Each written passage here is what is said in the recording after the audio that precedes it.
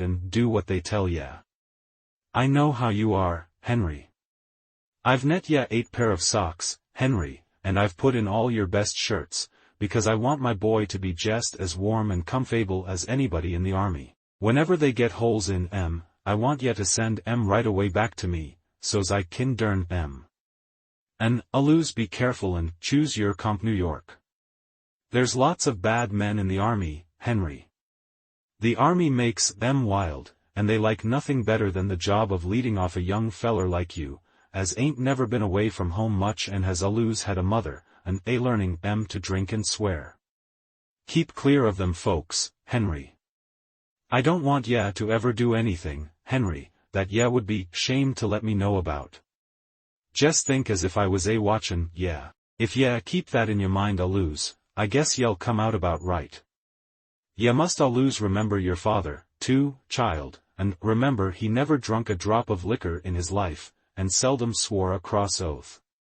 I don't know what else to tell ye, Henry, excepting that ye must never do no shirking, child, on my account. If so be a time comes when ye have to be kilt or do a mean thing, why, Henry, don't think of anything, 'cept what's right, because there's many a woman has to bear up 'ginst sec things these times, and the Lord'll take care of us all. Don't forget about the socks and the shirts, child, and I've put a cup of blackberry jam with your bundle, because I know ye like it above all things. Goodbye, Henry. Watch out, and be a good boy. He had, of course, been impatient under the ordeal of this speech. It had not been quite what he expected, and he had borne it with an air of irritation. He departed feeling vague relief. Still, when he had looked back from the gate, he had seen his mother kneeling among the potato parings.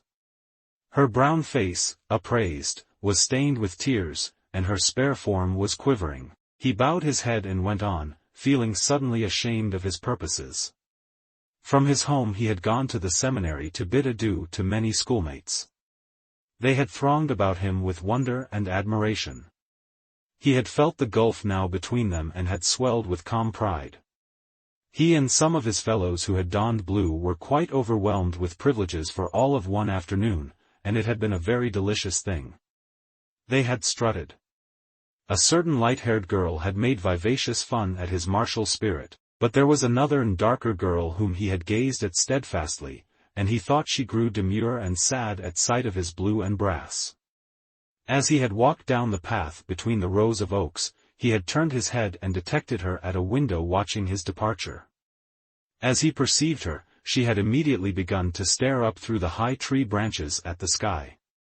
He had seen a good deal of flurry and haste in her movement as she changed her attitude. He often thought of it. On the way to Washington his spirit had soared. The regiment was fed and caressed at station after station until the youth had believed that he must be a hero. There was a lavish expenditure of bread and cold meats, coffee, and pickles and cheese. As he basked in the smiles of the girls and was patted and complimented by the old men, he had felt growing within him the strength to do mighty deeds of arms. After complicated journeyings with many pauses, there had come months of monotonous life in a camp. He had had the belief that real war was a series of death struggles with small time in between for sleep and meals, but since his regiment had come to the field the army had done little but sit still and try to keep warm. He was brought then gradually back to his old ideas. Greek-like struggles would be no more. Men were better, or more timid. Secular and religious education had effaced the throat-grappling instinct, or else firm finance held in check the passions. He had grown to regard himself merely as a part of a vast blue demonstration. His province was to look out, as far as he could, for his personal comfort. For recreation he could twiddle his thumbs and speculate on the thoughts which must agitate the minds of the generals. Also, he was drilled and drilled and reviewed, and drilled and drilled and reviewed. The only foes he had seen were some pickets along the river bank. They were a sun-tanned, philosophical lot, who sometimes shot reflectively at the blue pickets. When reproached for this afterward, they usually expressed sorrow, and swore by their gods that the guns had exploded without their permission. The youth, on guard duty one night, conversed across the stream with one of them. He was a slightly ragged man, who spat skillfully between his shoes and possessed a great fund of bland and infantile assurance. The youth liked him personally. Yank, the other had informed him, "You're a right dumb good feller." This sentiment, floating to him upon the still air, had made him temporarily regret war. Various veterans had told him tales. Some talked of grey, bewhiskered hordes who were advancing with relentless curses and chewing tobacco with unspeakable valor, tremendous bodies of fierce soldiery who were sweeping along like the Huns. Others spoke of tattered and eternally hungry men who fired despondent powders. "They'll charge through hell's fire and brimstone get a holt on a haversack, and sex stomachs ain't lastin' long," he was told. From the stories, the youth imagined the red, live bones sticking out through slits in the faded uniforms. Still, he could not put a whole faith in veterans' tales, for recruits were their prey. They talked much of smoke, fire, and blood, but he could not tell how much might be lies. They persistently yelled "fresh fish" at him, and were in no wise to be trusted. However, he perceived now that it did not greatly matter what kind of soldiers he was going to fight, so long as they fought, which fact no one disputed. There was a more serious problem. He lay in his bunk pondering upon it. He tried to mathematically prove to himself that he would not run from a battle. Previously he had never felt obliged to wrestle too seriously with this question. In his life he had taken certain things for granted, never challenging his belief in ultimate success, and bothering little about means and roads. But here he was confronted with a thing of moment. It had suddenly appeared to him that perhaps in a battle he might run. He was forced to admit that as far as war was concerned he knew nothing of himself. A sufficient time before he would have allowed the problem to kick its heels at the outer portals of his mind, but now he felt compelled to give serious attention to it. A little panic fear grew in his mind. As his imagination went forward to a fight, he saw hideous possibilities. He contemplated the lurking menaces of the future, and failed in an effort to see himself standing stoutly in the midst of them. He recalled his visions of broken-bladed glory, but in the shadow of the impending tumult he suspected them to be impossible pictures. He sprang from the bunk and began to pace nervously to and fro. "Good Lord, what's the matter with me?" he said aloud. He felt that in this crisis his laws of life were useless. Whatever he had learned of himself was here of no avail. He was an unknown quantity. He saw that he would again be obliged to experiment as he had in early youth. He must accumulate information of himself, and meanwhile he resolved to remain close upon his guard lest those qualities of which he knew nothing should everlastingly disgrace him. "Good Lord," he repeated in dismay. After a time the tall soldier slid dexterously through the hole. The loud private followed. They were wrangling. "That's all right," said the tall soldier as he entered. He waved his hand expressively. "You can believe me or not, just as you like. All you got to do is sit down and wait as quiet as you can. Then pretty soon you'll find out I was right." His comrade grunted stubbornly. For a moment he seemed to be searching for a formidable reply. Finally he said, "Well, you don't know everything in the world, do you?" "Didn't say I knew everything in the world," retorted the other sharply. He began to stow various articles snugly into his knapsack. The youth, pausing in his nervous walk, looked down at the busy figure. "Going to be a battle, sure, is there, Jim?" he asked. "Of course there is," replied the tall soldier. "Of course there is. You just wait till tomorrow, and you'll see one of the biggest battles ever was. You just wait." "Thunder," said the youth. "Oh, you'll see fighting this time, my boy, what'll be regular out-and-out fighting," added the tall soldier, with the air of a man who is about to exhibit a battle for the benefit of his friends. "Huh," said the loud one from a corner. "Well," remarked the youth, "like as not this story'll turn out just like them others did." "Not much it won't," replied the tall soldier, exasperated. "Not much it won't. Didn't the cavalry all start this morning?" He glared about him. No one denied his statement. The cavalry started this morning," he continued. "They say there ain't hardly any cavalry left in camp. They're going to Richmond, or some place, while we fight all the Johnnies. It's some dodge like that. The regiment's got orders, too. A feller what seen them go to headquarters told me a little while ago. And they're raising blazes all over camp, anybody can see that." "Shucks," said the loud one. The youth remained silent for a time. At last he spoke to the tall soldier. "Jim." "What? How do you think the reg'ment do?" "Oh, they'll fight all right, I guess, after they once get into it," said the other with cold judgment. He made a fine use of the third person. "There's been heaps of fun poked at them because they're new, of course, and all that, but they'll fight all right, I guess." "Think any of the boys run?" persisted the youth. "Oh, there may be a few of them run, but there's them kind in every regiment, 'specially when they first goes under fire," said the other in a tolerant way. "Of course it might happen that the hull kit and boodle might start and run, if some big fighting came first off, and then again they might stay and fight like fun. But you can't bet on nothing.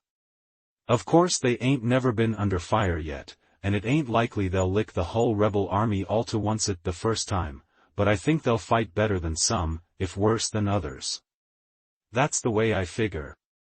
They call the regiment fresh fish and everything, but the boys come of good stock, and most of them fight like sin after they oncet get shootin'," he added, with a mighty emphasis on the last 4 words.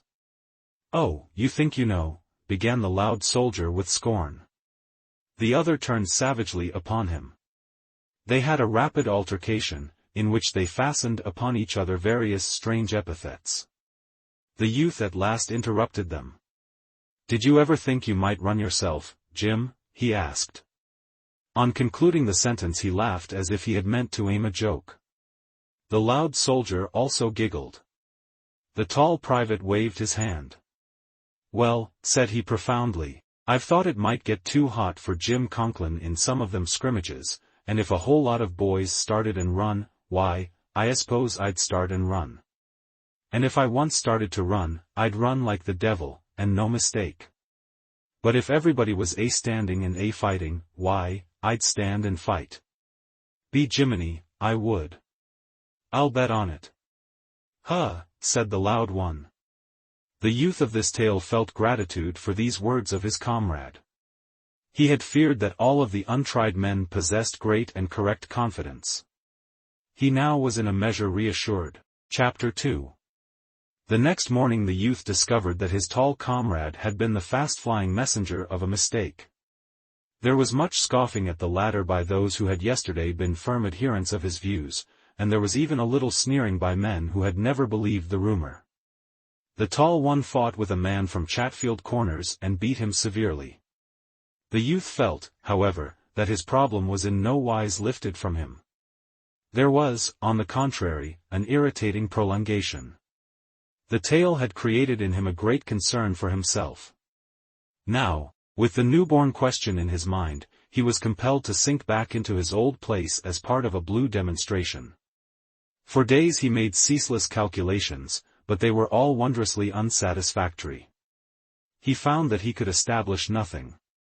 He finally concluded that the only way to prove himself was to go into the blaze, and then figuratively to watch his legs to discover their merits and faults. He reluctantly admitted that he could not sit still and with a mental slate and pencil derive an answer. To gain it, he must have blaze, blood, and danger, even as a chemist requires this, that, and the other. So he fretted for an opportunity. Meanwhile, he continually tried to measure himself by his comrades. The tall soldier, for one, gave him some assurance.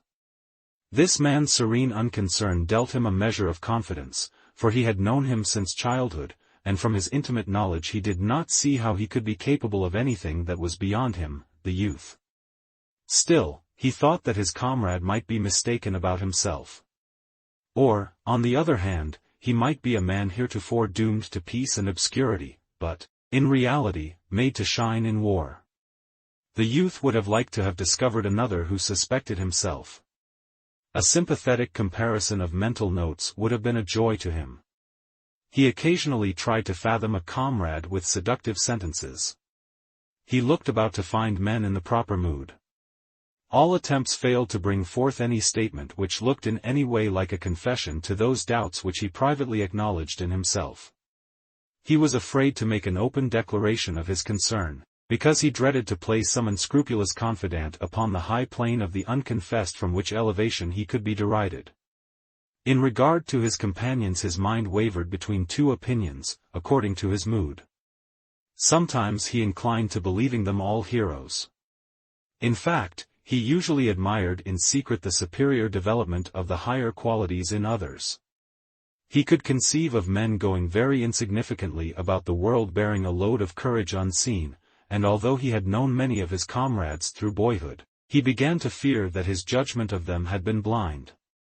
Then, in other moments, he flouted these theories, and assured him that his fellows were all privately wondering and quaking.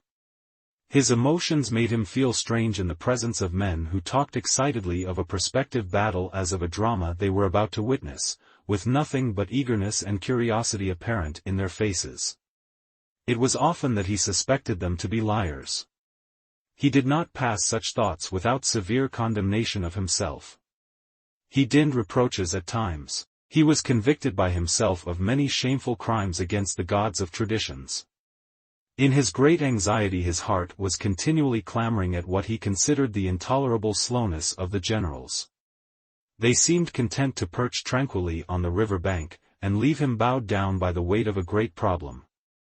He wanted it settled forthwith. He could not long bear such a load, he said. Sometimes his anger at the commanders reached an acute stage, and he grumbled about the camp like a veteran. One morning, however, he found himself in the ranks of his prepared regiment. The men were whispering speculations and recounting the old rumors. In the gloom before the break of the day their uniforms glowed a deep purple hue. From across the river the red eyes were still peering. In the eastern sky there was a yellow patch like a rug laid for the feet of the coming sun, and against it, black and pattern-like, loomed the gigantic figure of the colonel on a gigantic horse. From off in the darkness came the trampling of feet. The youth could occasionally see dark shadows that moved like monsters. The regiment stood at rest for what seemed a long time. The youth grew impatient. It was unendurable the way these affairs were managed. He wondered how long they were to be kept waiting. As he looked all about him and pondered upon the mystic gloom, he began to believe that at any moment the ominous distance might be aflare, and the rolling crashes of an engagement come to his ears. Staring once at the red eyes across the river, he conceived them to be growing larger, as the orbs of a row of dragons advancing. He turned toward the colonel and saw him lift his gigantic arm and calmly stroke his mustache. At last he heard from along the road at the foot of the hill the clatter of a horse's galloping hoofs. It must be the coming of orders. He bent forward, scarce breathing. The exciting clickety-click, as it grew louder and louder, seemed to be beating upon his soul. Presently a horseman with jangling equipment drew rein before the colonel of the regiment. The two held a short, sharp-worded conversation. The men in the foremost ranks craned their necks. As the horseman wheeled his animal and galloped away he turned to shout over his shoulder, "Don't forget that box of cigars." The colonel mumbled in reply. The youth wondered what a box of cigars had to do with war. A moment later the regiment went swinging off into the darkness. It was now like one of those moving monsters wending with many feet. The air was heavy, and cold with dew. A mass of wet grass, marched upon, rustled like silk. There was an occasional flash and glimmer of steel from the backs of all these huge crawling reptiles. From the road came creakings and grumblings as some surly guns were dragged away. The men stumbled along still muttering speculations. There was a subdued debate. Once a man fell down, and as he reached for his rifle a comrade, unseeing, trod upon his hand. He of the injured fingers swore bitterly, and aloud. A low, tittering laugh went among his fellows. Presently they passed into a roadway and marched forward with easy strides. A dark regiment moved before them, and from behind also came the tinkle of equipments on the bodies of marching men. The rushing yellow of the developing day went on behind their backs. When the sun rays at last struck full and mellowingly upon the earth, the youth saw that the landscape was streaked with two long, thin, black columns which disappeared on the brow of a hill in front and rearward vanished in a wood. They were like two serpents crawling from the cavern of the night. The river was not in view. The tall soldier burst into praises of what he thought to be his powers of perception. Some of the tall one's companions cried with emphasis that they, too, had evolved the same thing, and they congratulated themselves upon it. But there were others who said that the tall one's plan was not the true one at all. They persisted with other theories. There was a vigorous discussion. The youth took no part in them. As he walked along in careless line he was engaged with his own eternal debate. He could not hinder himself from dwelling upon it. He was despondent and sullen, and threw shifting glances about him. He looked ahead, often expecting to hear from the advance the rattle of firing, but the long serpents crawled slowly from hill to hill without bluster of smoke. A dun-colored cloud of dust floated away to the right. The sky overhead was of a fairy blue. The youth studied the faces of his companions, ever on the watch to detect kindred emotions. He suffered disappointment. Some ardor of the air which was causing the veteran commands to move with glee, almost with song, had infected the new regiment. The men began to speak of victory as of a thing they knew. Also, the tall soldier received his vindication. They were certainly going to come around and behind the enemy. They expressed commiseration for that part of the army which had been left upon the river bank, felicitating themselves upon being a part of a blasting host. The youth, considering himself as separated from the others, was saddened by the blithe and merry speeches that went from rank to rank. The company wags all made their best endeavors. The regiment tramped to the tune of laughter. The blatant soldier often convulsed whole files by his biting sarcasms aimed at the tall one. And it was not long before all the men seemed to forget their mission. Whole brigades grinned in unison, and regiments laughed. A rather fat soldier attempted to pilfer a horse from a dooryard. He planned to load his knapsack upon it. He was escaping with his prize when a young girl rushed from the house and grabbed the animal's mane. There followed a wrangle. The young girl, with pink cheeks and shining eyes, stood like a dauntless statue. The observant regiment, standing at rest in the roadway, whooped at once, and entered whole-souled upon the side of the maiden. The men became so engrossed in this affair that they entirely ceased to remember their own large war. They jeered the piratical private, and called attention to various defects in his personal appearance, and they were wildly enthusiastic in support of the young girl. To her, from some distance, came bold advice. Hit him with a stick. There were crows and catcalls showered upon him when he retreated without the horse. The regiment rejoiced at his downfall. Loud and vociferous congratulations were showered upon the maiden, who stood panting and regarding the troops with defiance. At nightfall the column broke into regimental pieces, and the fragments went into the fields to camp. Tents sprang up like strange plants. Camp fires, like red, peculiar blossoms, dotted the night. The youth kept from intercourse with his companions as much as circumstances would allow him. In the evening he wandered a few paces into the gloom. From this little distance the many fires, with the black forms of men passing to and fro before the crimson rays, made weird and satanic effects. He lay down in the grass. The blades pressed tenderly against his cheek. The moon had been lighted and was hung in a treetop.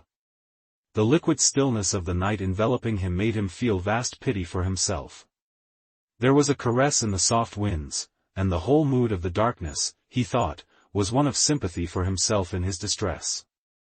He wished, without reserve, that he was at home again making the endless rounds from the house to the barn, from the barn to the fields, from the fields to the barn, from the barn to the house. He remembered he had so often cursed the brindle cow and her mates, and had sometimes flung milking stools. But, from his present point of view, there was a halo of happiness about each of their heads, and he would have sacrificed all the brass buttons on the continent to have been enabled to return to them. He told himself that he was not formed for a soldier. And he mused seriously upon the radical differences between himself and those men who were dodging implike around the fires. As he mused thus he heard the rustle of grass, and, upon turning his head, discovered the loud soldier. He called out, "Oh, Wilson." The latter approached and looked down. "Why, hello, Henry, is it you? What are you doing here?" "Oh, thinking," said the youth. The other sat down and carefully lighted his pipe. "You're getting blue, my boy. You're looking thundering peaked. What the dickens is wrong with you?" "Oh, nothing," said the youth. The loud soldier launched then into the subject of the anticipated fight. "Oh, we've got 'em now." As he spoke his boyish face was wreathed in a gleeful smile, and his voice had an exultant ring. "We've got 'em now. At last, by the eternal thunders, we'll lick 'em good. If the truth was known," he added, more soberly, "they've licked us about every clip up to now, but this time, we'll lick 'em good." "I thought you was objecting to this march a little while ago," said the youth coldly. "Oh, it wasn't that," explained the other. "I don't mind marching, if there's going to be fighting at the end of it. What I hate is this getting moved here and moved there, with no good coming of it, as far as I can see, excepting sore feet and damned short rations. Well, Jim Conklin says we'll get plenty of fighting this time. He's right for once, I guess, though I can't see how it come. This time we're in for a big battle, and we've got the best end of it, certain sure. Gee Rod! How we will thump 'em." He arose and began to pace to and fro excitedly. The thrill of his enthusiasm made him walk with an elastic step. He was sprightly, vigorous, fiery in his belief in success. He looked into the future with clear proud eye, and he swore with the air of an old soldier. The youth watched him for a moment in silence. When he finally spoke his voice was as bitter as dregs. "Oh, you're going to do great things, I suppose." The loud soldier blew a thoughtful cloud of smoke from his pipe. "Oh, I don't know," he remarked with dignity, "I don't know. I suppose I'll do as well as the rest. I'm going to try like thunder." He evidently complimented himself upon the modesty of this statement.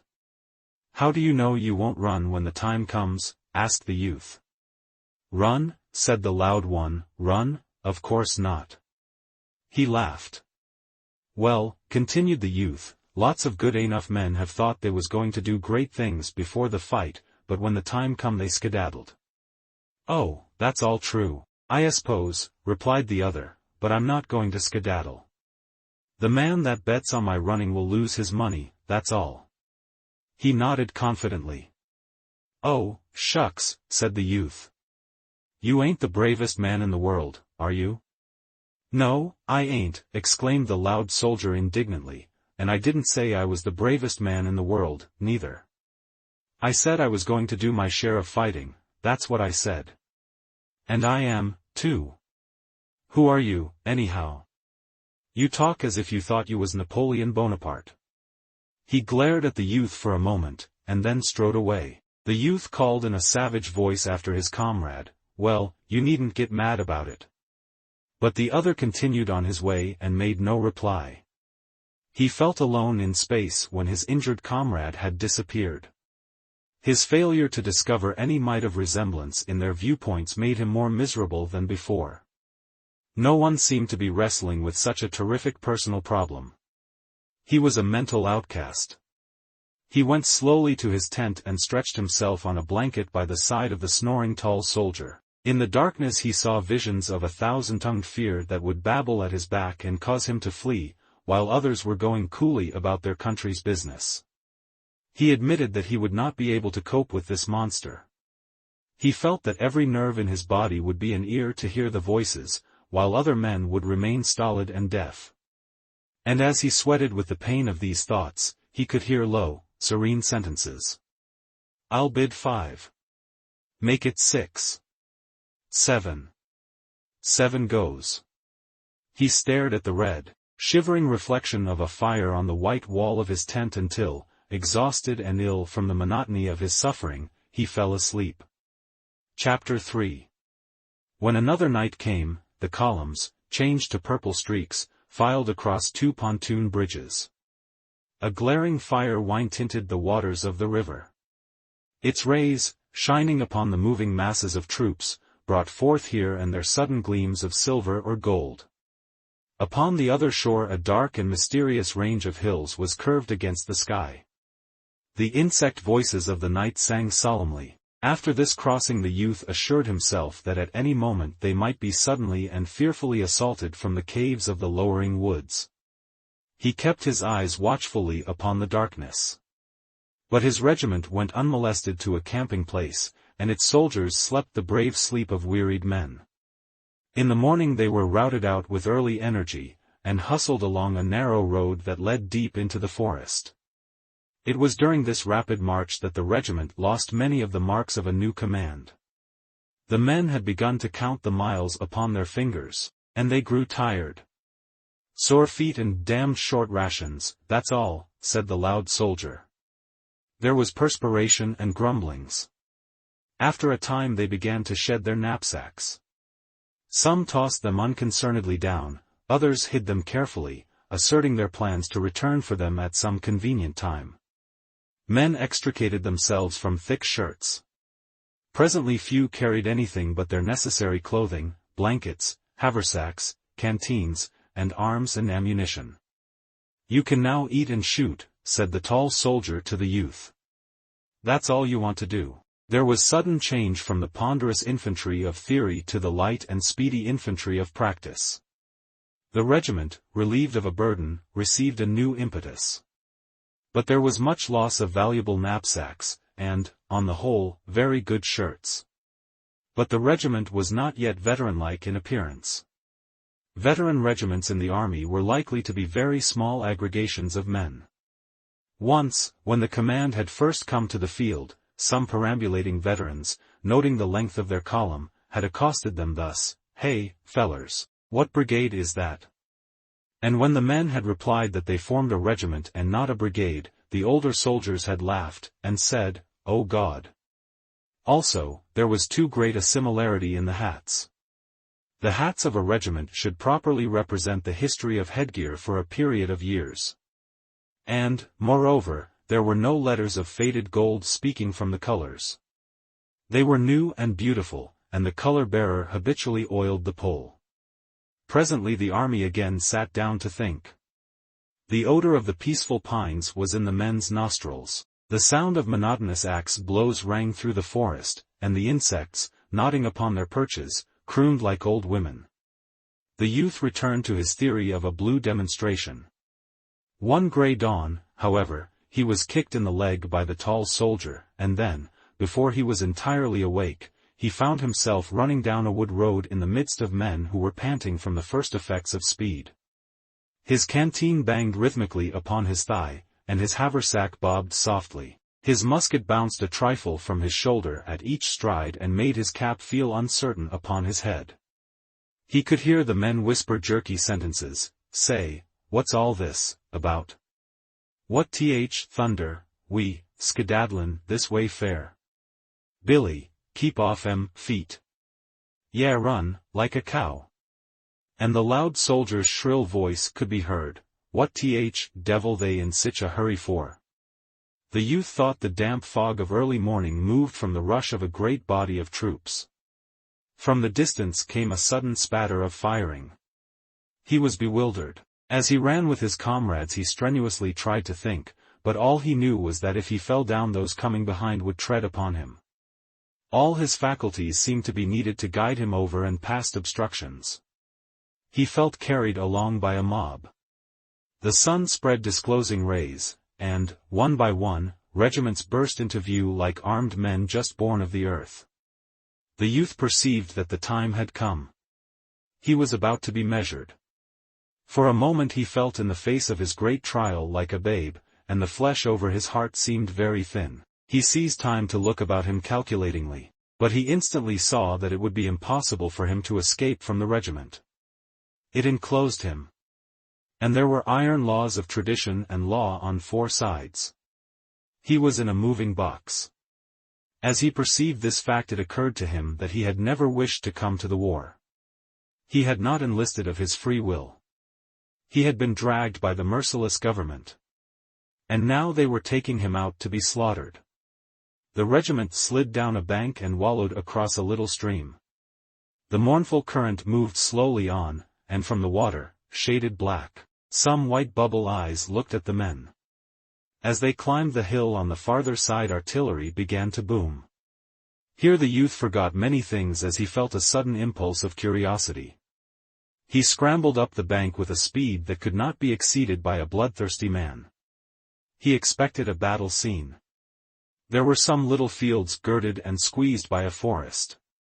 Spread over the grass and in among the tree trunks, he could see knots and waving lines of skirmishers who were running hither and thither and firing at the landscape. A dark battle line lay upon a sunstruck clearing that gleamed orange color. A flag fluttered. Other regiments floundered up the bank. The brigade was formed in line of battle, and after a pause started slowly through the woods in the rear of the receding skirmishers, who were continually melting into the scene to appear again farther on. They were always busy as bees, deeply absorbed in their little combats. The youth tried to observe everything.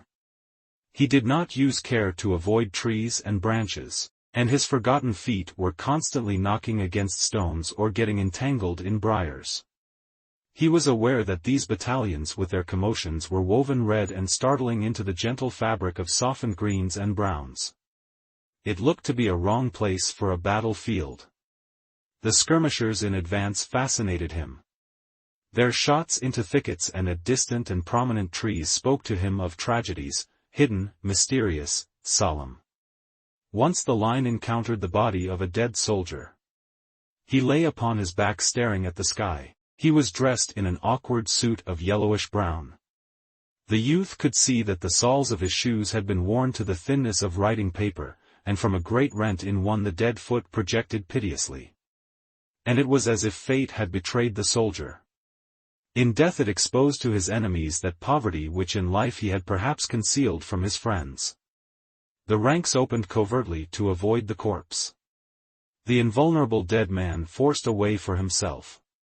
The youth looked keenly at the ashen face. The wind raised the tawny beard.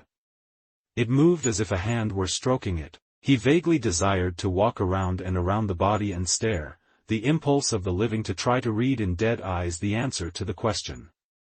During the march the ardor which the youth had acquired when out of view of the field rapidly faded to nothing. His curiosity was quite easily satisfied. If an intense scene had caught him with its wild swing as he came to the top of the bank, he might have gone roaring on. This advance upon nature was too calm. He had opportunity to reflect. He had time in which to wonder about himself and to attempt to probe his sensations. Absurd ideas took hold upon him. He thought that he did not relish the landscape. It threatened him. A coldness swept over his back, and it is true that his trousers felt to him that they were no fit for his legs at all. A house standing placidly in distant fields had to him an ominous look. The shadows of the woods were formidable. He was certain that in this vista there lurked fierce-eyed hosts. The swift thought came to him that the generals did not know what they were about. It was all a trap. Suddenly those close forests would bristle with rifle barrels. Iron-like brigades would appear in the rear. They were all going to be sacrificed. The generals were stupids. The enemy would presently swallow the whole command. He glared about him, expecting to see the stealthy approach of his death. He thought that he must break from the ranks and harangue his comrades. They must not all be killed like pigs, and he was sure it would come to pass unless they were informed of these dangers. The generals were idiots to send them marching into a regular pen.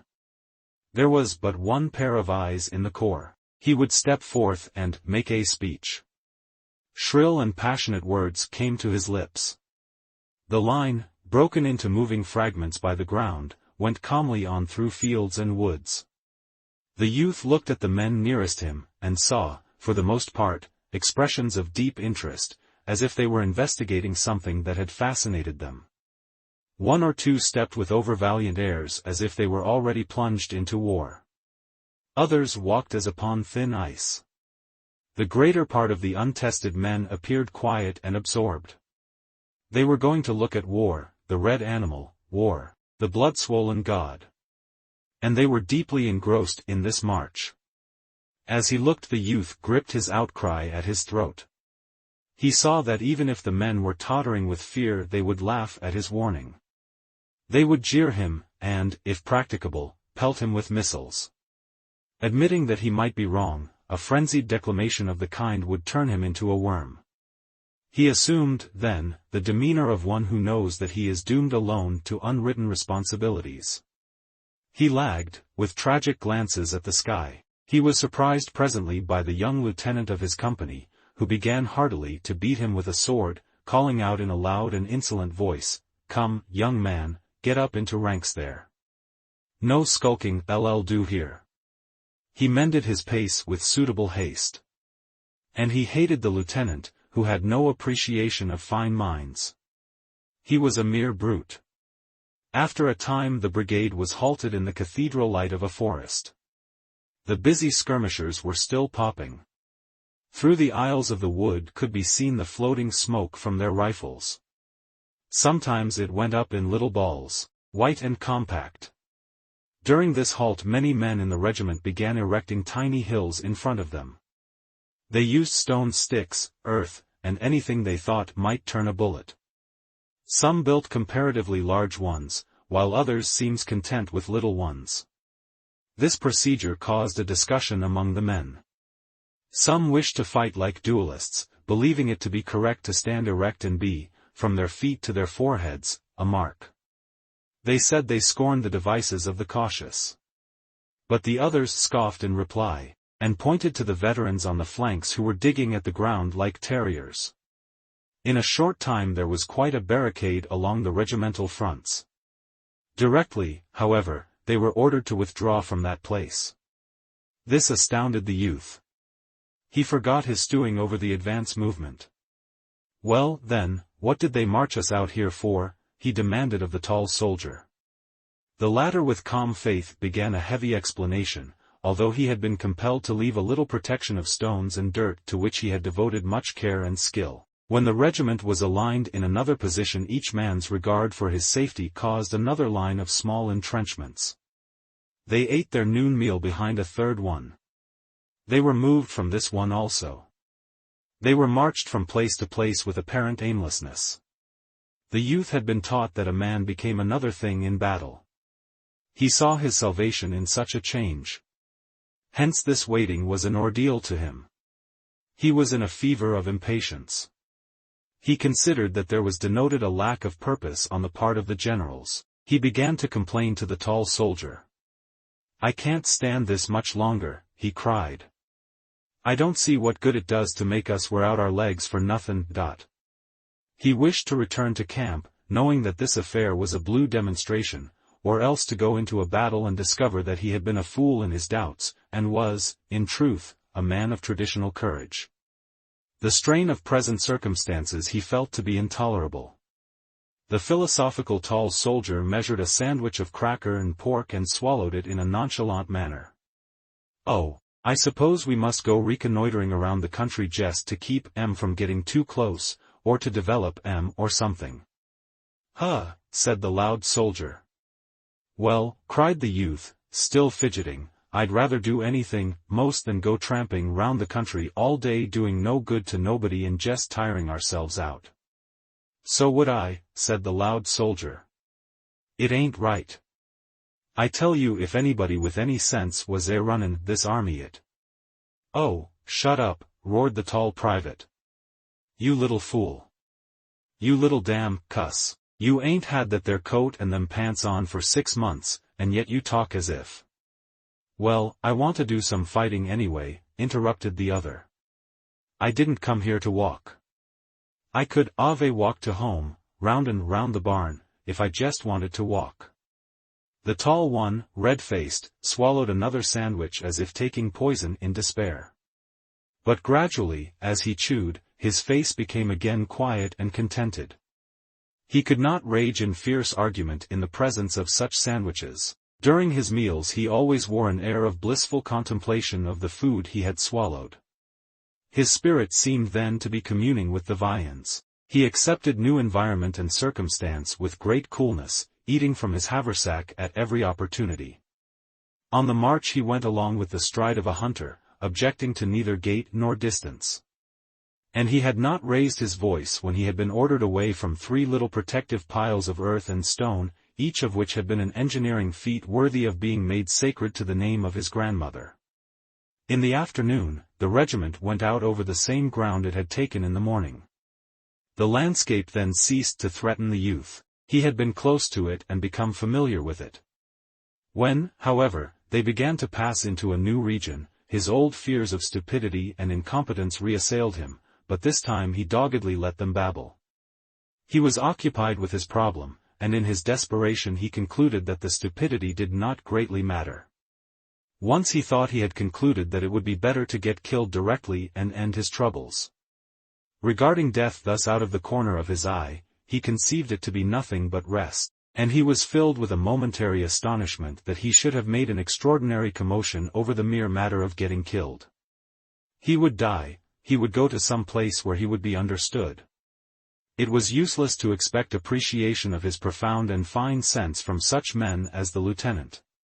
He must look to the grave for comprehension. The skirmish fire increased to a long clattering sound. With it was mingled faraway cheering. A battery spoke. Directly the youth could see the skirmishers running. They were pursued by the sound of musketry fire. After a time the hot, dangerous flashes of the rifles were visible. Smoke clouds went slowly and insolently across the fields like observant phantoms.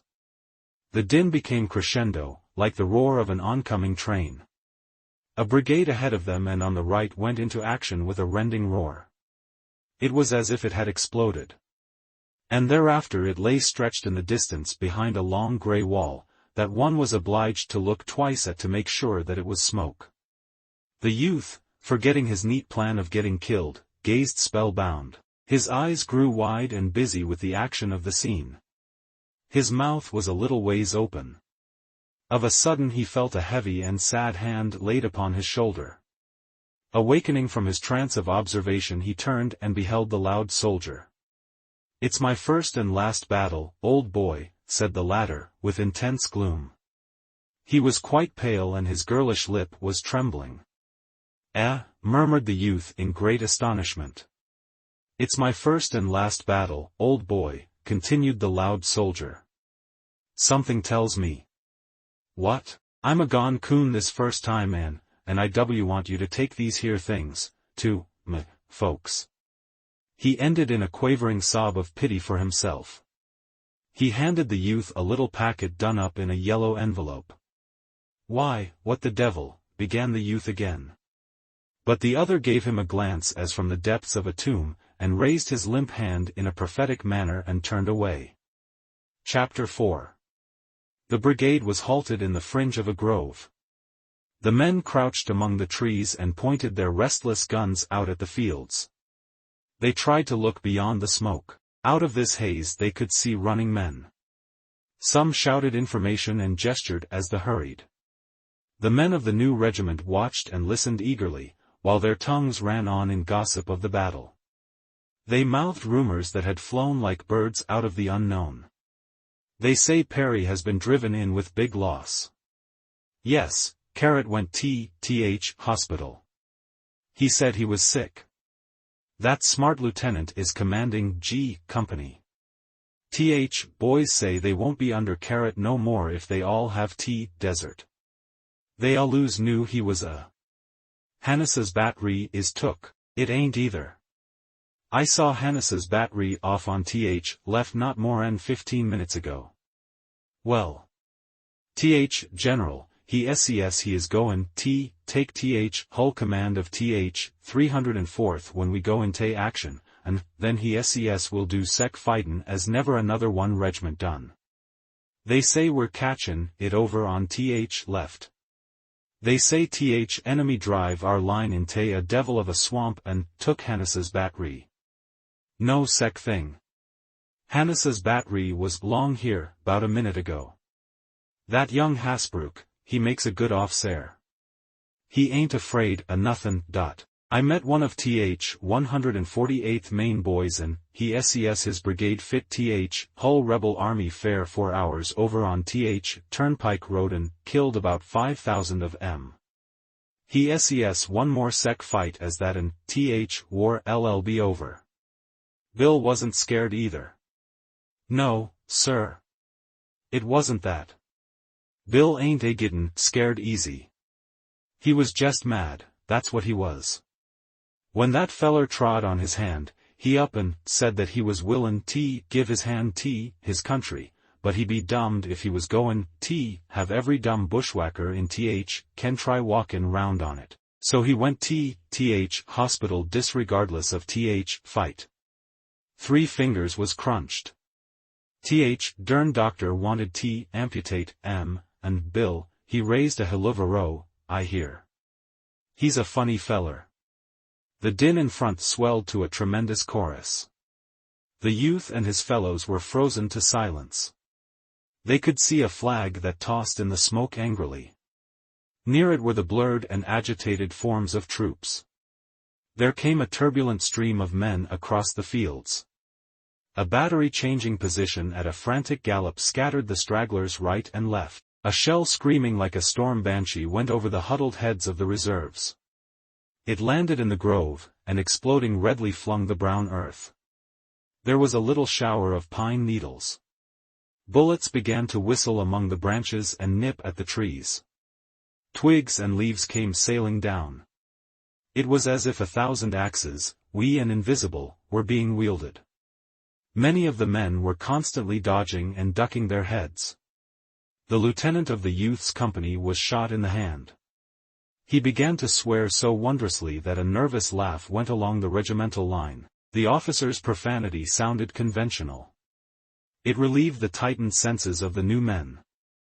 It was as if he had hit his fingers with a tack hammer at home. He held the wounded member carefully away from his side so that the blood would not drip upon his trousers. The captain of the company, tucking his sword under his arm, produced a handkerchief and began to bind with it the lieutenant's wound. And they disputed as to how the binding should be done. The battle flag in the distance jerked about madly. It seemed to be struggling to free itself from an agony. The billowing smoke was filled with horizontal flashes. Men rushing swiftly emerged from it. They grew in numbers until it was seen that the whole command was fleeing. The flag suddenly sank down as if dying. Its motion as it fell was a gesture of despair. Wild yells came from behind the walls of smoke. A sketch in gray and red dissolved into a mob-like body of men who galloped like wild horses. The veteran regiments on the right and left of the 304th immediately began to jeer. With the passionate song of the bullets and the banshee shrieks of shells were mingled loud catcalls and bits of facetious advice concerning places of safety. But the new regiment was breathless with horror. God! Saunders got crushed, whispered the man at the youth's elbow. They shrank back and crouched as if compelled to await a flood. The youth shot a swift glance along the blue ranks of the regiment. The profiles were motionless, carven, and afterward he remembered that the color sergeant was standing with his legs apart, as if he expected to be pushed to the ground. The following throng went whirling around the flank. Here and there were officers carried along on the stream like exasperated chips. They were striking about them with their swords and with their left fists, punching every head they could reach. They cursed like highwaymen. A mounted officer displayed the furious anger of a spoiled child. He raged with his head, his arms, and his legs. Another, the commander of the brigade, was galloping about bawling. His hat was gone and his clothes were awry. He resembled a man who has come from bed to go to a fire. The hoofs of his horse often threatened the heads of the running men, but they scampered with singular fortune. In this rush they were apparently all deaf and blind. They heeded not the largest and longest of the oaths that were thrown at them from all directions. Frequently over this tumult could be heard the grim jokes of the critical veterans, but the retreating men apparently were not even conscious of the presence of an audience. The battle reflection that shone for an instant in the faces on the mad current made the youth feel that forceful hands from heaven would not have been able to have held him in place if he could have got intelligent control of his legs. There was an appalling imprint upon these faces. The struggle in the smoke had pictured an exaggeration of itself on the bleached cheeks and in the eyes wild with one desire. The sight of this stampede exerted a flood-like force that seemed able to drag sticks and stones and men from the ground. They of the reserves had to hold on. They grew pale and firm, and red and quaking. The youth achieved one little thought in the midst of this chaos. The composite monster which had caused the other troops to flee had not then appeared.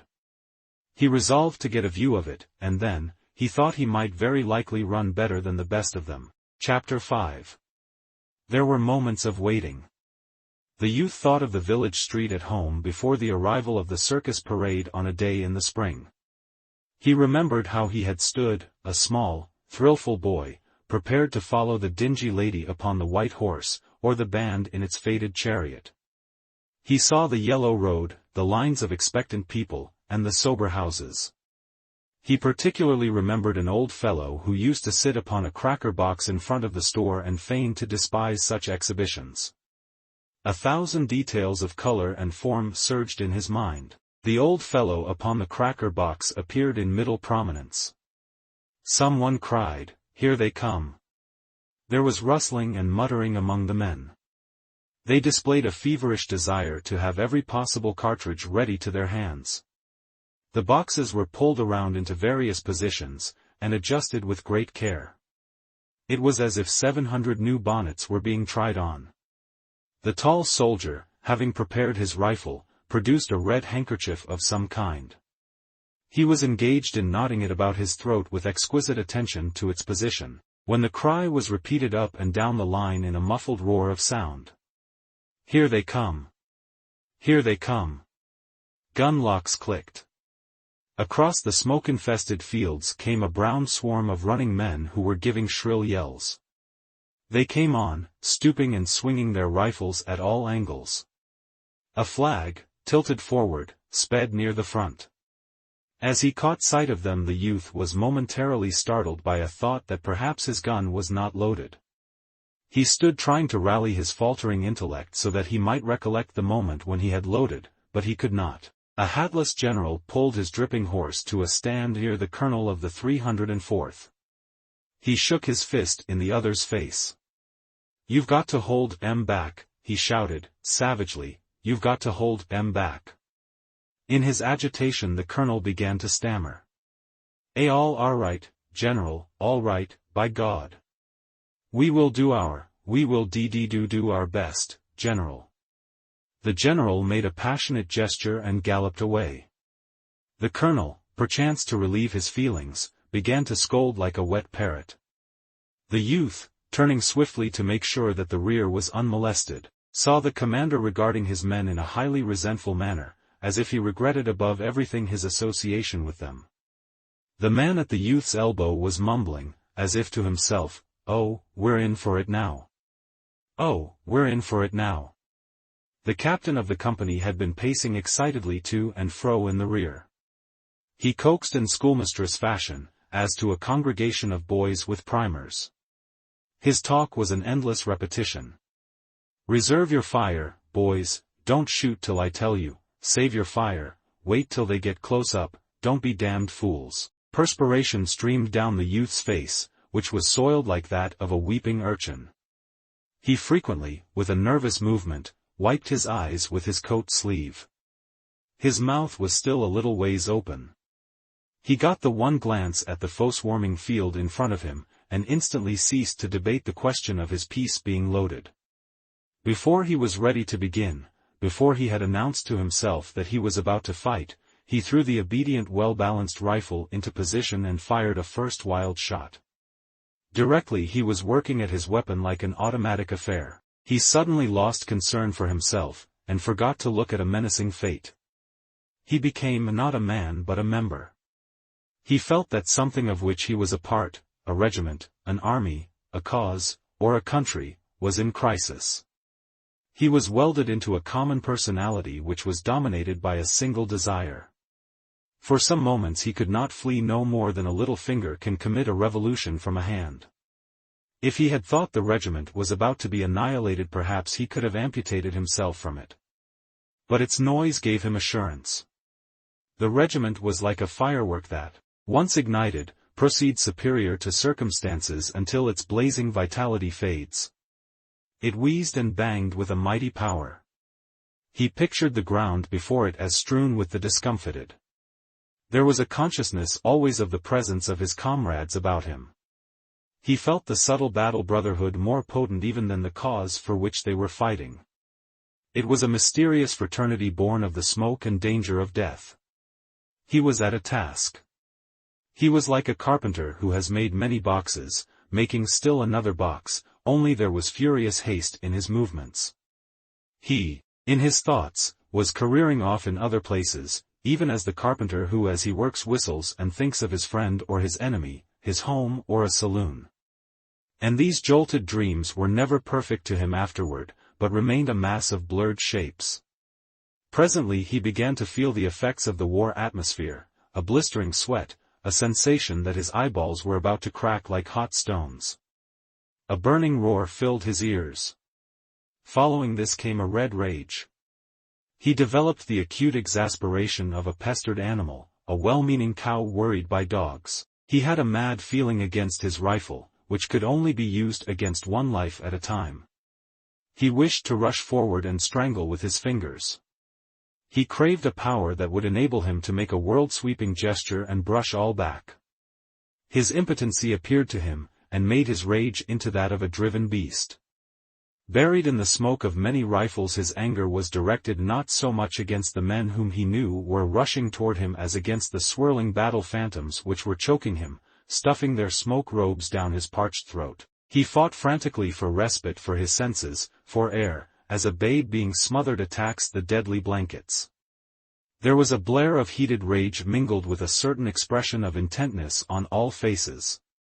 Many of the men were making low-toned noises with their mouths, and these subdued cheers, snarls, imprecations, prayers, made a wild, barbaric song that went as an undercurrent of sound, strange and chant-like with the resounding chords of the war march. The man at the youth's elbow was babbling. In it there was something soft and tender like the monologue of a babe. The tall soldier was swearing in a loud voice. From his lips came a black procession of curious oaths. Of a sudden another broke out in a querulous way like a man who has mislaid his hat. Well, why don't they support us? Why don't they send supports? Do they think? The youth in his battle sleep heard this as one who dozes hears.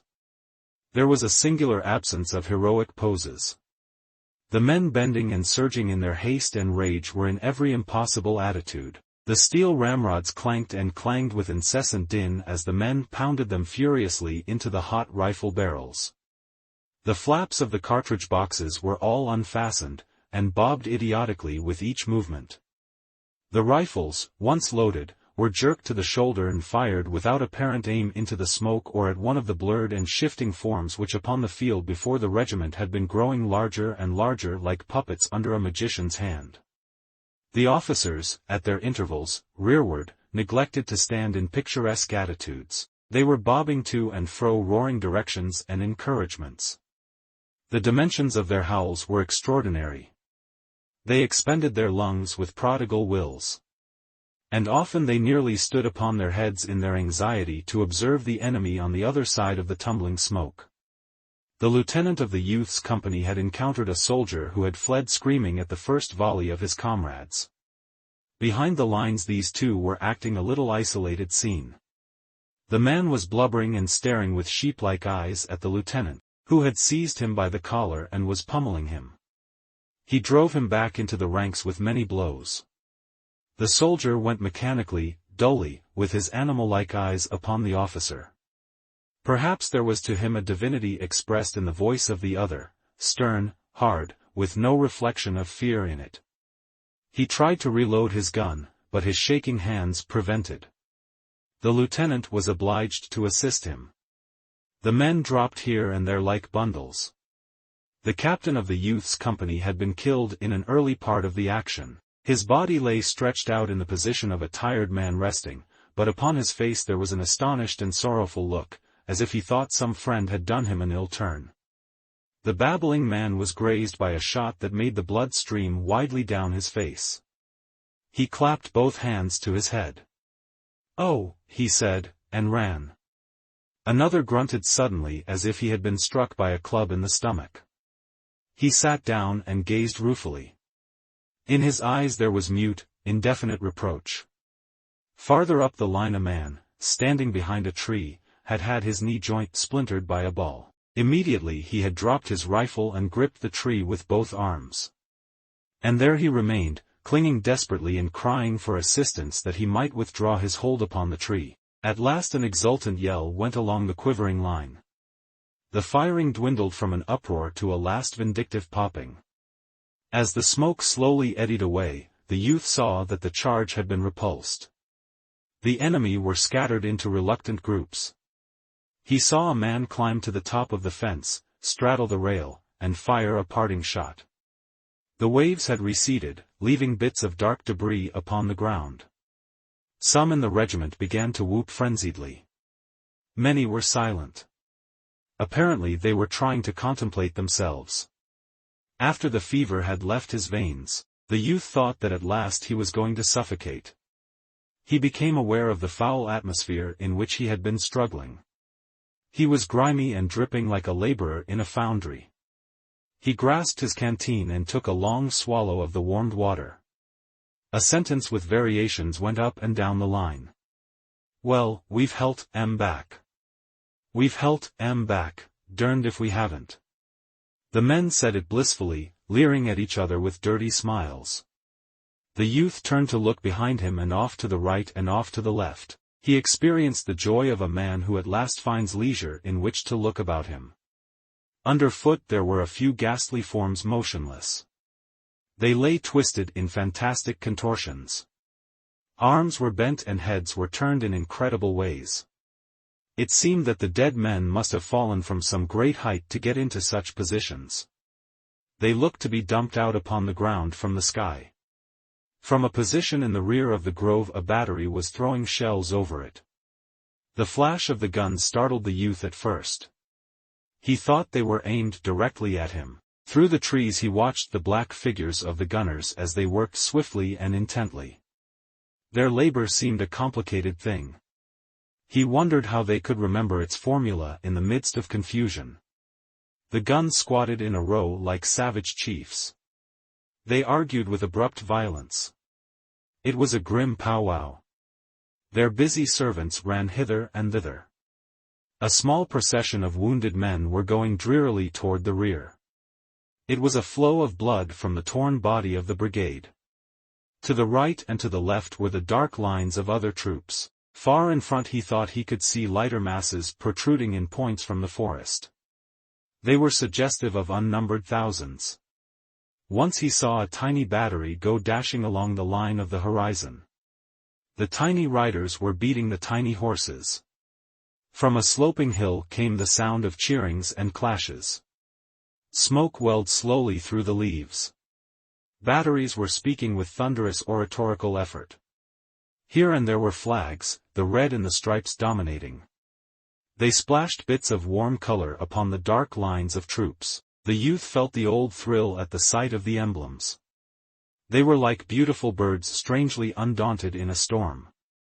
As he listened to the din from the hillside, to a deep pulsating thunder that came from afar to the left, and to the lesser clamors which came from many directions, it occurred to him that they were fighting, too, over there, and over there, and over there. Heretofore he had supposed that all the battle was directly under his nose.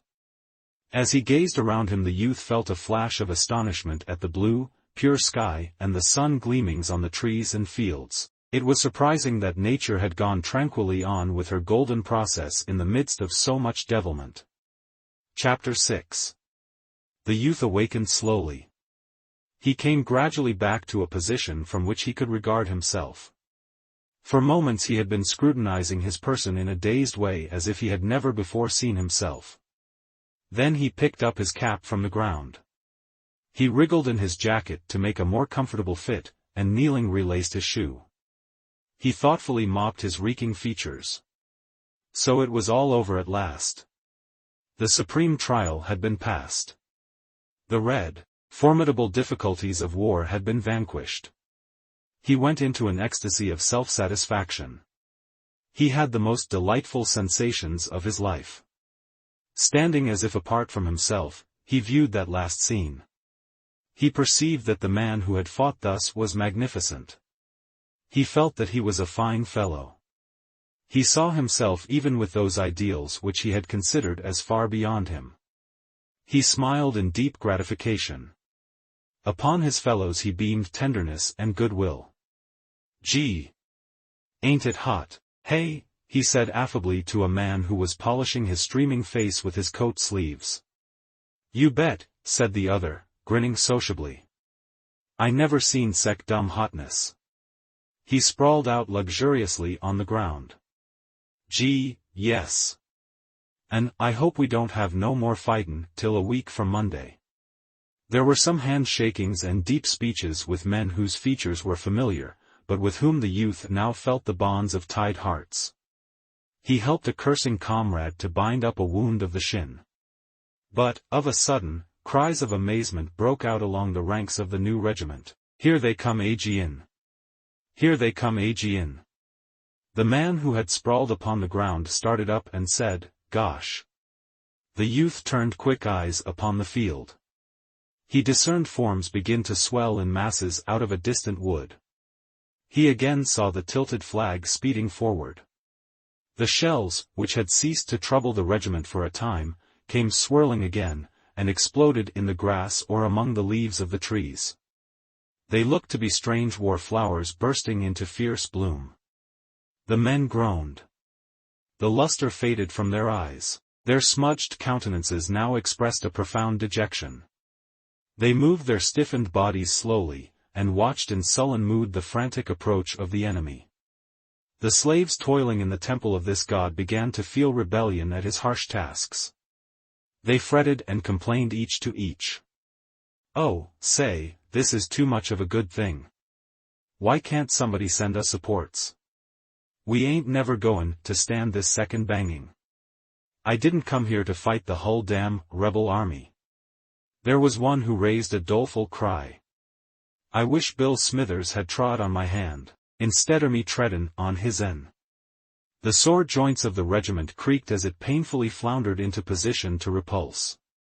The youth stared. Surely, he thought, this impossible thing was not about to happen. He waited as if he expected the enemy to suddenly stop, apologize, and retire bowing. It was all a mistake. But the firing began somewhere on the regimental line and ripped along in both directions.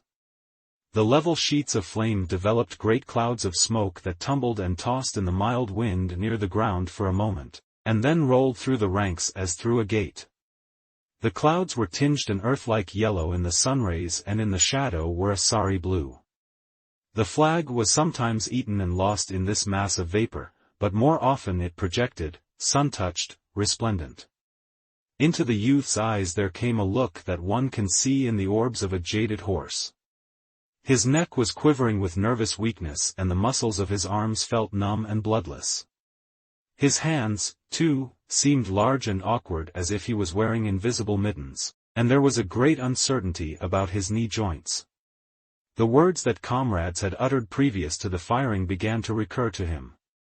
"Oh, say, this is too much of a good thing. What do they take us for? Why don't they send supports? I didn't come here to fight the hull damned rebel army." He began to exaggerate the endurance, the skill, and the valor of those who were coming. Himself reeling from exhaustion, he was astonished beyond measure at such persistency. They must be machines of steel. It was very gloomy struggling against such affairs, wound up perhaps to fight until sundown. He slowly lifted his rifle and catching a glimpse of the thick-spread field he blazed at a cantering cluster.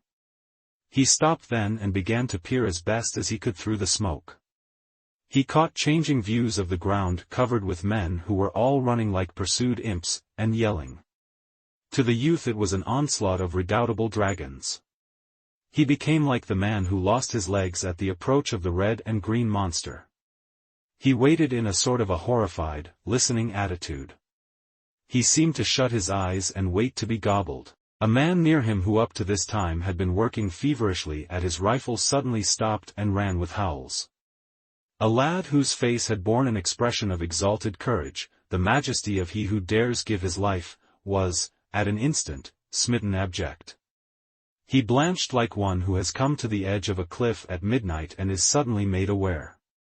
There was a revelation. He, too, threw down his gun and fled. There was no shame in his face. He ran like a rabbit.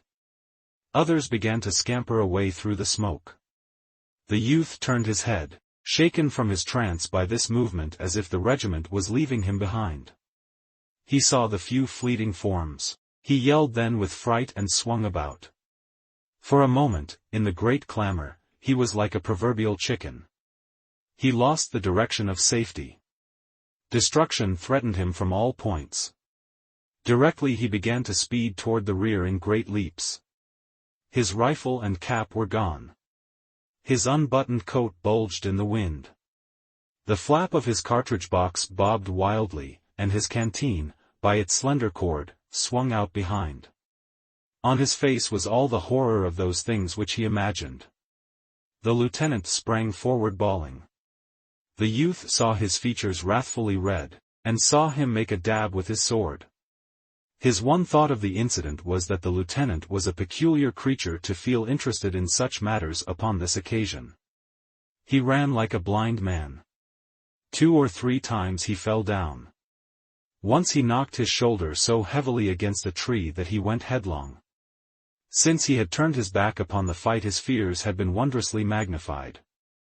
Death about to thrust him between the shoulder blades was far more dreadful than death about to smite him between the eyes. When he thought of it later, he conceived the impression that it is better to view the appalling than to be merely within hearing. The noises of the battle were like stones, he believed himself liable to be crushed. As he ran on he mingled with others. He dimly saw men on his right and on his left, and he heard footsteps behind him. He thought that all the regiment was fleeing, pursued by those ominous crashes. In his flight the sound of these following footsteps gave him his one meager relief. He felt vaguely that death must make a first choice of the men who were nearest. The initial morsels for the dragons would be then those who were following him. So he displayed the zeal of an insane sprinter in his purpose to keep them in the rear. There was a race. As he, leading, went across a little field, he found himself in a region of shells. They hurtled over his head with long wild screams. As he listened he imagined them to have rows of cruel teeth that grinned at him. Once one lit before him and the livid lightning of the explosion effectually barred the way in his chosen direction. He groveled on the ground and then springing up went careering off through some bushes. He experienced a thrill of amazement when he came within view of a battery in action. The men there seemed to be in conventional moods, altogether unaware of the impending annihilation. The battery was disputing with a distant antagonist and the gunners were wrapped in admiration of their shooting. They were continually bending in coaxing postures over the guns. They seemed to be patting them on the back and encouraging them with words. The guns, stolid and undaunted, spoke with dogged valor. The precise gunners were coolly enthusiastic.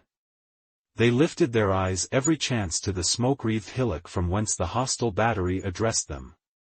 The youth pitied them as he ran. Methodical idiots. Machine-like fools. The refined joy of planting shells in the midst of the other battery's formation would appear a little thing when the infantry came swooping out of the woods. The face of a youthful rider, who was jerking his frantic horse with an abandon of temper he might display in a placid barnyard, was impressed deeply upon his mind. He knew that he looked upon a man who would presently be dead. 2. He felt a pity for the guns, standing, 6 good comrades, in a bold row. He saw a brigade going to the relief of its pestered fellows. He scrambled upon a wee hill and watched it sweeping finely, keeping formation in difficult places. The blue of the line was crusted with steel color, and the brilliant flags projected. Officers were shouting. This sight also filled him with wonder. The brigade was hurrying briskly to be gulped into the infernal mouths of the war god. What manner of men were they, anyhow? Ah, it was some wondrous breed. Or else they didn't comprehend, the fools. A furious order caused commotion in the artillery. An officer on a bounding horse made maniacal motions with his arms. The teams went swinging up from the rear, the guns were whirled about, and the battery scampered away. The cannon with their noses poked slantingly at the ground grunted and grumbled like stout men, brave but with objections to hurry. The youth went on, moderating his pace since he had left the place of noises. Later he came upon a general of division seated upon a horse that pricked its ears in an interested way at the battle. There was a great gleaming of yellow and patent leather about the saddle and bridle. The quiet man astride looked mouse-colored upon such a splendid charger. A jingling staff was galloping hither and thither. Sometimes the general was surrounded by horsemen and at other times he was quite alone. He looked to be much harassed. He had the appearance of a businessman whose market is swinging up and down. The youth went slinking around this spot. He went as near as he dared trying to overhear words. Perhaps the general, unable to comprehend chaos, might call upon him for information. And he could tell him. He knew all concerning it. Of a surety the force was in a fix, and any fool could see that if they did not retreat while they had opportunity, why? He felt that he would like to thrash the general, or at least approach and tell him in plain words exactly what he thought him to be.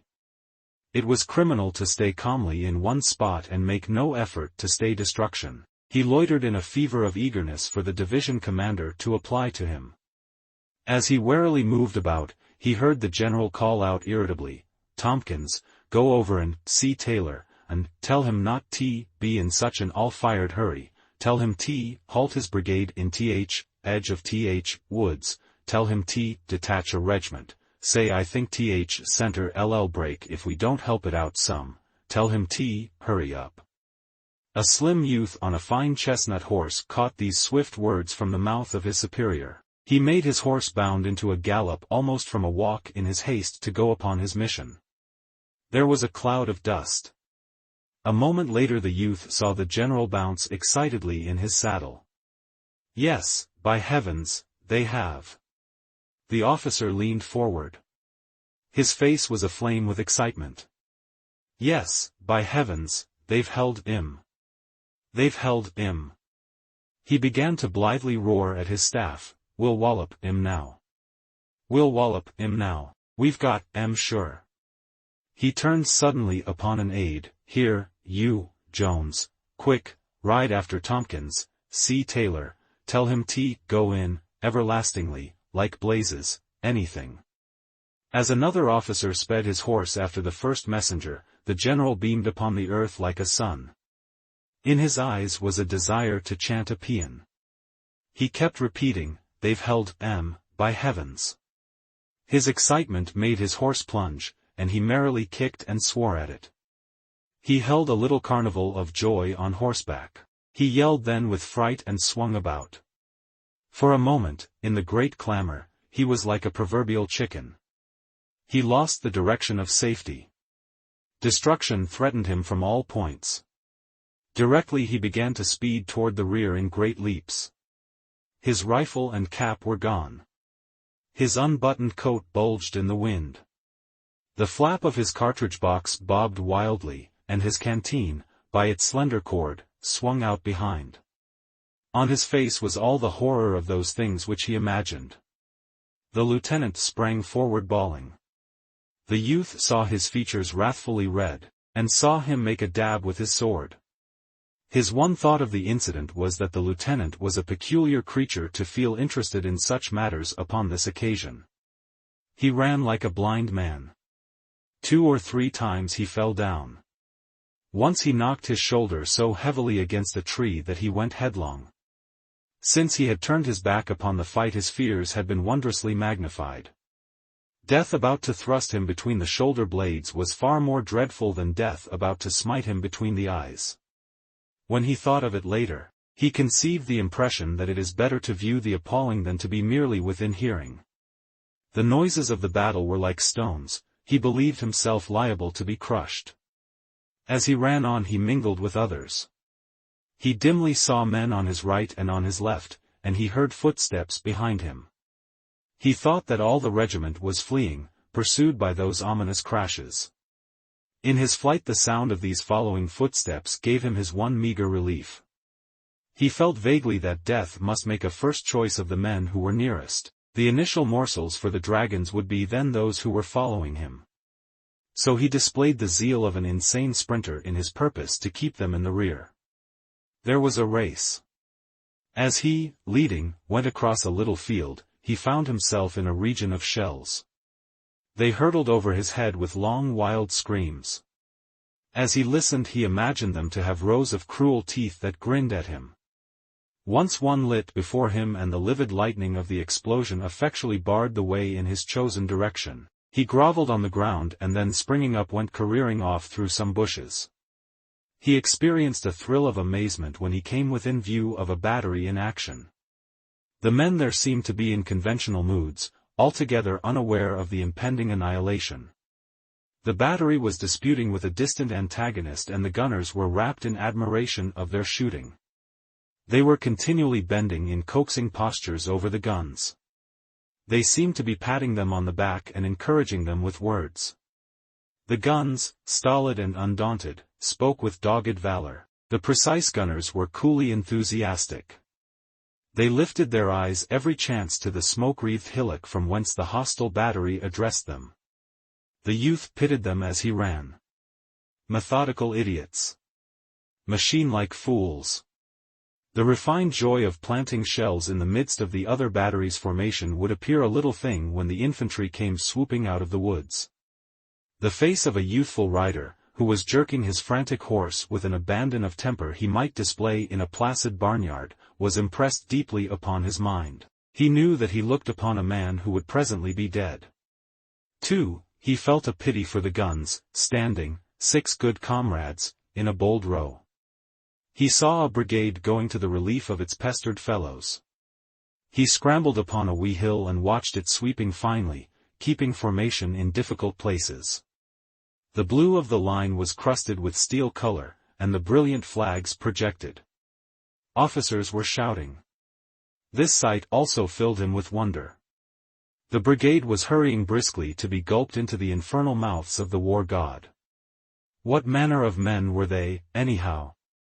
Ah, it was some wondrous breed. Or else they didn't comprehend, the fools. A furious order caused commotion in the artillery. An officer on a bounding horse made maniacal motions with his arms. The teams went swinging up from the rear, the guns were whirled about, and the battery scampered away. The cannon with their noses poked slantingly at the ground grunted and grumbled like stout men, brave but with objections to hurry. The youth went on, moderating his pace since he had left the place of noises. Later he came upon a general of division seated upon a horse that pricked its ears in an interested way at the battle. There was a great gleaming of yellow and patent leather about the saddle and bridle. The quiet man astride looked mouse-colored upon such a splendid charger. A jingling staff was galloping hither and thither. Sometimes the general was surrounded by horsemen and at other times he was quite alone. He looked to be much harassed. He had the appearance of a businessman whose market is swinging up and down. The youth went slinking around this spot. He went as near as he dared, trying to overhear words. Perhaps the general, unable to comprehend chaos, might call upon him for information. And he could tell him. He knew all concerning it. Of a surety the force was in a fix, and any fool could see that if they did not retreat while they had opportunity, why? He felt that he would like to thrash the general, or at least approach and tell him in plain words exactly what he thought him to be. It was criminal to stay calmly in one spot and make no effort to stay destruction. He loitered in a fever of eagerness for the division commander to apply to him.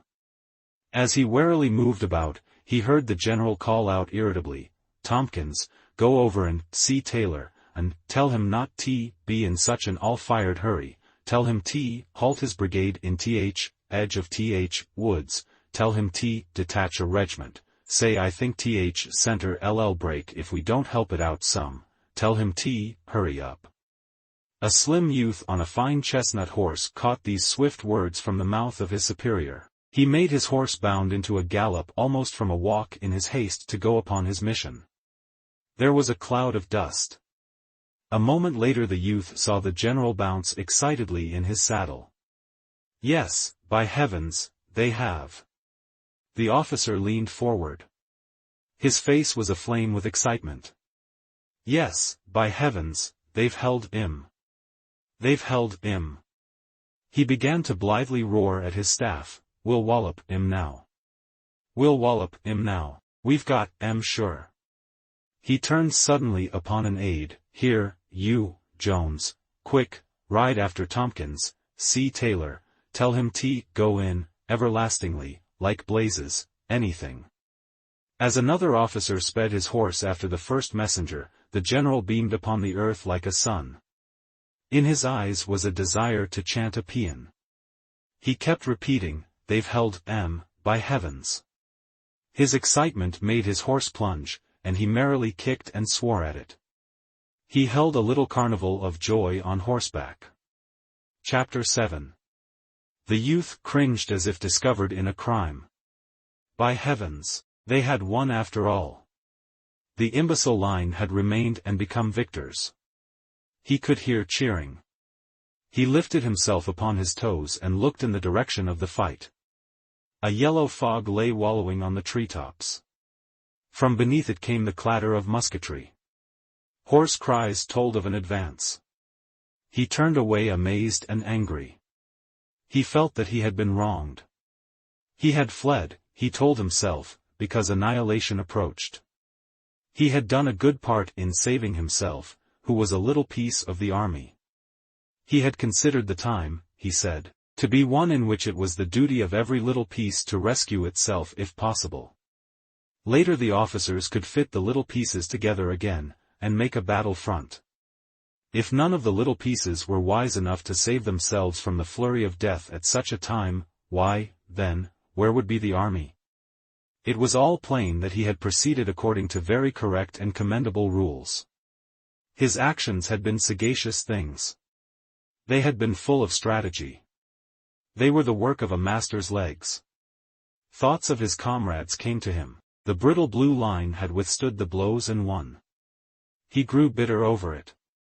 It seemed that the blind ignorance and stupidity of those little pieces had betrayed him. He had been overturned and crushed by their lack of sense in holding the position, when intelligent deliberation would have convinced them that it was impossible. He, the enlightened man who looks afar in the dark, had fled because of his superior perceptions and knowledge.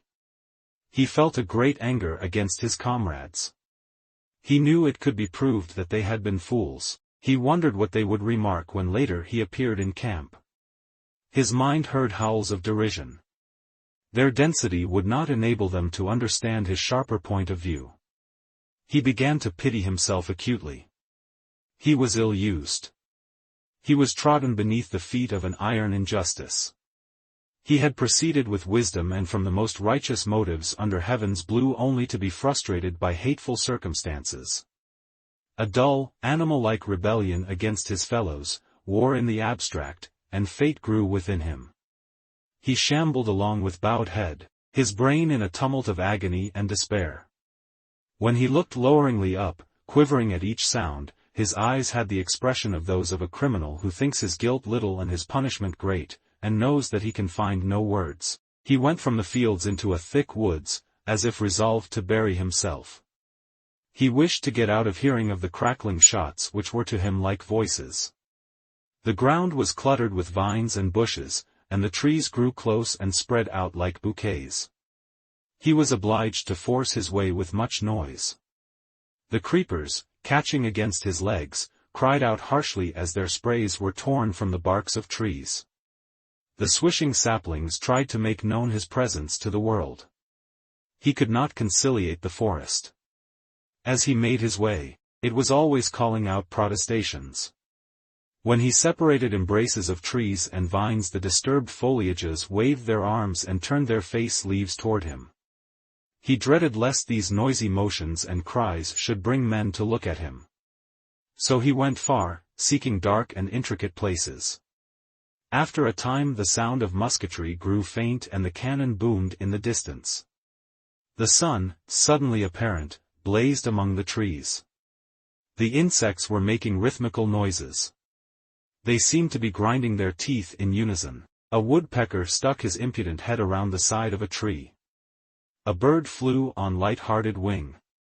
Off was the rumble of death. It seemed now that nature had no ears. This landscape gave him assurance. A fair field holding life.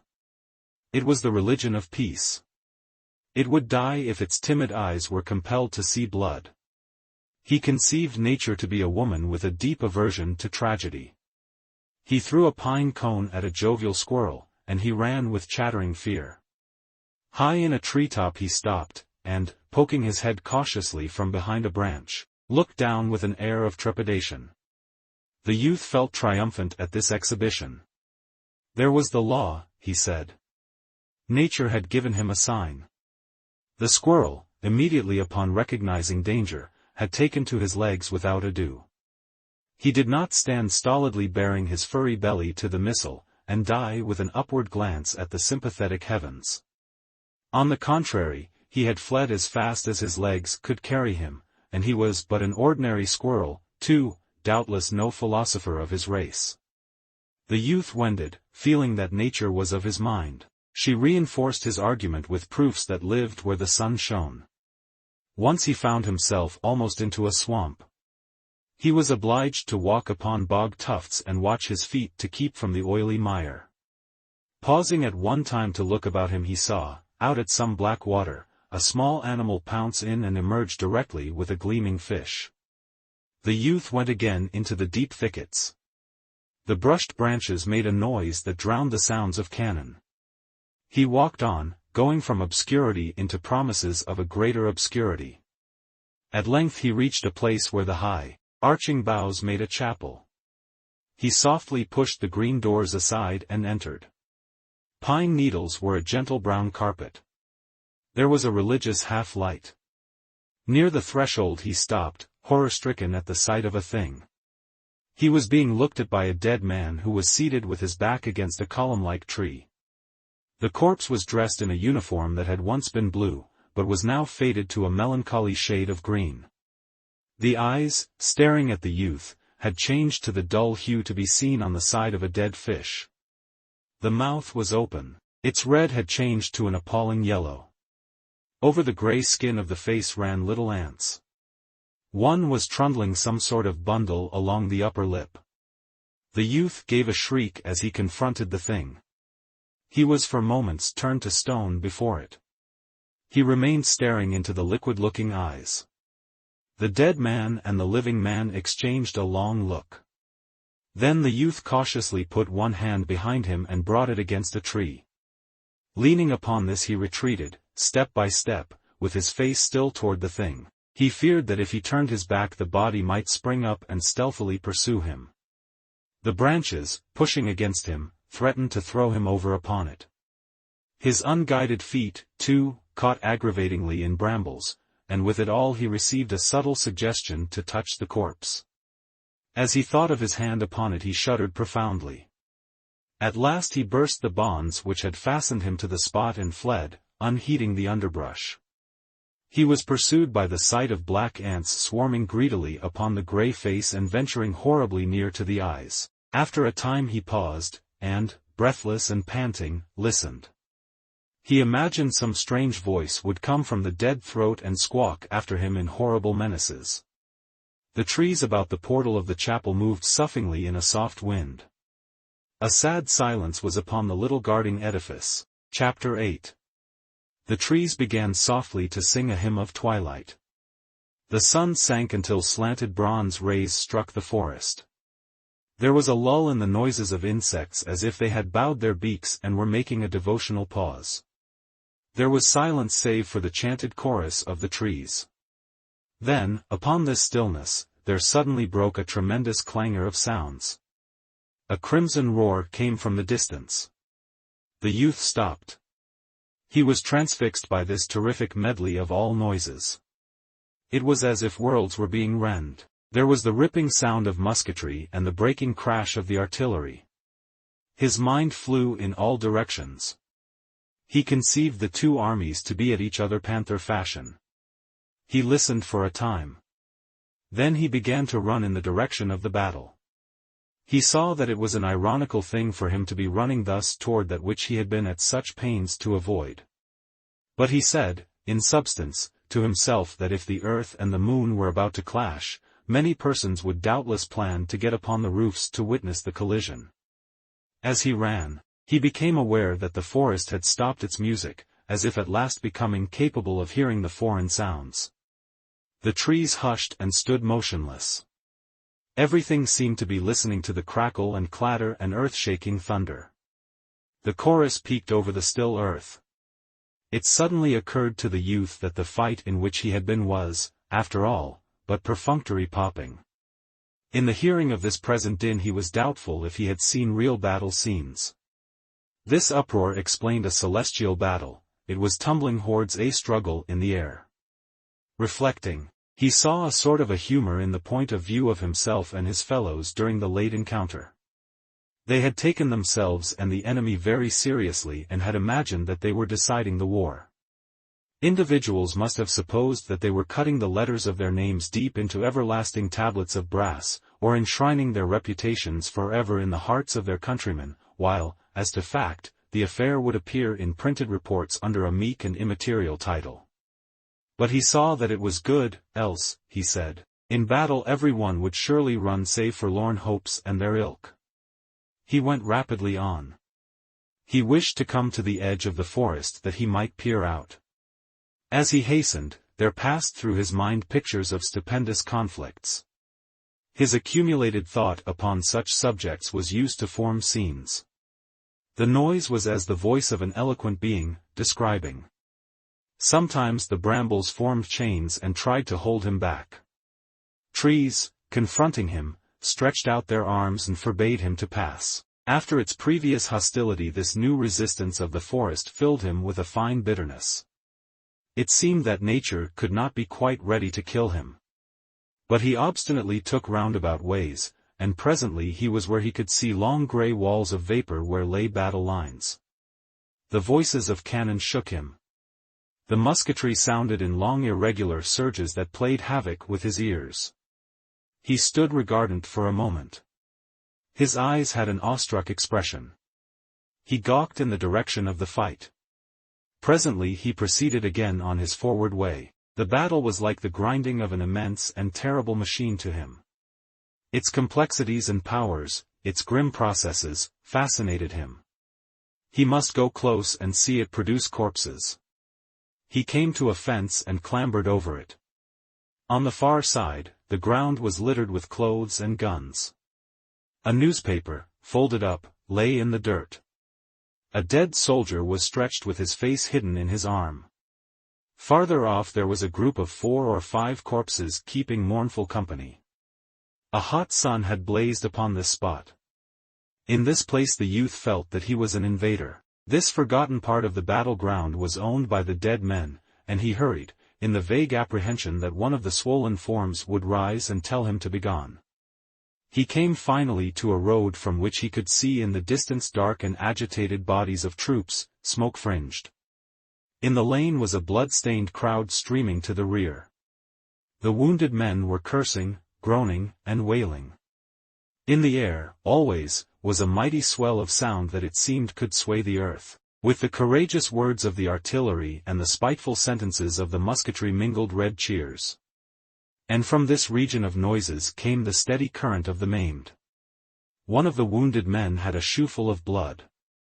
He hopped like a schoolboy in a game. He was laughing hysterically. One was swearing that he had been shot in the arm through the commanding general's mismanagement of the army. One was marching with an air imitative of some sublime drum major.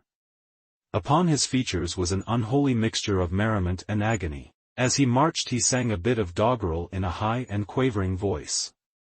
Sing a song, a victory, a pocketful of bullets, 25 dead men.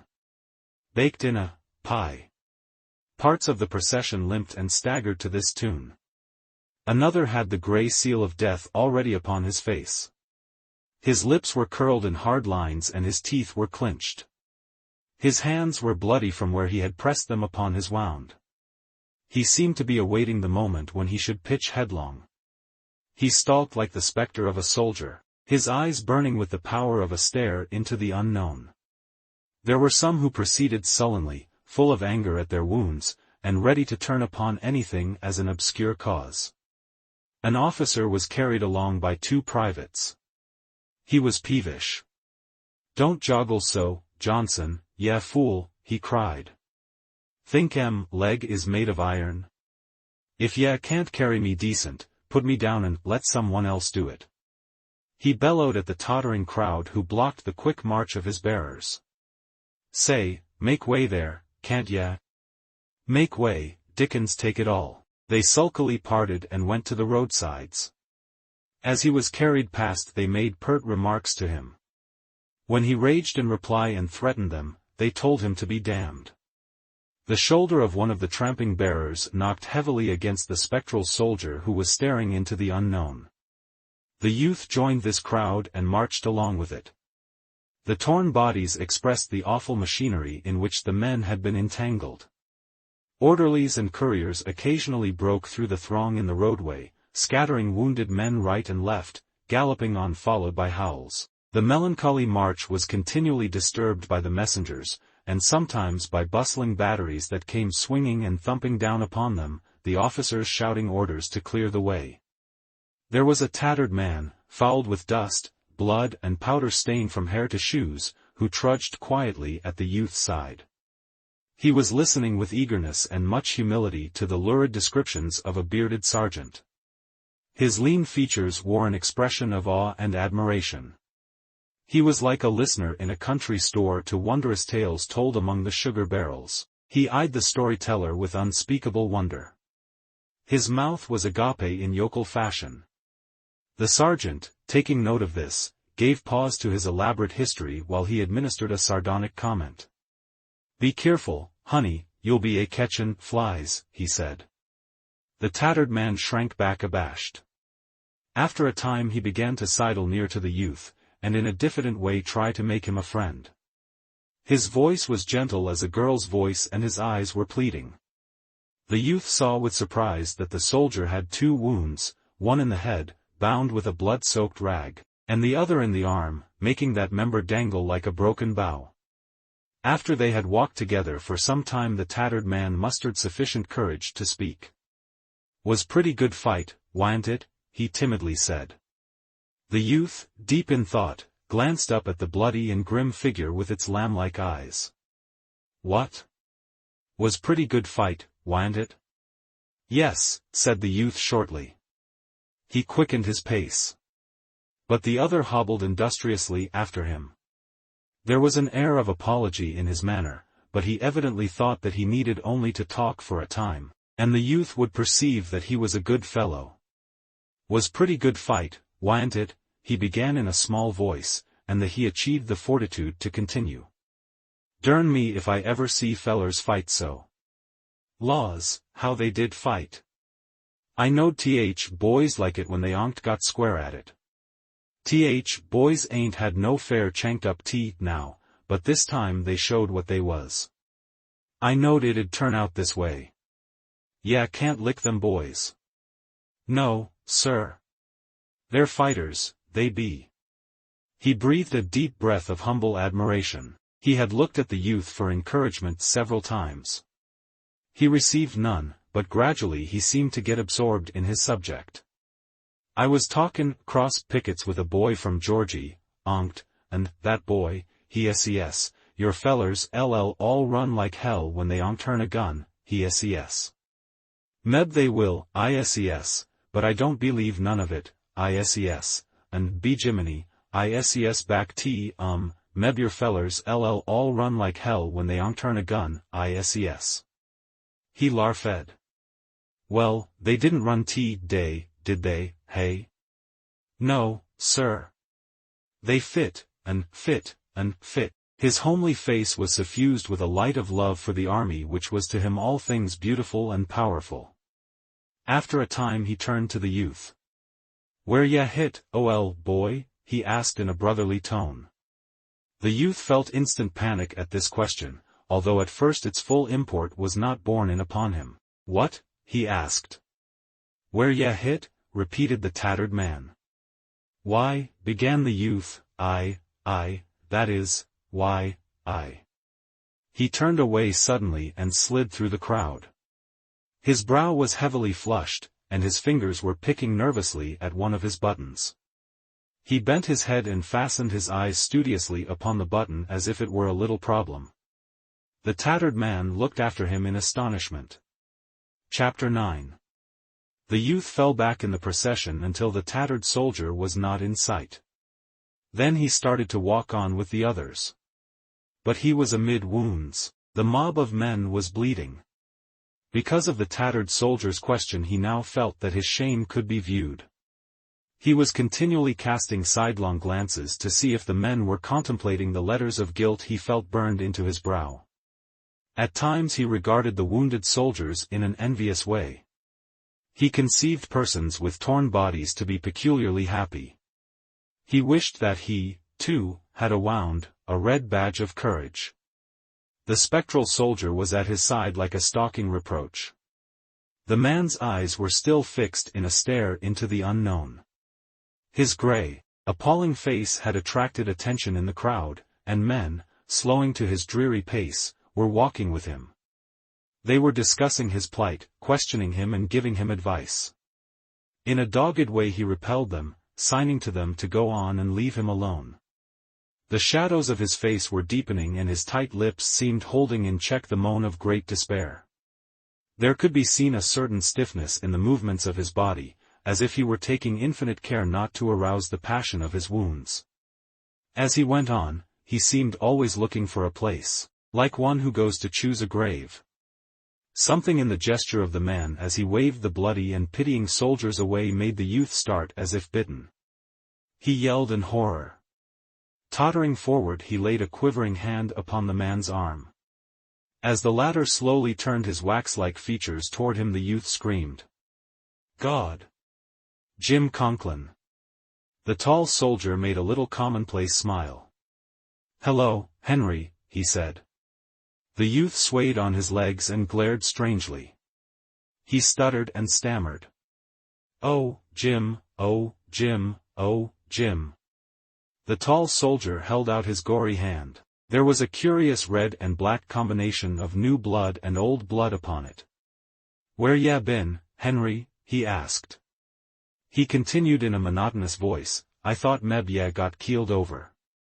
There been thunder pay day. I was worryin' about it a good deal." The youth still lamented. "Oh, Jim, oh, Jim, oh, Jim." "Yeah no," said the tall soldier, "I was out there." He made a careful gesture. "An', Lord, what a circus. An', be Jiminy, I got shot. Yes, be Jiminy, I got shot." He reiterated this fact in a bewildered way, as if he did not know how it came about. The youth put forth anxious arms to assist him, but the tall soldier went firmly as if propelled. Since the youth's arrival as a guardian for his friend, the other wounded men had ceased to display much interest. They occupied themselves again in dragging their own tragedies toward the rear. Suddenly, as the two friends marched on, the tall soldier seemed to be overcome by a tremor. His face turned to a semblance of gray paste.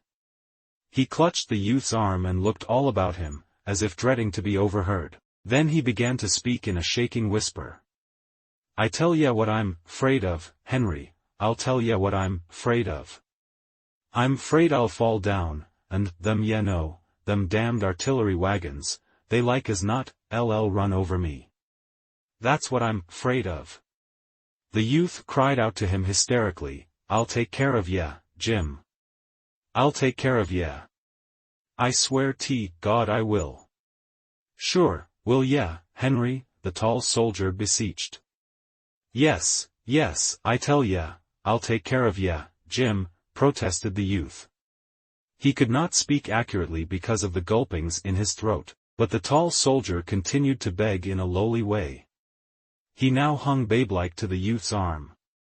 His eyes rolled in the wildness of his terror. I was allus a good friend to ya, wa'n't I, Henry? I've allus been a pretty good feller, ain't I? And it ain't much to ask, is it? Just to pull me along outer road? I'd do it fair you, wouldn't I, Henry? He paused in piteous anxiety to await his friend's reply. The youth had reached an anguish where the sobs scorched him. He strove to express his loyalty, but he could only make fantastic gestures. However, the tall soldier seemed suddenly to forget all those fears. He became again the grim, stalking specter of a soldier. He went stonily forward.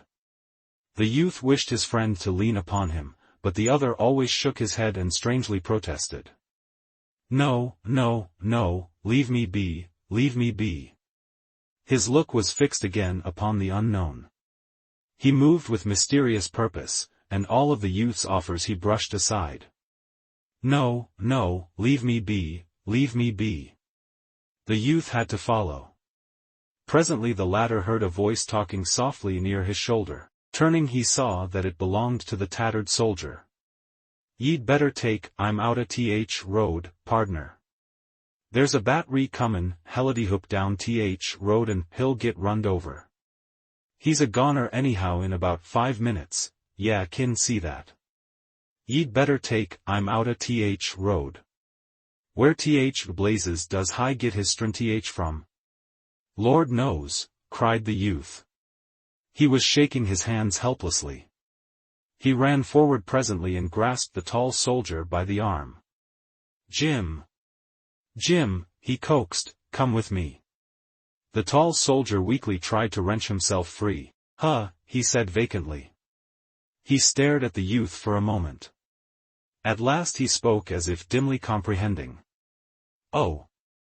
In fields? Oh. He started blindly through the grass. The youth turned once to look at the lashing riders and jouncing guns of the battery. He was startled from this view by a shrill outcry from the tattered man. God! He's runnin'. Turning his head swiftly, the youth saw his friend running in a staggering and stumbling way toward a little clump of bushes. His heart seemed to wrench itself almost free from his body at this sight. He made a noise of pain. He and the tattered man began a pursuit. There was a singular race. When he overtook the tall soldier he began to plead with all the words he could find. Jim, Jim, what are you doing? What makes you do this way? You'll hurt yourself.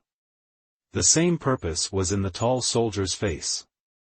He protested in a dulled way, keeping his eyes fastened on the mystic place of his intentions. No, no, don't take me, leave me be, leave me be. The youth, aghast and filled with wonder at the tall soldier, began quaveringly to question him. Where ye goin', Jim? What you thinking about? Where you going? Tell me, won't you, Jim? The tall soldier faced about as upon relentless pursuers. In his eyes there was a great appeal. Leave me be, can't ya? Leave me be for a minute. The youth recoiled. Why, Jim, he said, in a dazed way, what's the matter with you? The tall soldier turned and, lurching dangerously, went on. The youth and the tattered soldier followed, sneaking as if whipped, feeling unable to face the stricken man if he should again confront them. They began to have thoughts of a solemn ceremony. There was something rite-like in these movements of the doomed soldier. And there was a resemblance in him to a devotee of a mad religion, blood-sucking, muscle-wrenching, bone-crushing. They were awed and afraid. They hung back lest he have at command a dreadful weapon. At last, they saw him stop and stand motionless. Hastening up, they perceived that his face wore an expression telling that he had at last found the place for which he had struggled. His spare figure was erect, his bloody hands were quietly at his side. He was waiting with patience for something that he had come to meet. He was at the rendezvous. They paused and stood, expectant. There was a silence. Finally, the chest of the doomed soldier began to heave with a strained motion. It increased in violence until it was as if an animal was within and was kicking and tumbling furiously to be free. This spectacle of gradual strangulation made the youth writhe, and once as his friend rolled his eyes, he saw something in them that made him sink wailing to the ground. He raised his voice in a last supreme call. "Jim, Jim, Jim." The tall soldier opened his lips and spoke. He made a gesture. "Leave me be, don't take me, leave me be." There was another silence while he waited. Suddenly his form stiffened and straightened. Then it was shaken by a prolonged ague. He stared into space. To the two watchers there was a curious and profound dignity in the firm lines of his awful face. He was invaded by a creeping strangeness that slowly enveloped him. For a moment the tremor of his legs caused him to dance a sort of hideous hornpipe. His arms beat wildly about his head in expression of implike enthusiasm. His tall figure stretched itself to its full height. There was a slight rending sound. Then it began to swing forward, slow and straight, in the manner of a falling tree. A swift muscular contortion made the left shoulder strike the ground first. The body seemed to bounce a little way from the earth. "God," said the tattered soldier. The youth had watched, spellbound, this ceremony at the place of meeting. His face had been twisted into an expression of every agony he had imagined for his friend. He now sprang to his feet and, going closer, gazed upon the paste-like face. The mouth was open and the teeth showed in a laugh. As the flap of the blue jacket fell away from the body, he could see that the side looked as if it had been chewed by wolves. The youth turned, with sudden, livid rage, toward the battlefield. He shook his fist. He seemed about to deliver a philippic. Hell! The red sun was pasted in the sky like a wafer. Chapter 10. The tattered man stood musing. "Well, he was a reg'lar Jim Dandy fair nerve, wa'n't he?" said he finally in a little awestruck voice. "A reg'lar Jim Dandy." He thoughtfully poked one of the docile hands with his foot. "I wonder where he got his strength from. I never seen a man do like that before. It was a funny thing. Well, he was a reg'lar Jim Dandy." The youth desired to screech out his grief. He was stabbed, but his tongue lay dead in the tomb of his mouth. He threw himself again upon the ground and began to brood. The tattered man stood musing. "Look a-here, pardner," he said, after a time. He regarded the corpse as he spoke. "He's up and gone, ain't he, and we might as well begin to look out farewell number 1. This here thing is all over. He's up and gone, ain't he? And he's all right here. Nobody won't bother him. And I must say I ain't enjoying any great health himself these days." The youth, awakened by the tattered soldier's tone, looked quickly up. He saw that he was swinging uncertainly on his legs and that his face had turned to a shade of blue. "Good Lord," he cried, "you ain't goin' not you, too." The tattered man waved his hand. "Nary die," he said. "All I want is some pea soup and a good bed." "Some pea soup," he repeated dreamfully. The youth arose from the ground. "I wonder where he came from. I left him over there." He pointed. "And now I find him here. And he was coming from over there, too." He indicated a new direction. They both turned toward the body as if to ask of it a question. "Well," at length spoke the tattered man, "there ain't no use in our stayin' here and tryin' to ask him anything." The youth nodded an assent wearily. They both turned to gaze for a moment at the corpse. The youth murmured something. Well, he was a Jim dandy, wa'n't he? Said the tattered man as if in response. They turned their backs upon it and started away. For a time they stole softly, treading with their toes. It remained laughing there in the grass. I'm commencin' feel pretty bad, said the tattered man, suddenly breaking one of his little silences. I'm commencin' feel pretty damn bad. The youth groaned. Oh Lord! He wondered if he was to be the tortured witness of another grim encounter. But his companion waved his hand reassuringly. Oh, I'm not goin' die yit. They're too much dependin' on me fair me die yit. No, sir. Nary die. I can't. Ye'd oughta see swat of children I've got, and all like that. The youth glancing at his companion could see by the shadow of a smile that he was making some kind of fun. As they plodded on, the tattered soldier continued to talk. Besides, if I died, I wouldn't die way that feller did. That was funniest thing. I'd jest flop down, I would. I never seen a feller die way that feller did. Yeah, no Tom Jameson, he lives next door me up home. He's a nice feller, he is, and we was always good friends. Smart, too. Smart as a steel trap. Well, when we was fightin' this arternoon, all of a sudden he begin rip up and cussin' beller at me.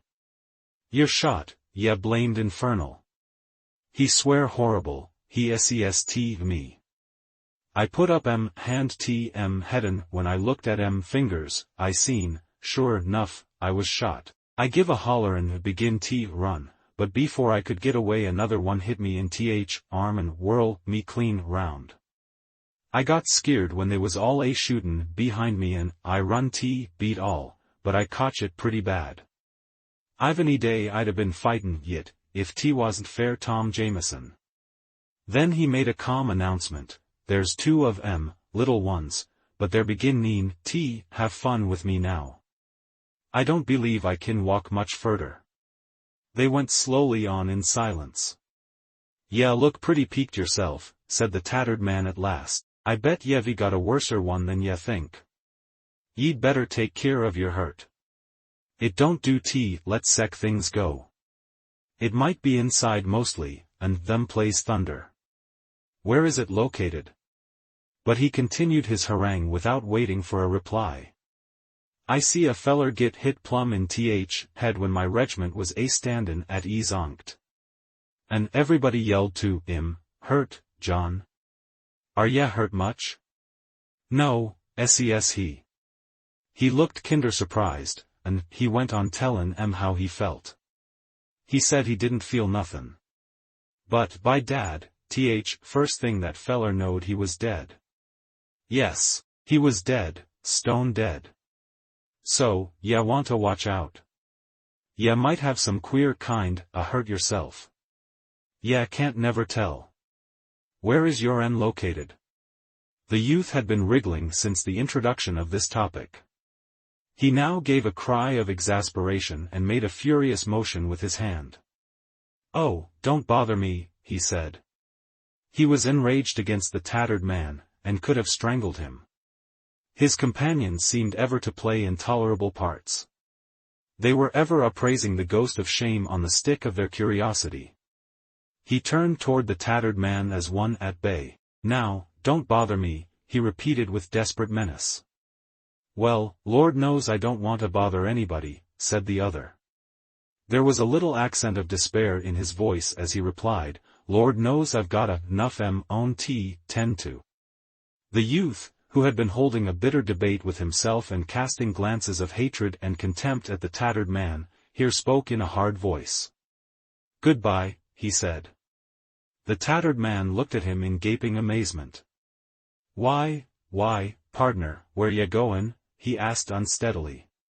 The youth looking at him, could see that he, too, like that other one, was beginning to act dumb and animal-like. His thoughts seemed to be floundering about in his head. Now, look, here, you Tom Jameson, now, I won't have this here won't do. Where ya goin'?" The youth pointed vaguely. "Over there," he replied. "Well, now look, here, now," said the tattered man, rambling on in idiot fashion. His head was hanging forward and his words were slurred. "This thing won't do, now, Tom Jameson. It won't do. I know ya, pig-headed devil. Ya wanta go trompin' off with a bad hurt. It ain't right, now, Tom Jameson, it ain't. Ya wanta leave me take care of ya, Tom Jameson.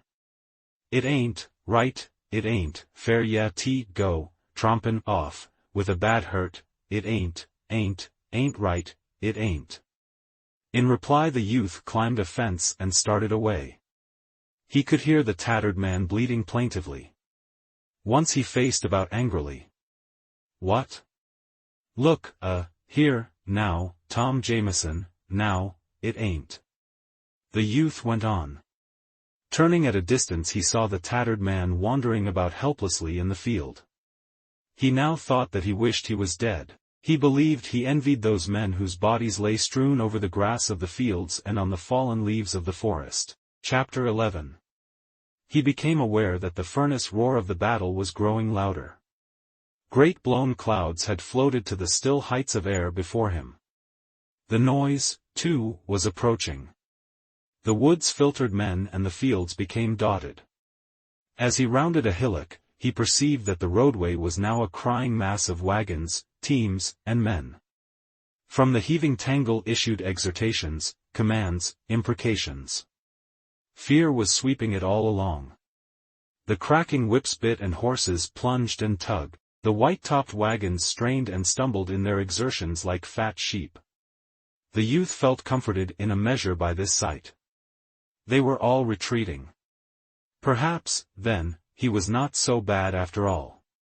He seated himself and watched the terror-stricken wagons. They fled like soft, ungainly animals. All the roarers and lashers served to help him to magnify the dangers and horrors of the engagement, that he might try to prove to himself that the thing with which men could charge him was in truth a symmetrical act. There was an amount of pleasure to him in watching the wild march of this vindication. Presently the calm head of a forward-going column of infantry appeared in the road. It came swiftly on. Avoiding the obstructions gave it the sinuous movement of a serpent. The men at the head butted mules with their musket stocks. They prodded teamsters indifferent to all howls. The men forced their way through parts of the dense mass by strength. The blunt head of the column pushed. The raving teamsters swore many strange oaths. The commands to make way had the ring of a great importance in them. The men were going forward to the heart of the din. They were to confront the eager rush of the enemy. They felt the pride of their onward movement when the remainder of the army seemed trying to dribble down this road. They tumbled teams about with a fine feeling that it was no matter so long as their column got to the front in time. This importance made their faces grave and stern. And the backs of the officers were very rigid. As the youth looked at them, the black weight of his woe returned to him. He felt that he was regarding a procession of chosen beings. The separation was as great to him as if they had marched with weapons of flame and banners of sunlight. He could never be like them. He could have wept in his longings. He searched about in his mind for an adequate malediction for the indefinite cause, the thing upon which men turn the words of final blame. It, whatever it was responsible for him, he said. There lay the fault.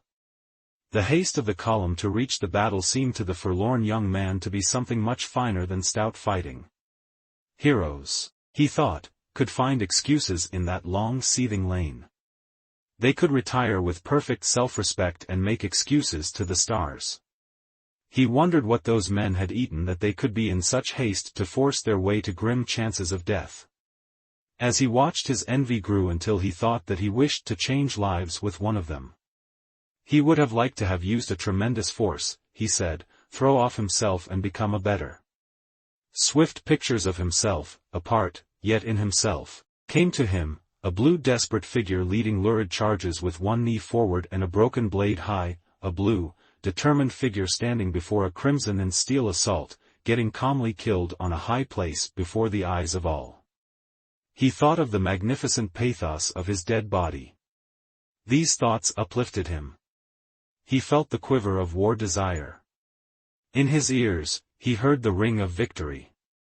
He knew the frenzy of a rapid successful charge. The music of the trampling feet, the sharp voices, the clanking arms of the column near him made him soar on the red wings of war. For a few moments he was sublime.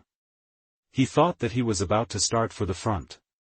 Indeed, he saw a picture of himself, dust-stained, haggard, panting, flying to the front at the proper moment to seize and throttle the dark, leering witch of calamity. Then the difficulties of the thing began to drag at him. He hesitated, balancing awkwardly on one foot. He had no rifle, he could not fight with his hands, said he resentfully to his plan. Well, rifles could be had for the picking. They were extraordinarily profuse. Also, he continued, it would be a miracle if he found his regiment. Well, he could fight with any regiment. He started forward slowly. He stepped as if he expected to tread upon some explosive thing. Doubts and he were struggling. He would truly be a worm if any of his comrades should see him returning thus, the marks of his flight upon him. There was a reply that the intent fighters did not care for what happened rearward, saving that no hostile bayonets appeared there. In the battle blur his face would, in a way, be hidden, like the face of a cowled man. But then he said that his tireless fate would bring forth, when the strife lulled for a moment, a man to ask of him an explanation. In imagination he felt the scrutiny of his companions as he painfully labored through some lies. Eventually, his courage expended itself upon these objections. The debates drained him of his fire. He was not cast down by this defeat of his plan, for, upon studying the affair carefully, he could not but admit that the objections were very formidable. Furthermore, various ailments had begun to cry out. In their presence he could not persist in flying high with the wings of war, they rendered it almost impossible for him to see himself in a heroic light. He tumbled headlong. He discovered that he had a scorching thirst. His face was so dry and grimy that he thought he could feel his skin crackle. Each bone of his body had an ache in it, and seemingly threatened to break with each movement. His feet were like two sores. Also, his body was calling for food. It was more powerful than a direct hunger. There was a dull, weight-like feeling in his stomach, and, when he tried to walk, his head swayed and he tottered. He could not see with distinctness. Small patches of green mist floated before his vision. While he had been tossed by many emotions, he had not been aware of ailments. Now they beset him and made clamor. As he was at last compelled to pay attention to them, his capacity for self-hate was multiplied. In despair, he declared that he was not like those others. He now conceded it to be impossible that he should ever become a hero. He was a craven loon. Those pictures of glory were piteous things. He groaned from his heart and went staggering off. A certain moth-like quality within him kept him in the vicinity of the battle. He had a great desire to see, and to get news. He wished to know who was winning. He told himself that, despite his unprecedented suffering, he had never lost his greed for a victory, yet, he said, in a half-apologetic manner to his conscience, he could not but know that a defeat for the army this time might mean many favorable things for him. The blows of the enemy would splinter regiments into fragments. Thus, many men of courage, he considered, would be obliged to desert the colors and scurry like chickens. He would appear as one of them. They would be sullen brothers in distress, and he could then easily believe he had not run any farther or faster than they. And if he himself could believe in his virtuous perfection, he conceived that there would be small trouble in convincing all others. He said, as if in excuse for this hope, that previously the army had encountered great defeats and in a few months had shaken off all blood and tradition of them, emerging as bright and valiant as a new one, thrusting out of sight the memory of disaster, and appearing with the valor and confidence of unconquered legions. The shrilling voices of the people at home would pipe dismally for a time, but various generals were usually compelled to listen to these ditties. He of course felt no compunctions for proposing a general as a sacrifice.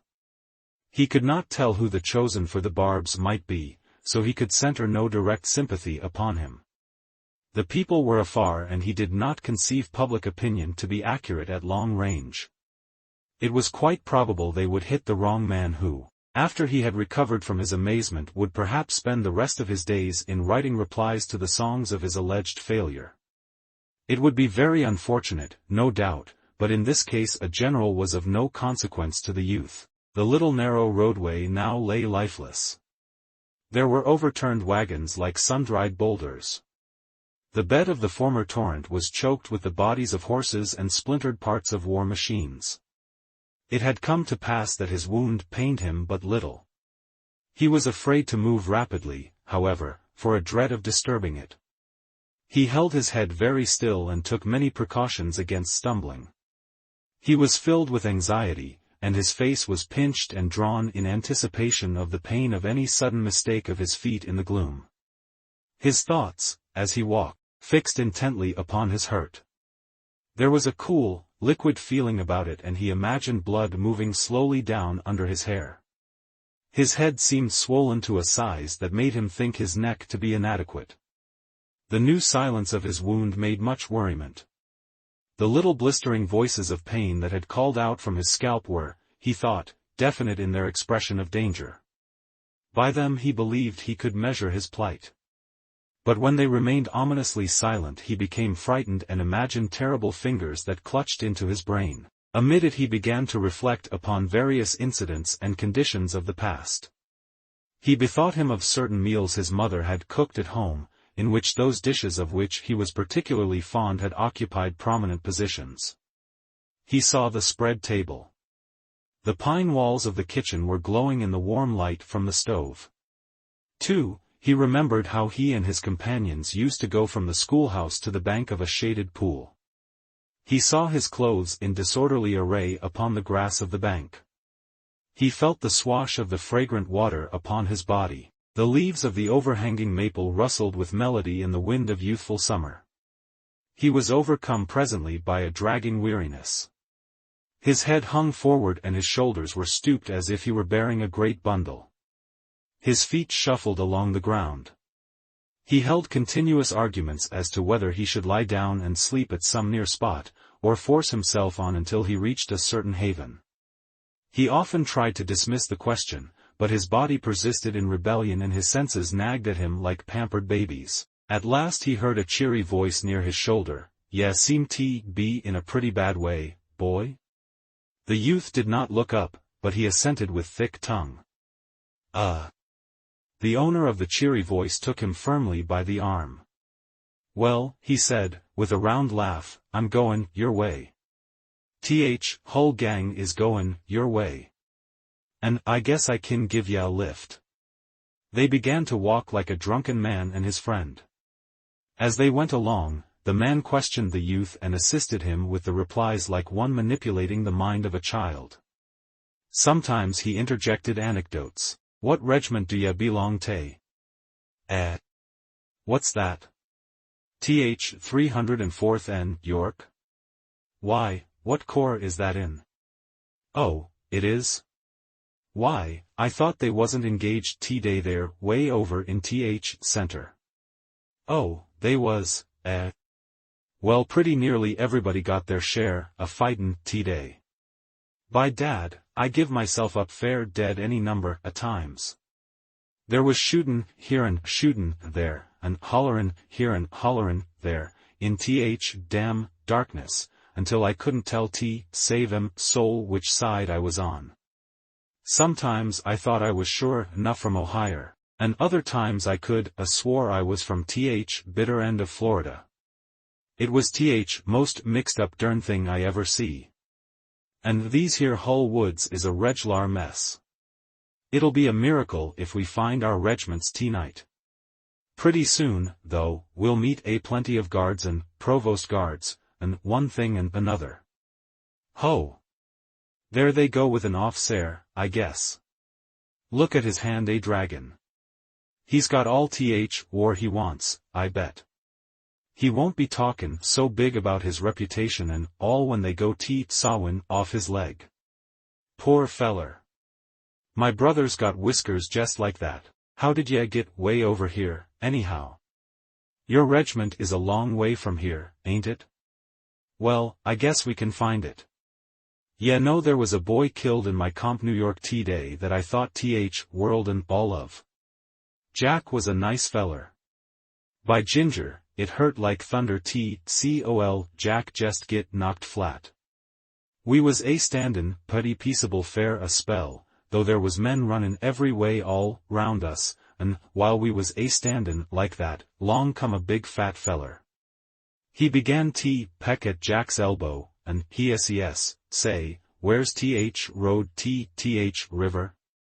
And Jack, he never paid no attention, and feller kept on peckin' at his elbow and say, where's road river? Jack was lookin' ahead all time tryin' see Johnny's comin' through woods, and he never paid no attention this big fat feller fair a long time, but at last he turned round and he go hell and find road river. And just then a shot slapped him bang on side head.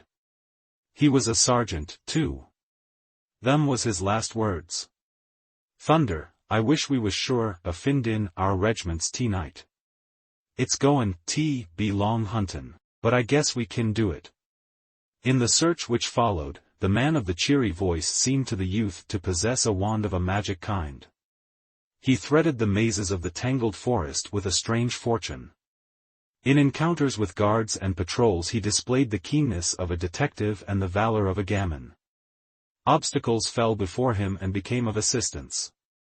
The youth, with his chin still on his breast, stood woodenly by while his companion beat ways and means out of sullen things.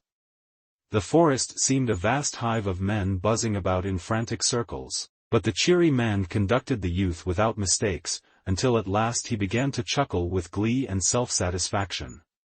Ah, there ye are. See that fire? The youth nodded stupidly. Well, there's where your reg'ment is. And now, goodbye, boy, good luck yeah. A warm and strong hand clasped the youth's languid fingers for an instant, and then he heard a cheerful and audacious whistling as the man strode away. As he who had so befriended him was thus passing out of his life, it suddenly occurred to the youth that he had not once seen his face. Chapter 13. The youth went slowly toward the fire indicated by his departed friend. As he reeled, he bethought him of the welcome his comrades would give him. He had a conviction that he would soon feel in his sore heart the barbed missiles of ridicule. He had no strength to invent a tale, he would be a soft target. He made vague plans to go off into the deeper darkness and hide, but they were all destroyed by the voices of exhaustion and pain from his body. His ailments, clamoring, forced him to seek the place of food and rest, at whatever cost. He swung unsteadily toward the fire. He could see the forms of men throwing black shadows in the red light, and as he went nearer it became known to him in some way that the ground was strewn with sleeping men. Of a sudden he confronted a black and monstrous figure. A rifle barrel caught some glinting beams. Halt! Halt! He was dismayed for a moment, but he presently thought that he recognized the nervous voice. As he stood tottering before the rifle barrel, he called out, "Why, hello, Wilson, you here?" The rifle was lowered to a position of caution and the loud soldier came slowly forward. He peered into the youth's face. "That you, Henry?" "Yes, it's me." Well, boy," said the other, "by ginger, I'm glad see ya. I give ya up fair a goner. I thought ya was dead sure enough." There was husky emotion in his voice. The youth found that now he could barely stand upon his feet. There was a sudden sinking of his forces. He thought he must hasten to produce his tale to protect him from the missiles already on the lips of his redoubtable comrades. So, staggering before the loud soldier, he began, Yes.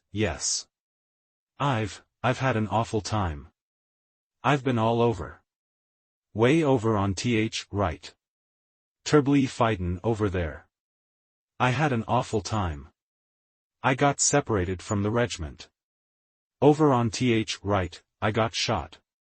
In th head. I never see sec fightin'. Awful time. I don't see how I coulda got separated from th regiment. I got shot, too. His friend had stepped forward quickly. What? Got shot? Why didn't ye say so first? Poor ol' boy, we must, hole on a minute, what am I doin'? I'll call Simpson. Another figure at that moment loomed in the gloom. They could see that it was the corporal. Who ya talkin' to, Wilson? He demanded. His voice was anger-toned. Who ya talkin' to? Yeah, th derndest sentinel. Why, hello, Henry, you here? Why, I thought you was dead 4 hours ago. Great Jerusalem, they keep turnin' up every 10 minutes or so. We thought we'd lost 42 men by straight count, but if they keep on comin' this way, we'll get Comp New York all back by mornin' yit. Where was ye? Over on th right. I got separated, began the youth with considerable glibness. But his friend had interrupted hastily. Yes, and he got shot in th head and he's in a fix, and we must see him right away. He rested his rifle in the hollow of his left arm and his right around the youth's shoulder. Gee, it must hurt like thunder, he said. The youth leaned heavily upon his friend. Yes, it hurts a good deal, he replied. There was a faltering in his voice. Oh, said the corporal. He linked his arm in the youth's and drew him forward. Come on, Henry. I'll take care, yeah. As they went on together the loud private called out after them, put him sleep in my blanket, Simpson. And, hole on a minute, here's my canteen. It's full of coffee. Look at his head by th fire and see how it looks. Maybe it's a pretty bad un. When I get relieved in a couple of minutes, I'll be over and see him. The youth's senses were so deadened that his friend's voice sounded from afar and he could scarcely feel the pressure of the corporal's arm. He submitted passively to the latter's directing strength. His head was in the old manner hanging forward upon his breast. His knees wobbled. The corporal led him into the glare of the fire. Now, Henry, he said, let's have a look at your head. The youth sat obediently and the corporal, laying aside his rifle, began to fumble in the bushy hair of his comrade. He was obliged to turn the other's head so that the full flush of the fire light would beam upon it. He puckered his mouth with a critical air. He drew back his lips and whistled through his teeth when his fingers came in contact with the splashed blood and the rare wound. Ah, here we are, he said. He awkwardly made further investigations. Just as I thought, he added, presently. Ye've been grazed by a ball. It's raised a queer lump just as if some feller had lammed ya on th head with a club. It stopped bleedin' long time ago. Most about it is that in mornin' yell fell that a number 10 hat wouldn't fit ya. And your head'll be all het up and feel as dry as burnt pork. And may get a lot other sicknesses, too, by mornin'. Can't never tell.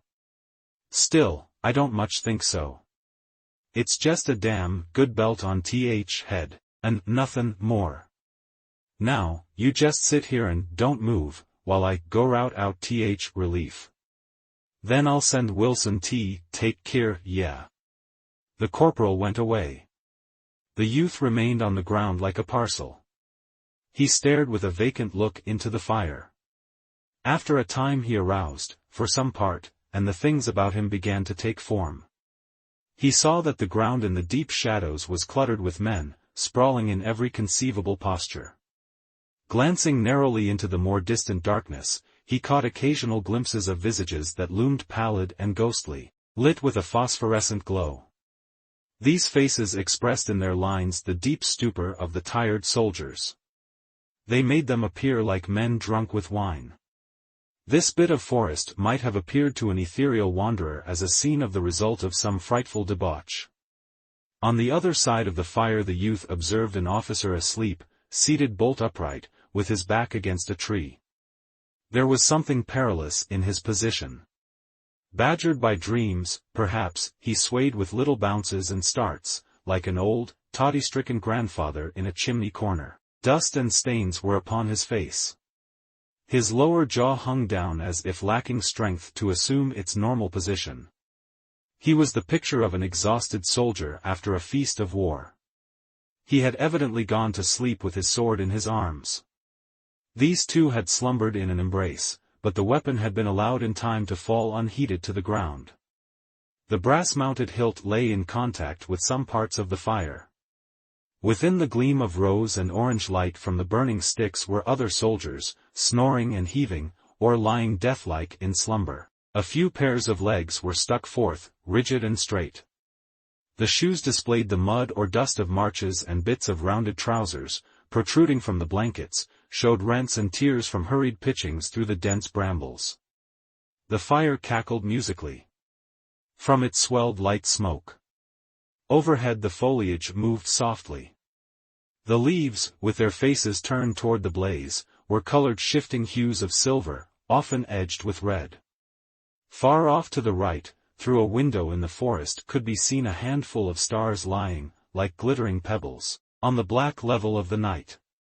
Occasionally, in this low-arched hall, a soldier would arouse and turn his body to a new position, the experience of his sleep having taught him of uneven and objectionable places upon the ground under him. Or, perhaps, he would lift himself to a sitting posture, blink at the fire for an unintelligent moment, throw a swift glance at his prostrate companion, and then cuddle down again with a grunt of sleepy content. The youth sat in a forlorn heap until his friend the loud young soldier came, swinging 2 canteens by their light strings. "Well, now, Henry, boy," said the latter, "we'll have ye fixed up in jest about a minute." He had the bustling ways of an amateur nurse. He fussed around the fire and stirred the sticks to brilliant exertions. He made his patient drink largely from the canteen that contained the coffee. It was to the youth a delicious draught. He tilted his head afar back and held the canteen long to his lips. The cool mixture went caressingly down his blistered throat. Having finished, he sighed with comfortable delight. The loud young soldier watched his comrade with an air of satisfaction. He later produced an extensive handkerchief from his pocket. He folded it into a manner of bandage and soused water from the other canteen upon the middle of it. This crude arrangement he bound over the youth's head, tying the ends in a queer knot at the back of the neck. "There," he said, moving off and surveying his deed, "ya look like devil, but I bet ya feel better." The youth contemplated his friend with grateful eyes. Upon his aching and swelling head the cold cloth was like a tender woman's hand. "Ye don't holler na say nothin'," remarked his friend approvingly. "I know I'm a blacksmith at Takin, Kier, a sick folks, and ye never squeaked. You're a good un, Henry. Most a men would have been in hospital long ago. A shot in head ain't foolin' business." The youth made no reply, but began to fumble with the buttons of his jacket. "Well, come, now," continued his friend, "come on. I must put ye to bed and see that ye get a good night's rest." The other got carefully erect, and the loud young soldier led him among the sleeping forms lying in groups and rows. Presently he stooped and picked up his blankets. He spread the rubber one upon the ground and placed the woolen one about the youth's shoulders. "There now," he said, "lie down and get some sleep." The youth, with his manner of dog-like obedience, got carefully down like a crone stooping. He stretched out with a murmur of relief and comfort. The ground felt like the softest couch. But of a sudden he ejaculated, "Hole on a minute. Where you goin', sleep?" His friend waved his hand impatiently. "Right down there by ya." "Well, but hole on a minute," continued the youth. "What ye goin' sleep in? I've got your—" The loud young soldier snarled, "Shut up and go on sleep." "Don't be makin' a damn fool o' yourself," he said severely. After the reproof the youth said no more. An exquisite drowsiness had spread through him. The warm comfort of the blanket enveloped him and made a gentle languor. His head fell forward on his crooked arm and his weighted lids went softly down over his eyes. Hearing a splatter of musketry from the distance, he wondered indifferently if those men sometimes slept. He gave a long sigh, snuggled down into his blanket, and in a moment was like his comrades. Chapter 14. When the youth awoke it seemed to him that he had been asleep for 1,000 years, and he felt sure that he opened his eyes upon an unexpected world. Grey mists were slowly shifting before the first efforts of the sun rays. An impending splendor could be seen in the eastern sky. An icy dew had chilled his face, and immediately upon arousing he curled farther down into his blanket. He stared for a while at the leaves overhead, moving in a heraldic wind of the day. The distance was splintering and blaring with the noise of fighting. There was in the sound an expression of a deadly persistency, as if it had not began and was not to cease. About him were the rows and groups of men that he had dimly seen the previous night. They were getting a last draught of sleep before the awakening. The gaunt, careworn features and dusty figures were made plain by this quaint light at the dawning, but it dressed the skin of the men in corpse-like hues and made the tangled limbs appear pulseless and dead. The youth started up with a little cry when his eyes first swept over this motionless mass of men, thick spread upon the ground, pallid, and in strange postures.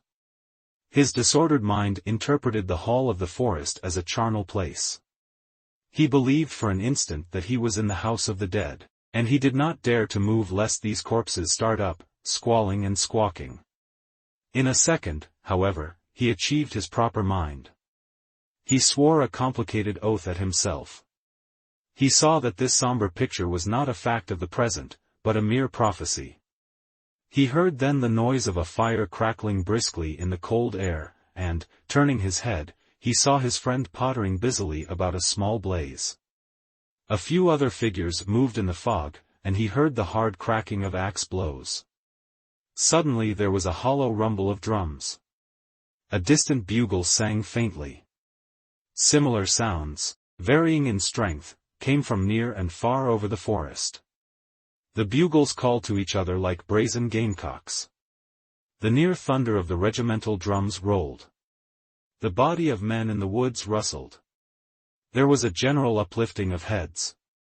A murmuring of voices broke upon the air. In it there was much bass of grumbling oaths. Strange gods were addressed in condemnation of the early hours necessary to correct war. An officer's peremptory tenor rang out and quickened the stiffened movement of the men. The tangled limbs unraveled. The corpse-hued faces were hidden behind fists that twisted slowly in the eye sockets. The youth sat up and gave vent to an enormous yawn. "Thunder," he remarked petulantly.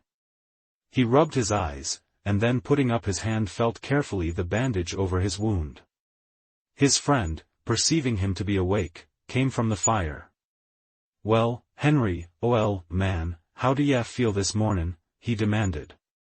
The youth yawned again. Then he puckered his mouth to a little pucker. His head, in truth, felt precisely like a melon, and there was an unpleasant sensation at his stomach. "Oh, Lord, I feel pretty bad," he said. "Thunder," exclaimed the other. "I hoped ye'd feel all right this mornin'. Let's see bandage, I guess it slipped." He began to tinker at the wound in rather a clumsy way until the youth exploded. "Gosh darn it," he said in sharp irritation, "you're the hangdest man I ever saw. You wear muffs on your hands.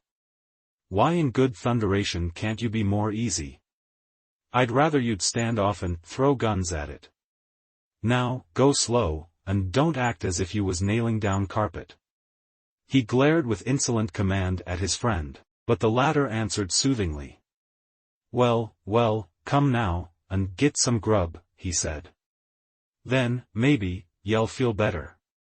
At the fireside the loud young soldier watched over his comrade's wants with tenderness and care. He was very busy marshalling the little black vagabonds of tin cups and pouring into them the streaming iron-colored mixture from a small and sooty tin pail.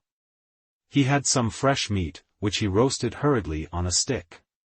He sat down then and contemplated the youth's appetite with glee. The youth took note of a remarkable change in his comrade since those days of camp life upon the river bank. He seemed no more to be continually regarding the proportions of his personal prowess. He was not furious at small words that pricked his conceits. He was no more a loud young soldier. There was about him now a fine reliance. He showed a quiet belief in his purposes and his abilities. And this inward confidence evidently enabled him to be indifferent to little words of other men aimed at him. The youth reflected.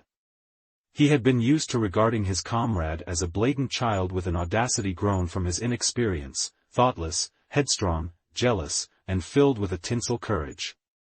A swaggering babe accustomed to strut in his own dooryard. The youth wondered where had been born these new eyes, when his comrade had made the great discovery that there were many men who would refuse to be subjected by him. Apparently, the other had now climbed a peak of wisdom from which he could perceive himself as a very wee thing, and the youth saw that ever after it would be easier to live in his friend's neighborhood. His comrade balanced his ebony coffee cup on his knee. "Well, Henry," he said, "what d'ya think chances are? D'ya think we'll wallop them?" The youth considered for a moment. "Day before yesterday," he finally replied, with boldness, "you would, bet you'd lick the hull kit and boodle all by yourself." His friend looked a trifle amazed. "Would I?" he asked. He pondered. "Well, perhaps I would," he decided at last. He stared humbly at the fire. The youth was quite disconcerted at this surprising reception of his remarks. "Oh, no, you wouldn't either," he said, hastily trying to retrace. But the other made a deprecating gesture. "Oh, ye needn't mind, Henry," he said. "I believe I was a pretty big fool in those days." He spoke as after a lapse of years. There was a little pause. "All officers say we've got Rebs in a pretty tight box," said the friend, clearing his throat in a commonplace way. "They all seem think we've got just where we want em." "I don't know about that," the youth replied. "What I seen over on right makes me think it was other way about. From where I was, it looked as if we was gettin' a good poundin' yesterday." "D'ya think so?" inquired the friend. "I thought we handled them pretty rough yesterday." "Not a bit," said the youth. "Why, Lord, man, you didn't see nothing of the fight." "Why?" Then a sudden thought came to him. "Oh! Jim Conklin's dead." His friend started. "What? Is he? Jim Conklin?" The youth spoke slowly. "Yes. He's dead. Shot in side." "Yeah, don't say so. Jim Conklin. Poor cuss." All about them were other small fires surrounded by men with their little black utensils. From one of these near came sudden sharp voices in a row. It appeared that two light-footed soldiers had been teasing a huge, bearded man, causing him to spill coffee upon his blue knees. The man had gone into a rage and had sworn comprehensively. Stung by his language, his tormentors had immediately bristled at him with a great show of resenting unjust oaths. Possibly there was going to be a fight. The friend arose and went over to them, making pacific motions with his arms. "Oh, here, now, boys, what's use?" he said. "We'll be at Rebs in less than an hour. What's good fightin' 'mong ourselves?" One of the light-footed soldiers turned upon him red-faced and violent. "Ye needn't come around here with your preachin'. I s'pose ye don't approve of fightin' since Charlie Morgan licked ye, but I don't see what business this here is yours or anybody else." "Well, it ain't," said the friend mildly. "Still I hate T.C." There was a tangled argument. "Well, said the two, indicating their opponent with accusative forefingers. The huge soldier was quite purple with rage. He pointed at the two soldiers with his great hand, extended claw-like. Well, they. But during this argumentative time the desire to deal blows seemed to pass, although they said much to each other. Finally the friend returned to his old seat. In a short while the three antagonists could be seen together in an amiable bunch. Jimmy Rogers says I'll have tea, fight him after battle tea-day, announced the friend as he again seated himself. He says he don't allow no interfering in his business. I hate boys fightin' 'mong themselves. The youth laughed. You're changed a good bit. Ya ain't at all like ya was. I remember when you and that Irish feller. He stopped and laughed again. No, I didn't use be that way, said his friend thoughtfully. That's true enough. Well, I didn't mean, began the youth. The friend made another deprecatory gesture. Oh, ye needn't mind, Henry. There was another little pause. Regiment lost over half men yesterday, remarked the friend eventually. I thought, o' course they was all dead, but, laws, they kep' comin' back last night until it seems, after all, we didn't lose but a few. They'd been scattered all over, wanderin' around in woods, fightin' with other regiments, and everything. Just like you done. So, said the youth. Chapter 15. The regiment was standing at order arms at the side of a lane, waiting for the command to march, when suddenly the youth remembered the little packet enwrapped in a faded yellow envelope which the loud young soldier with lugubrious words had entrusted to him. It made him start. He uttered an exclamation and turned toward his comrade. Wilson. What? His friend, at his side in the ranks, was thoughtfully staring down the road. From some cause his expression was at that moment very meek. The youth, regarding him with sidelong glances, felt impelled to change his purpose. Oh, nothing, he said. His friend turned his head in some surprise. Why, what was ye goin' to say? Oh, nothing, repeated the youth. He resolved not to deal the little blow. It was sufficient that the fact made him glad. It was not necessary to knock his friend on the head with the misguided packet. He had been possessed of much fear of his friend, for he saw how easily questionings could make holes in his feelings. Lately, he had assured himself that the altered comrade would not tantalize him with a persistent curiosity, but he felt certain that during the first period of leisure his friend would ask him to relate his adventures of the previous day. He now rejoiced in the possession of a small weapon with which he could prostrate his comrade at the first signs of a cross-examination. He was master. It would now be he who could laugh and shoot the shafts of derision. The friend had, in a weak hour, spoken with sobs of his own death. He had delivered a melancholy oration previous to his funeral, and had doubtless in the packet of letters, presented various keepsakes to relatives. But he had not died, and thus he had delivered himself into the hands of the youth. The latter felt immensely superior to his friend, but he inclined to condescension. He adopted toward him an air of patronizing good humor. His self-pride was now entirely restored. In the shade of its flourishing growth he stood with braced and self-confident legs, and since nothing could now be discovered he did not shrink from an encounter with the eyes of judges, and allowed no thoughts of his own to keep him from an attitude of manfulness. He had performed his mistakes in the dark, so he was still a man. Indeed, when he remembered his fortunes of yesterday, and looked at them from a distance he began to see something fine there. He had license to be pompous and veteran-like. His panting agonies of the past he put out of his sight. In the present, he declared to himself that it was only the doomed and the damned who roared with sincerity at circumstance. Few but they ever did it. A man with a full stomach and the respect of his fellows had no business to scold about anything that he might think to be wrong in the ways of the universe, or even with the ways of society. Let the unfortunates rail, the others may play marbles. He did not give a great deal of thought to these battles that lay directly before him. It was not essential that he should plan his ways in regard to them. He had been taught that many obligations of a life were easily avoided. The lessons of yesterday had been that retribution was a laggard and blind. With these facts before him, he did not deem it necessary that he should become feverish over the possibilities of the ensuing 24 hours. He could leave much to chance. Besides, a faith in himself had secretly blossomed. There was a little flower of confidence growing within him.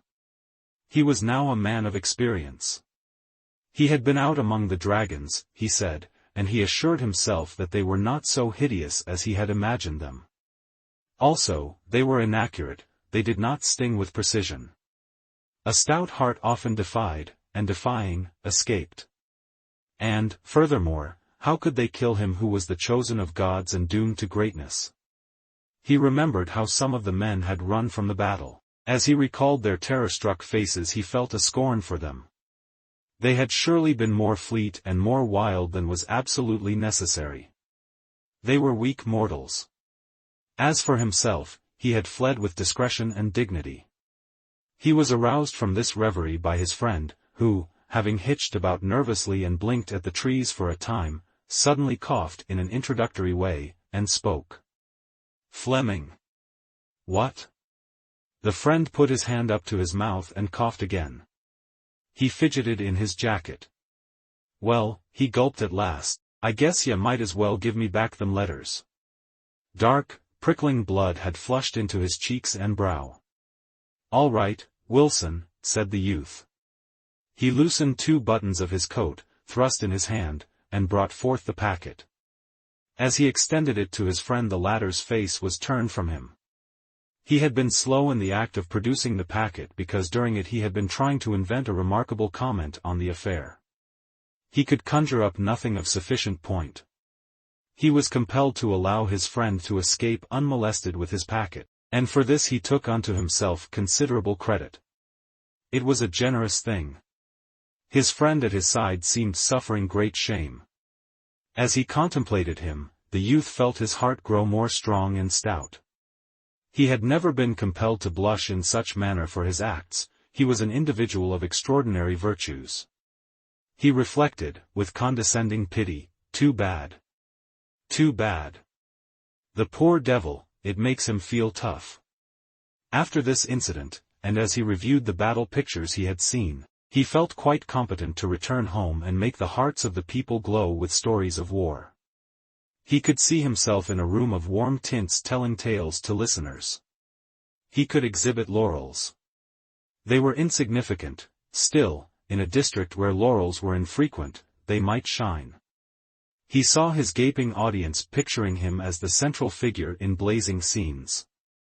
And he imagined the consternation and the ejaculations of his mother and the young lady at the seminary as they drank his recitals, their vague feminine formula for beloved ones doing brave deeds on the field of battle without risk of life would be destroyed. Chapter 16. A sputtering of musketry was always to be heard. Later, the cannon had entered the dispute. In the fog-filled air their voices made a thudding sound. The reverberations were continual. This part of the world led a strange, battleful existence. The youth's regiment was marched to relieve a command that had lain long in some damp trenches. The men took positions behind a curving line of rifled pits that had been turned up, like a large furrow, along the line of woods. Before them was a level stretch, peopled with short, deformed stumps. From the woods beyond came the dull popping of the skirmishers and pickets, firing in the fog. From the right came the noise of a terrific fracas. The men cuddled behind the small embankment and sat in easy attitudes awaiting their turn. Many had their backs to the firing. The youth's friend lay down, buried his face in his arms, and almost instantly, it seemed, he was in a deep sleep. The youth leaned his breast against the brown dirt and peered over at the woods and up and down the line. Curtains of trees interfered with his ways of vision. He could see the low line of trenches but for a short distance. A few idle flags were perched on the dirt hills. Behind them were rows of dark bodies with a few heads sticking curiously over the top. Always the noise of skirmishers came from the woods on the front and left, and the din on the right had grown to frightful proportions. The guns were roaring without an instant's pause for breath. It seemed that the cannon had come from all parts and were engaged in a stupendous wrangle. It became impossible to make a sentence heard. The youth wished to launch a joke, a quotation from newspapers. He desired to say, "All quiet on the Rappahannock," but the guns refused to permit even a comment upon their uproar. He never successfully concluded the sentence. But at last the guns stopped, and among the men in the rifle pits rumors again flew, like birds, but they were now for the most part black creatures who flapped their wings drearily near to the ground and refused to rise on any wings of hope. The men's faces grew doleful from the interpreting of omens. Tales of hesitation and uncertainty on the part of those high in place and responsibility came to their ears. Stories of disaster were borne into their minds with many proofs. This din of musketry on the right, growing like a released genie of sound, expressed and emphasized the army's plight. The men were disheartened and began to mutter. They made gestures expressive of the sentence, "Ah, what more can we do?" And it could always be seen that they were bewildered by the alleged news and could not fully comprehend the defeat. Before the grey mists had been totally obliterated by the sun rays, the regiment was marching in a spread column that was retiring carefully through the woods. The disordered, hurrying lines of the enemy could sometimes be seen down through the groves and little fields. They were yelling, shrill and exultant. At this sight the youth forgot many personal matters and became greatly enraged. He exploded in loud sentences. "Jiminy, we're generalled by a lot of lunkheads. More than one feller has said that today," observed a man. His friend, recently aroused, was still very drowsy. He looked behind him until his mind took in the meaning of the movement. Then he sighed. "Oh, well, I suppose we got licked," he remarked sadly. The youth had a thought that it would not be handsome for him to freely condemn other men. He made an attempt to restrain himself, but the words upon his tongue were too bitter. He presently began a long and intricate denunciation of the commander of the forces. "Meb, it wa'n't all his fault, not altogether. He did best he knowed. It's our luck get licked often," said his friend in a weary tone. He was trudging along with stooped shoulders and shifting eyes like a man who has been caned and kicked. "Well, don't we fight like the devil? Don't we do all that men can?" demanded the youth loudly. He was secretly dumbfounded at this sentiment when it came from his lips. For a moment his face lost its valor and he looked guiltily about him. But no one questioned his right to deal in such words, and presently he recovered his air of courage. He went on to repeat a statement he had heard going from group to group at the camp that morning. "The brigadier said he never saw a new regiment fight the way we fought yesterday, didn't he? And we didn't do better than many another regiment, did we? Well, then, you can't say it's Army's fault, can you?" In his reply, the friend's voice was stern. "O' course not," he said. "No man dare say we don't fight like devil. No man will ever dare say it. Boys fight like hell roosters. But still, we don't have no luck." "Well, then, if we fight like the devil and don't ever whip, it must be the general's fault," said the youth grandly and decisively. "And I don't see any sense in fighting and fighting and fighting, yet always losing through some derned old lunkhead of a general." A sarcastic man who was tramping at the youth's side, then spoke lazily. "Meb ya think ya fit Hull battle yesterday, Fleming," he remarked. The speech pierced the youth. Inwardly he was reduced to an abject pulp by these chance words. His legs quaked privately. He cast a frightened glance at the sarcastic man. "Why, no," he hastened to say in a conciliating voice, "I don't think I fought the whole battle yesterday." But the other seemed innocent of any deeper meaning. Apparently, he had no information. It was merely his habit. "Oh," he replied in the same tone of calm derision. The youth, nevertheless, felt a threat. His mind shrank from going near to the danger, and thereafter he was silent. The significance of the sarcastic man's words took from him all loud moods that would make him appear prominent. He became suddenly a modest person. There was low-toned talk among the troops. The officers were impatient and snappy, their countenances clouded with the tales of misfortune. The troops, sifting through the forest, were sullen. In the youth's company once a man's laugh rang out. A dozen soldiers turned their faces quickly toward him and frowned with vague displeasure. The noise of firing dogged their footsteps. Sometimes, it seemed to be driven a little way, but it always returned again with increased insolence. The men muttered and cursed, throwing black looks in its direction. In a clear space the troops were at last halted. Regiments and brigades, broken and detached through their encounters with thickets, grew together again and lines were faced toward the pursuing bark of the enemy's infantry. This noise, following like the yelpings of eager, metallic hounds, increased to a loud and joyous burst, and then, as the sun went serenely up the sky, throwing illuminating rays into the gloomy thickets, it broke forth into prolonged pealings. The woods began to crackle as if afire. "Whoop-a-da-dee," said a man, "here we are. Everybody fightin'. Blood and destruction. I was willin' bet they'd attack as soon as sun got fairly up," savagely asserted the lieutenant who commanded the youth's company. He jerked without mercy at his little mustache. He strode to and fro with dark dignity in the rear of his men, who were lying down behind whatever protection they had collected. A battery had trundled into position in the rear and was thoughtfully shelling the distance. The regiment, unmolested as yet, awaited the moment when the gray shadows of the woods before them should be slashed by the lines of flame.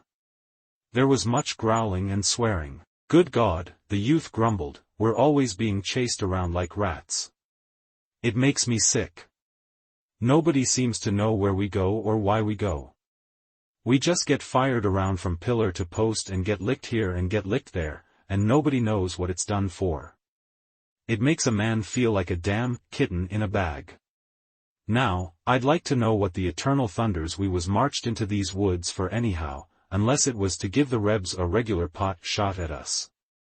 We came in here and got our legs all tangled up in these cussed briars, and then we begin to fight and the Rebs had an easy time of it. Don't tell me it's just luck. I know better. It's this derned old."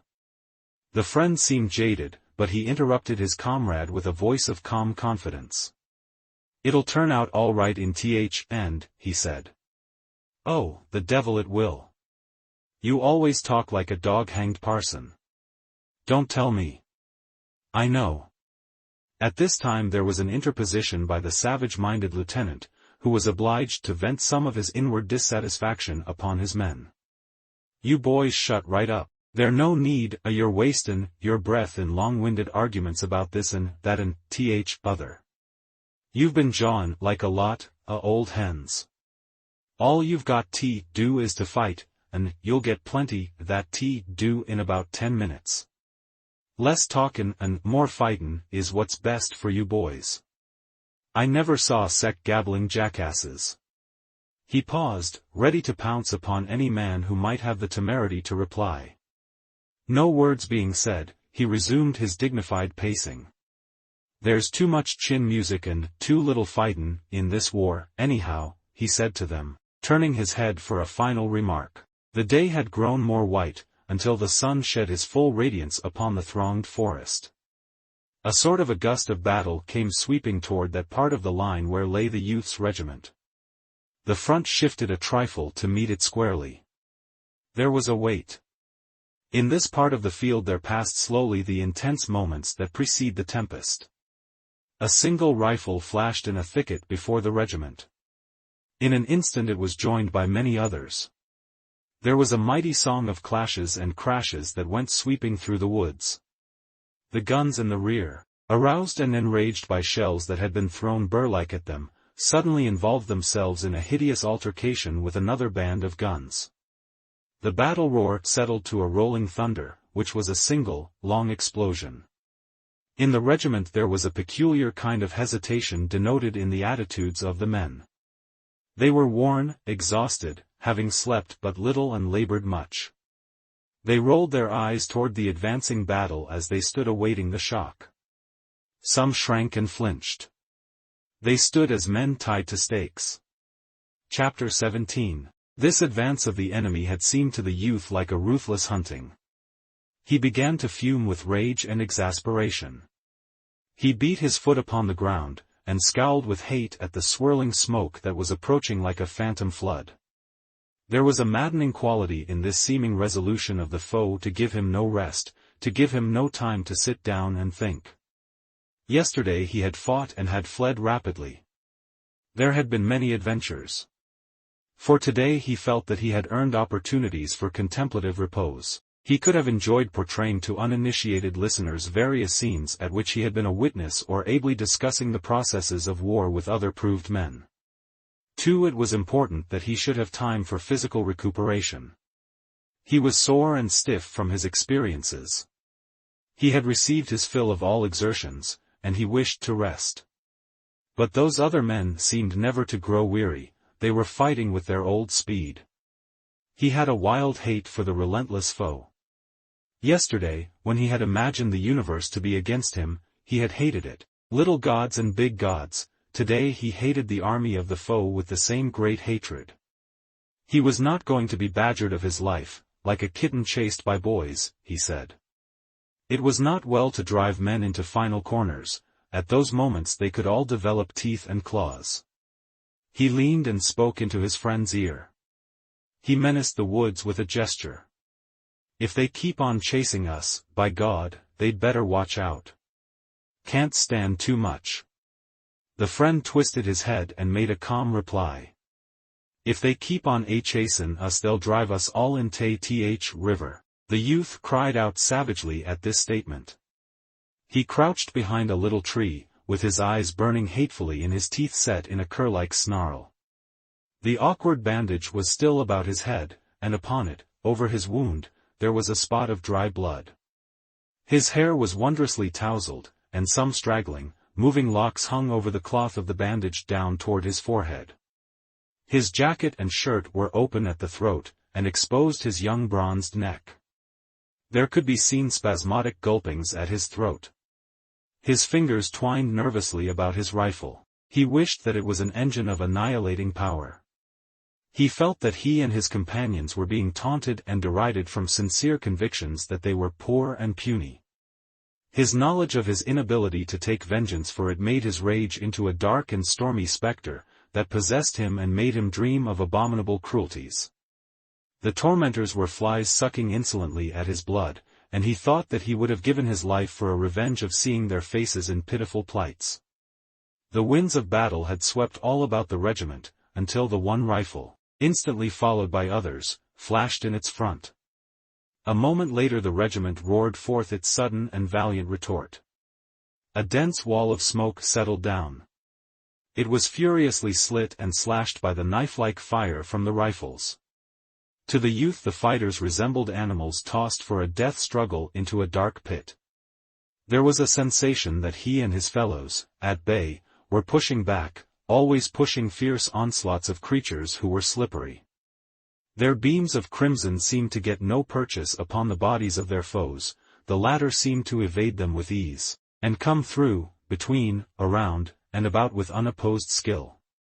When, in a dream, it occurred to the youth that his rifle was an impotent stick, he lost sense of everything but his hate, his desire to smash into pulp the glittering smile of victory which he could feel upon the faces of his enemies. The blue smoke-swallowed line curled and writhed like a snake stepped upon. It swung its ends to and fro in an agony of fear and rage. The youth was not conscious that he was erect upon his feet. He did not know the direction of the ground. Indeed, once he even lost the habit of balance and fell heavily. He was up again immediately. One thought went through the chaos of his brain at the time. He wondered if he had fallen because he had been shot. But the suspicion flew away at once. He did not think more of it. He had taken up a first position behind the little tree, with a direct determination to hold it against the world.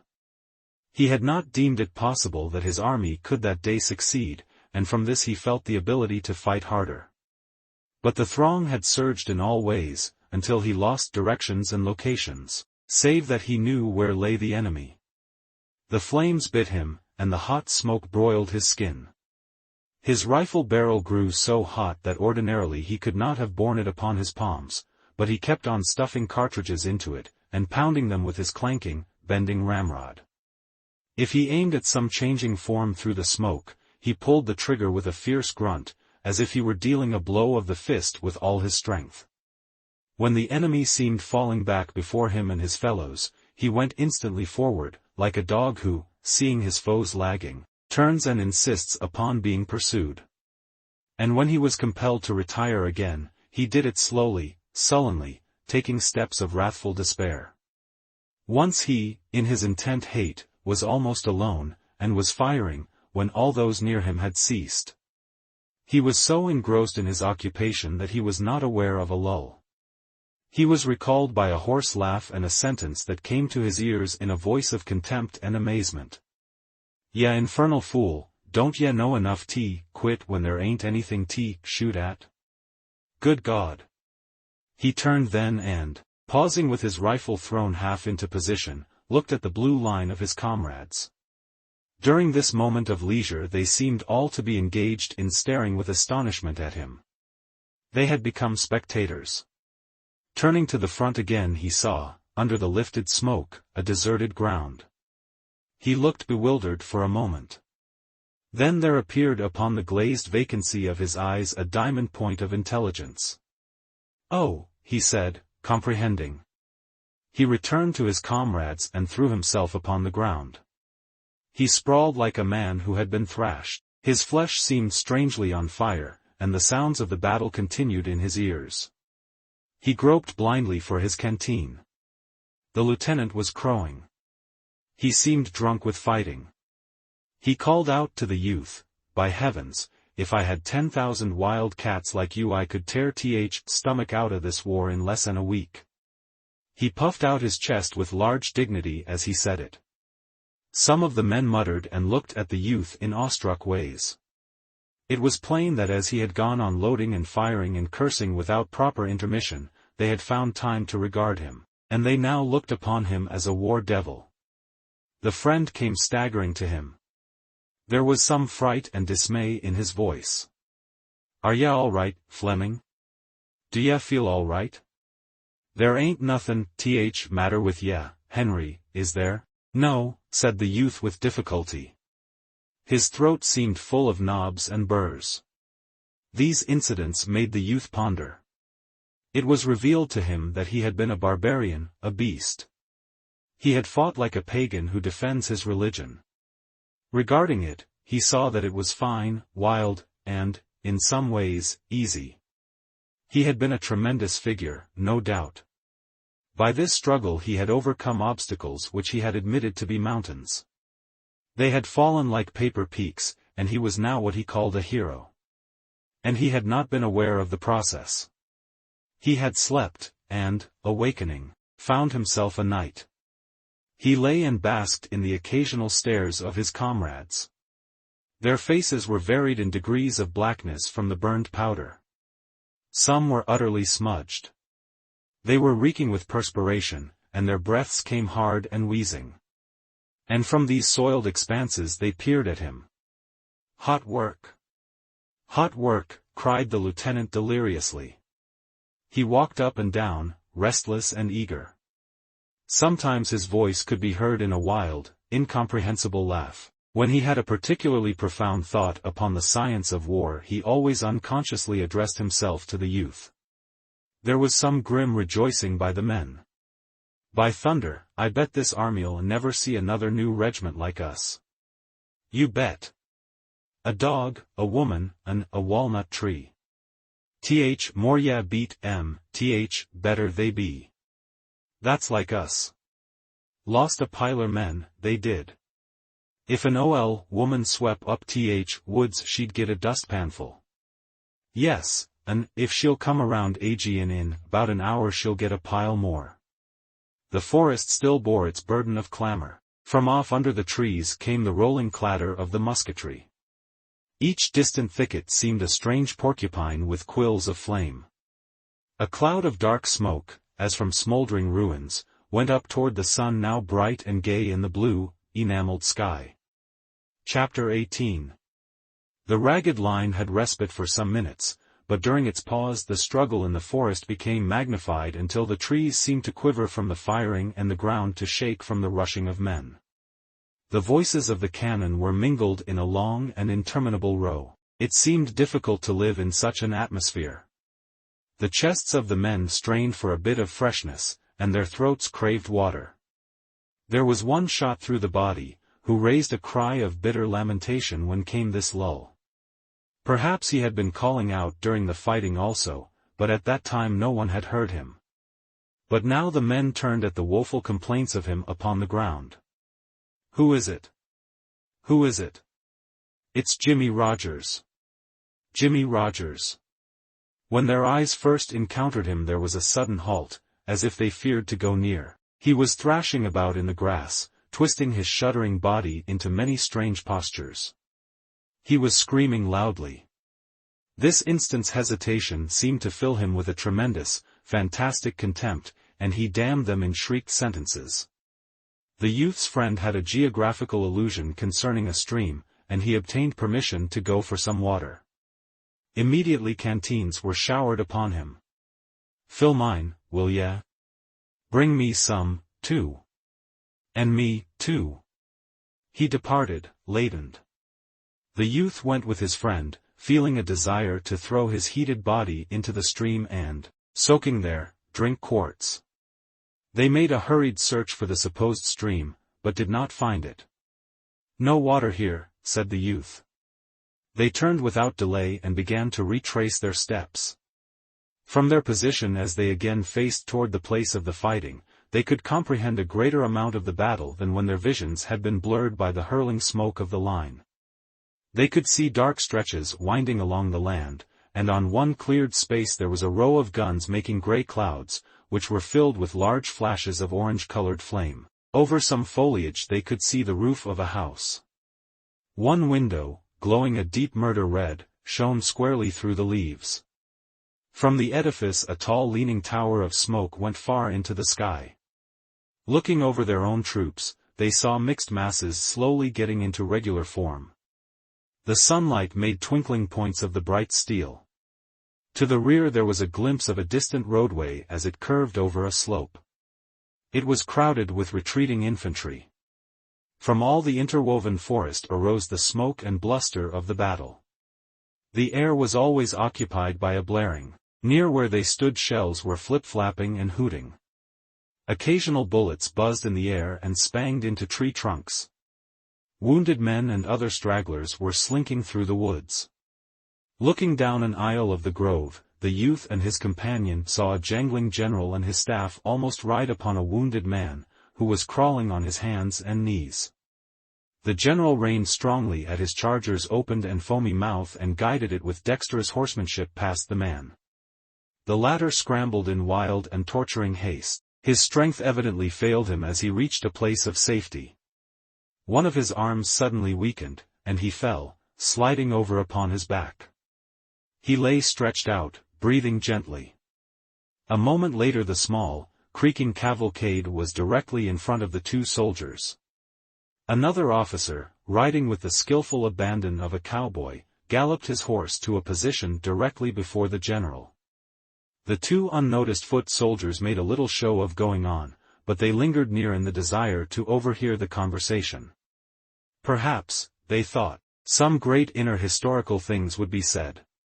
The general, whom the boys knew as the commander of their division, looked at the other officer and spoke coolly, as if he were criticizing his clothes. Enemies from in over there for another charge," he said. "It'll be directed against Whiterside, and I fear they'll break through unless we work like thunder to stop them." The other swore at his restive horse, and then cleared his throat. He made a gesture toward his cap.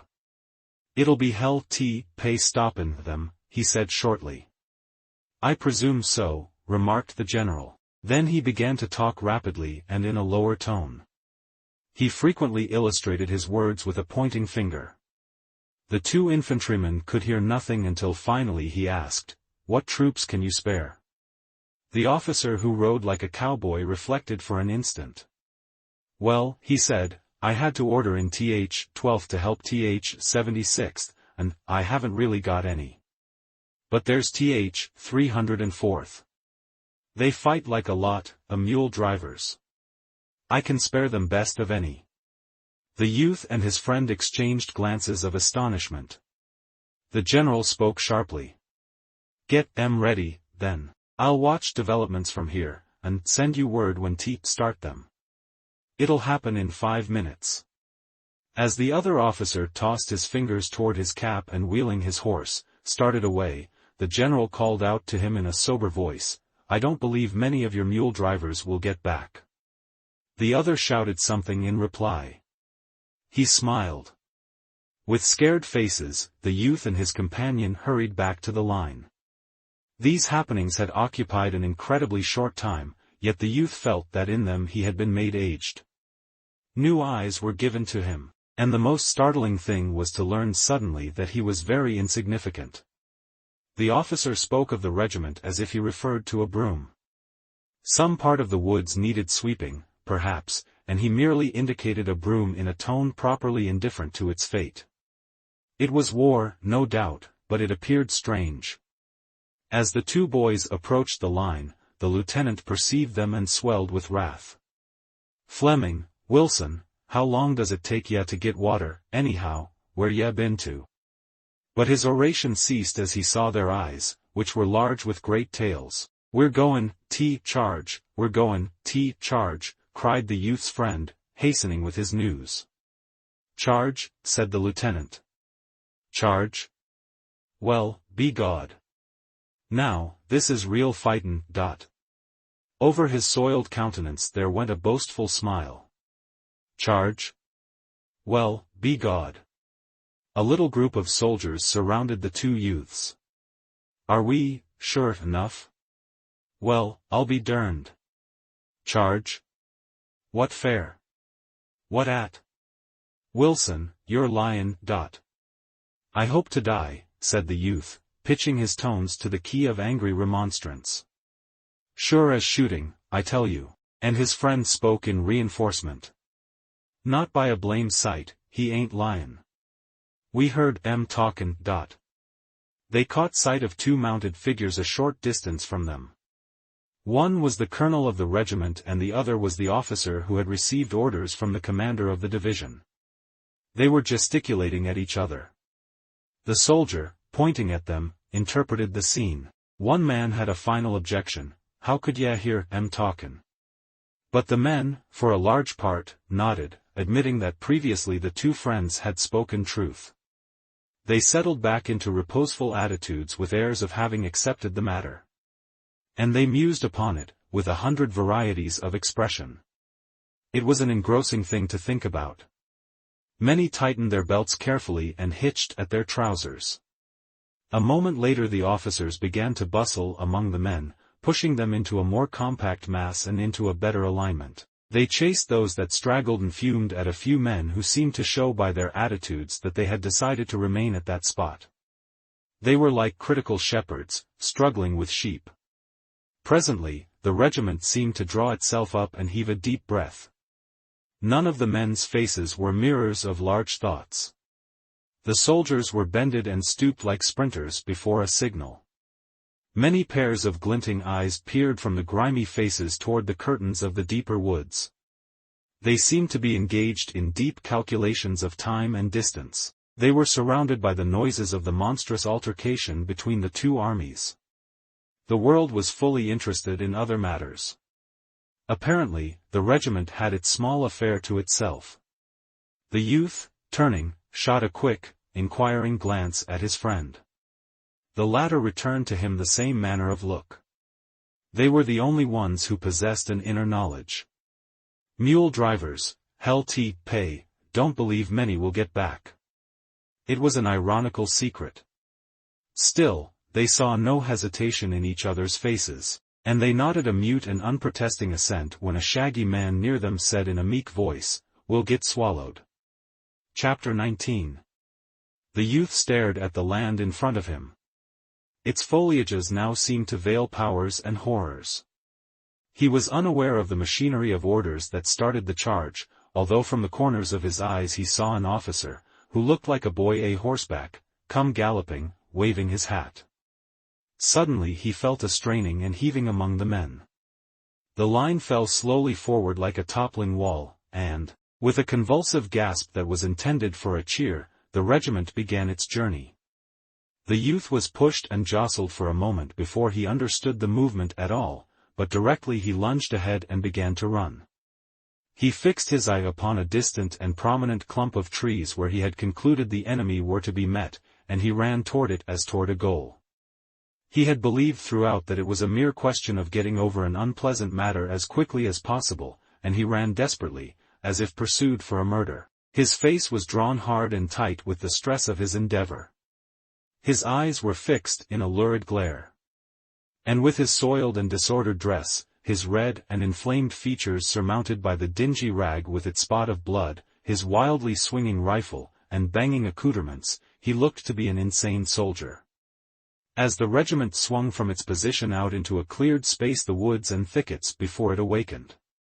Yellow flames leaped toward it from many directions. The forest made a tremendous objection. The line lurched straight for a moment. Then the right wing swung forward, it in turn was surpassed by the left.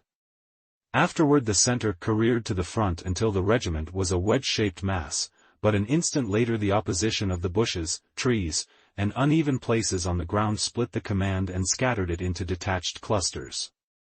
The youth, light-footed, was unconsciously in advance. His eyes still kept note of the clump of trees. From all places near it the clannish yell of the enemy could be heard. The little flames of rifles leaped from it. The song of the bullets was in the air and shells snarled among the treetops. One tumbled directly into the middle of a hurrying group and exploded in crimson fury. There was an instant spectacle of a man, almost over it, throwing up his hands to shield his eyes. Other men, punched by bullets, fell in grotesque agonies. The regiment left a coherent trail of bodies. They had passed into a clearer atmosphere. There was an effect like a revelation in the new appearance of the landscape. Some men working madly at a battery were plain to them, and the opposing infantry's lines were defined by the grey walls and fringes of smoke. It seemed to the youth that he saw everything. Each blade of the green grass was bold and clear. He thought that he was aware of every change in the thin, transparent vapor that floated idly in sheets. The brown or gray trunks of the trees showed each roughness of their surfaces. And the men of the regiment, with their starting eyes and sweating faces, running madly, or falling, as if thrown headlong, to queer, heaped-up corpses, all were comprehended. His mind took a mechanical but firm impression, so that afterward everything was pictured and explained to him, save why he himself was there. But there was a frenzy made from this furious rush. The men, pitching forward insanely, had burst into cheerings, mob-like and barbaric, but tuned in strange keys that can arouse the dullard and the stoic. It made a mad enthusiasm that, it seemed, would be incapable of checking itself before granite and brass. There was the delirium that encounters despair and death, and is heedless and blind to the odds. It is a temporary but sublime absence of selfishness. And because it was of this order was the reason, perhaps, why the youth wondered, afterward, what reasons he could have had for being there. Presently the straining pace ate up the energies of the men. As if by agreement, the leaders began to slacken their speed. The volleys directed against them had had a seeming wind-like effect. The regiment snorted and blew. Among some stolid trees it began to falter and hesitate.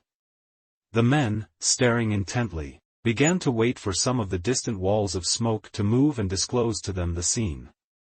Since much of their strength and their breath had vanished, they returned to caution. They were become men again. The youth had a vague belief that he had run miles, and he thought, in a way, that he was now in some new and unknown land. The moment the regiment ceased its advance the protesting splutter of musketry became a steadied roar. Long and accurate fringes of smoke spread out. From the top of a small hill came level belchings of yellow flame that caused an inhuman whistling in the air. The men, halted, had opportunity to see some of their comrades dropping with moans and shrieks. A few lay underfoot, still or wailing.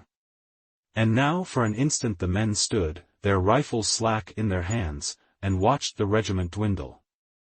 They appeared dazed and stupid. This spectacle seemed to paralyze them, overcome them with a fatal fascination. They stared woodenly at the sights, and, lowering their eyes, looked from face to face. It was a strange pause, and a strange silence. Then, above the sounds of the outside commotion, arose the roar of the lieutenant. He strode suddenly forth, his infantile features black with rage. "Come on, ya fools," he bellowed. "Come on. Ya can't stay here. Ya must come on." He said more, but much of it could not be understood.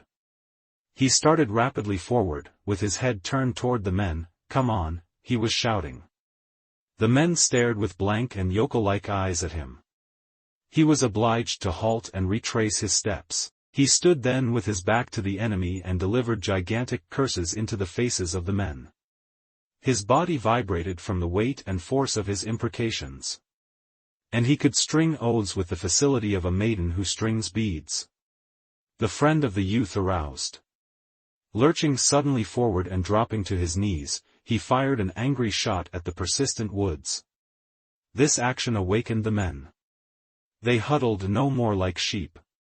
They seemed suddenly to bethink themselves of their weapons, and at once commenced firing. Belabored by their officers, they began to move forward. The regiment, involved like a cart involved in mud and muddle, started unevenly with many jolts and jerks.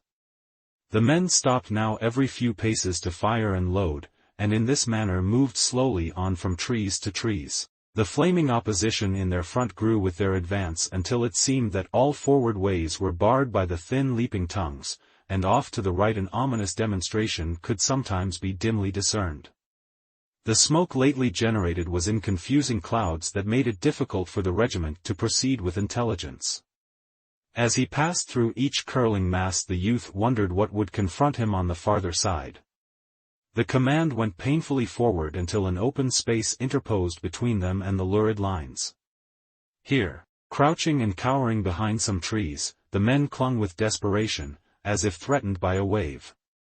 They looked wild-eyed, and as if amazed at this furious disturbance they had stirred. In the storm there was an ironical expression of their importance. The faces of the men, too, showed a lack of a certain feeling of responsibility for being there. It was as if they had been driven. It was the dominant animal failing to remember in the supreme moments the forceful causes of various superficial qualities. The whole affair seemed incomprehensible to many of them. As they halted thus the lieutenant again began to bellow profanely. Regardless of the vindictive threats of the bullets, he went about coaxing, berating, and bedamning. His lips, that were habitually in a soft and childlike curve, were now writhed into unholy contortions. He swore by all possible deities. Once he grabbed the youth by the arm. "Come on, ya lunkhead," he roared. "Come on. We'll all get killed if we stay here. We've only got to go across that lot." And then, the remainder of his idea disappeared in a blue haze of curses. The youth stretched forth his arm. "Cross there?" His mouth was puckered in doubt and awe. "Certainly. Just cross lot. We can't stay here," screamed the lieutenant. He poked his face close to the youth and waved his bandaged hand. "Come on." Presently he grappled with him as if for a wrestling bout. It was as if he planned to drag the youth by the ear on to the assault. The private felt a sudden unspeakable indignation against his officer. He wrenched fiercely and shook him off. "Come on yourself, then," he yelled. There was a bitter challenge in his voice. They galloped together down the regimental front. The friend scrambled after them. In front of the colors the three men began to bawl, "Come on! Come on!" They danced and gyrated like tortured savages. The flag, obedient to these appeals, bended its glittering form and swept toward them. The men wavered in indecision for a moment, and then with a long, wailful cry the dilapidated regiment surged forward and began its new journey. Over the field went the scurrying mass. It was a handful of men splattered into the faces of the enemy. Toward it instantly sprang the yellow tongues. A vast quantity of blue smoke hung before them. A mighty banging made ears valueless. The youth ran like a madman to reach the woods before a bullet could discover him. He ducked his head low, like a football player. In his haste his eyes almost closed, and the scene was a wild blur. Pulsating saliva stood at the corners of his mouth. Within him, as he hurled himself forward, was born a love, a despairing fondness for this flag which was near him. It was a creation of beauty and invulnerability. It was a goddess, radiant, that bended its form with an imperious gesture to him. It was a woman, red and white, hating and loving, that called him with the voice of his hopes. Because no harm could come to it, he endowed it with power. He kept near, as if it could be a saver of lives, and an imploring cry went from his mind. In the mad scramble he was aware that the color sergeant flinched suddenly, as if struck by a bludgeon. He faltered, and then became motionless, save for his quivering knees. He made a spring and a clutch at the pole. At the same instant his friend grabbed it from the other side. They jerked at it, stout and furious, but the color sergeant was dead, and the corpse would not relinquish its trust. For a moment there was a grim encounter. The dead man, swinging with bended back, seemed to be obstinately tugging, in ludicrous and awful ways, for the possession of the flag. It was past in an instant of time. They wrenched the flag furiously from the dead man, and, as they turned again, the corpse swayed forward with bowed head. One arm swung high, and the curved hand fell with heavy protest on the friend's unheeding shoulder. Chapter 20. When the two youths turned with the flag they saw that much of the regiment had crumbled away, and the dejected remnant was coming slowly back. The men, having hurled themselves in projectile fashion, had presently expended their forces. They slowly retreated, with their faces still toward the spluttering woods, and their hot rifles still replying to the din. Several officers were giving orders, their voices keyed to screams. "Where in hell ye goin'?" the lieutenant was asking in a sarcastic howl. And a red-bearded officer, whose voice of triple brass could plainly be heard, was commanding, "Shoot into 'em. Shoot into 'em, God damn their souls." There was a melee of screeches, in which the men were ordered to do conflicting and impossible things. The youth and his friend had a small scuffle over the flag. "Give it to me." "No, let me keep it." Each felt satisfied with the other's possession of it, but each felt bound to declare, by an offer to carry the emblem, his willingness to further risk himself. The youth roughly pushed his friend away. The regiment fell back to the stolid trees. There it halted for a moment to blaze at some dark forms that had begun to steal upon its track.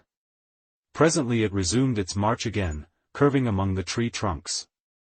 By the time the depleted regiment had again reached the first open space they were receiving a fast and merciless fire. There seemed to be mobs all about them. The greater part of the men, discouraged, their spirits worn by the turmoil, acted as if stunned. They accepted the pelting of the bullets with bowed and weary heads. It was of no purpose to strive against walls. It was of no use to batter themselves against granite. And from this consciousness that they had attempted to conquer an unconquerable thing there seemed to arise a feeling that they had been betrayed.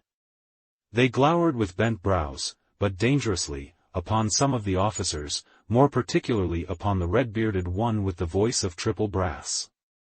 However, the rear of the regiment was fringed with men, who continued to shoot irritably at the advancing foes. They seemed resolved to make every trouble. The youthful lieutenant was perhaps the last man in the disordered mass. His forgotten back was toward the enemy. He had been shot in the arm. It hung straight and rigid. Occasionally he would cease to remember it, and be about to emphasize an oath with a sweeping gesture. The multiplied pain caused him to swear with incredible power. The youth went along with slipping uncertain feet. He kept watchful eyes rearward. A scowl of mortification and rage was upon his face. He had thought of a fine revenge upon the officer who had referred to him and his fellows as mule drivers. But he saw that it could not come to pass. His dreams had collapsed when the mule drivers, dwindling rapidly, had wavered and hesitated on the little clearing, and then had recoiled. And now the retreat of the mule drivers was a march of shame to him. A dagger-pointed gaze from without his blackened face was held toward the enemy, but his greater hatred was riveted upon the man, who, not knowing him, had called him a mule driver. When he knew that he and his comrades had failed to do anything in successful ways that might bring the little pangs of a kind of remorse upon the officer, the youth allowed the rage of the baffled to possess him. This cold officer upon a monument, who dropped epithets unconcernedly down, would be finer as a dead man, he thought. So grievous did he think it that he could never possess the secret right to taunt truly in answer. He had pictured red letters of curious revenge. "We are mule drivers, are we?" And now he was compelled to throw them away. He presently wrapped his heart in the cloak of his pride and kept the flag erect. He harangued his fellows, pushing against their chests with his free hand. To those he knew well he made frantic appeals, beseeching them by name. Between him and the lieutenant, scolding and near to losing his mind with rage, there was felt a subtle fellowship and equality. They supported each other in all manner of hoarse, howling protests. But the regiment was a machine run down. The two men babbled at a forceless thing. The soldiers who had heart to go slowly were continually shaken in their resolves by a knowledge that comrades were slipping with speed back to the lines. It was difficult to think of reputation when others were thinking of skins. Wounded men were left crying on this black journey. The smoke fringes and flames blustered always. The youth, peering once through a sudden rift in a cloud, saw a brown mass of troops, interwoven and magnified until they appeared to be thousands. A fierce-hued flag flashed before his vision. Immediately, as if the uplifting of the smoke had been prearranged, the discovered troops burst into a rasping yell, and 100 flames jetted toward the retreating band. A rolling grey cloud again interposed as the regiment doggedly replied. The youth had to depend again upon his misused ears, which were trembling and buzzing from the melee of musketry and yells. The way seemed eternal. In the clouded haze men became panic-stricken with the thought that the regiment had lost its path, and was proceeding in a perilous direction. Once the men who headed the wild procession turned and came pushing back against their comrades, screaming that they were being fired upon from points which they had considered to be toward their own lines. At this cry a hysterical fear and dismay beset the troops. A soldier, who heretofore had been ambitious to make the regiment into a wise little band that would proceed calmly amid the huge appearing difficulties, suddenly sank down and buried his face in his arms with an air of bowing to a doom. From another a shrill lamentation rang out filled with profane allusions to a general. Men ran hither and thither, seeking with their eyes roads of escape. With serene regularity, as if controlled by a schedule, bullets buffed into men. The youth walked stolidly into the midst of the mob, and with his flag in his hands took a stand as if he expected an attempt to push him to the ground. He unconsciously assumed the attitude of the color-bearer in the fight of the preceding day. He passed over his brow a hand that trembled. His breath did not come freely. He was choking during this small wait for the crisis. His friend came to him. "Well, Henry, I guess this is goodbye, John." "Oh, shut up, you damned fool," replied the youth, and he would not look at the other. The officers labored like politicians to beat the mass into a proper circle to face the menaces. The ground was uneven and torn. The men curled into depressions and fitted themselves snugly behind whatever would frustrate a bullet. The youth noted with vague surprise that the lieutenant was standing mutely with his legs far apart and his sword held in the manner of a cane. The youth wondered what had happened to his vocal organs that he no more cursed. There was something curious in this little intent pause of the lieutenant. He was like a babe which, having wept its fill, raises its eyes and fixes upon a distant toy. He was engrossed in this contemplation, and the soft under lip quivered from self-whispered words. Some lazy and ignorant smoke curled slowly. The men, hiding from the bullets, waited anxiously for it to lift and disclose the plight of the regiment. The silent ranks were suddenly thrilled by the eager voice of the youthful lieutenant bawling out, "Here they come! Right on to us, be God!" His further words were lost in a roar of wicked thunder from the men's rifles. The youth's eyes had instantly turned in the direction indicated by the awakened and agitated lieutenant, and he had seen the haze of treachery disclosing a body of soldiers of the enemy. They were so near that he could see their features. There was a recognition as he looked at the types of faces. Also he perceived with dim amazement that their uniforms were rather gay in effect, being light gray, accented with a brilliant-hued facing. Too, the clothes seemed new. These troops had apparently been going forward with caution, their rifles held in readiness, when the youthful lieutenant had discovered them and their movement had been interrupted by the volley from the Blue Regiment. From the moment's glimpse, it was derived that they had been unaware of the proximity of their dark-suited foes or had mistaken the direction. Almost instantly they were shut utterly from the youth's sight by the smoke from the energetic rifles of his companions. He strained his vision to learn the accomplishment of the volley, but the smoke hung before him. The two bodies of troops exchanged blows in the manner of a pair of boxers. The fast angry firings went back and forth. The men in blue were intent with the despair of their circumstances and they seized upon the revenge to be had at close range. Their thunder swelled loud and valiant.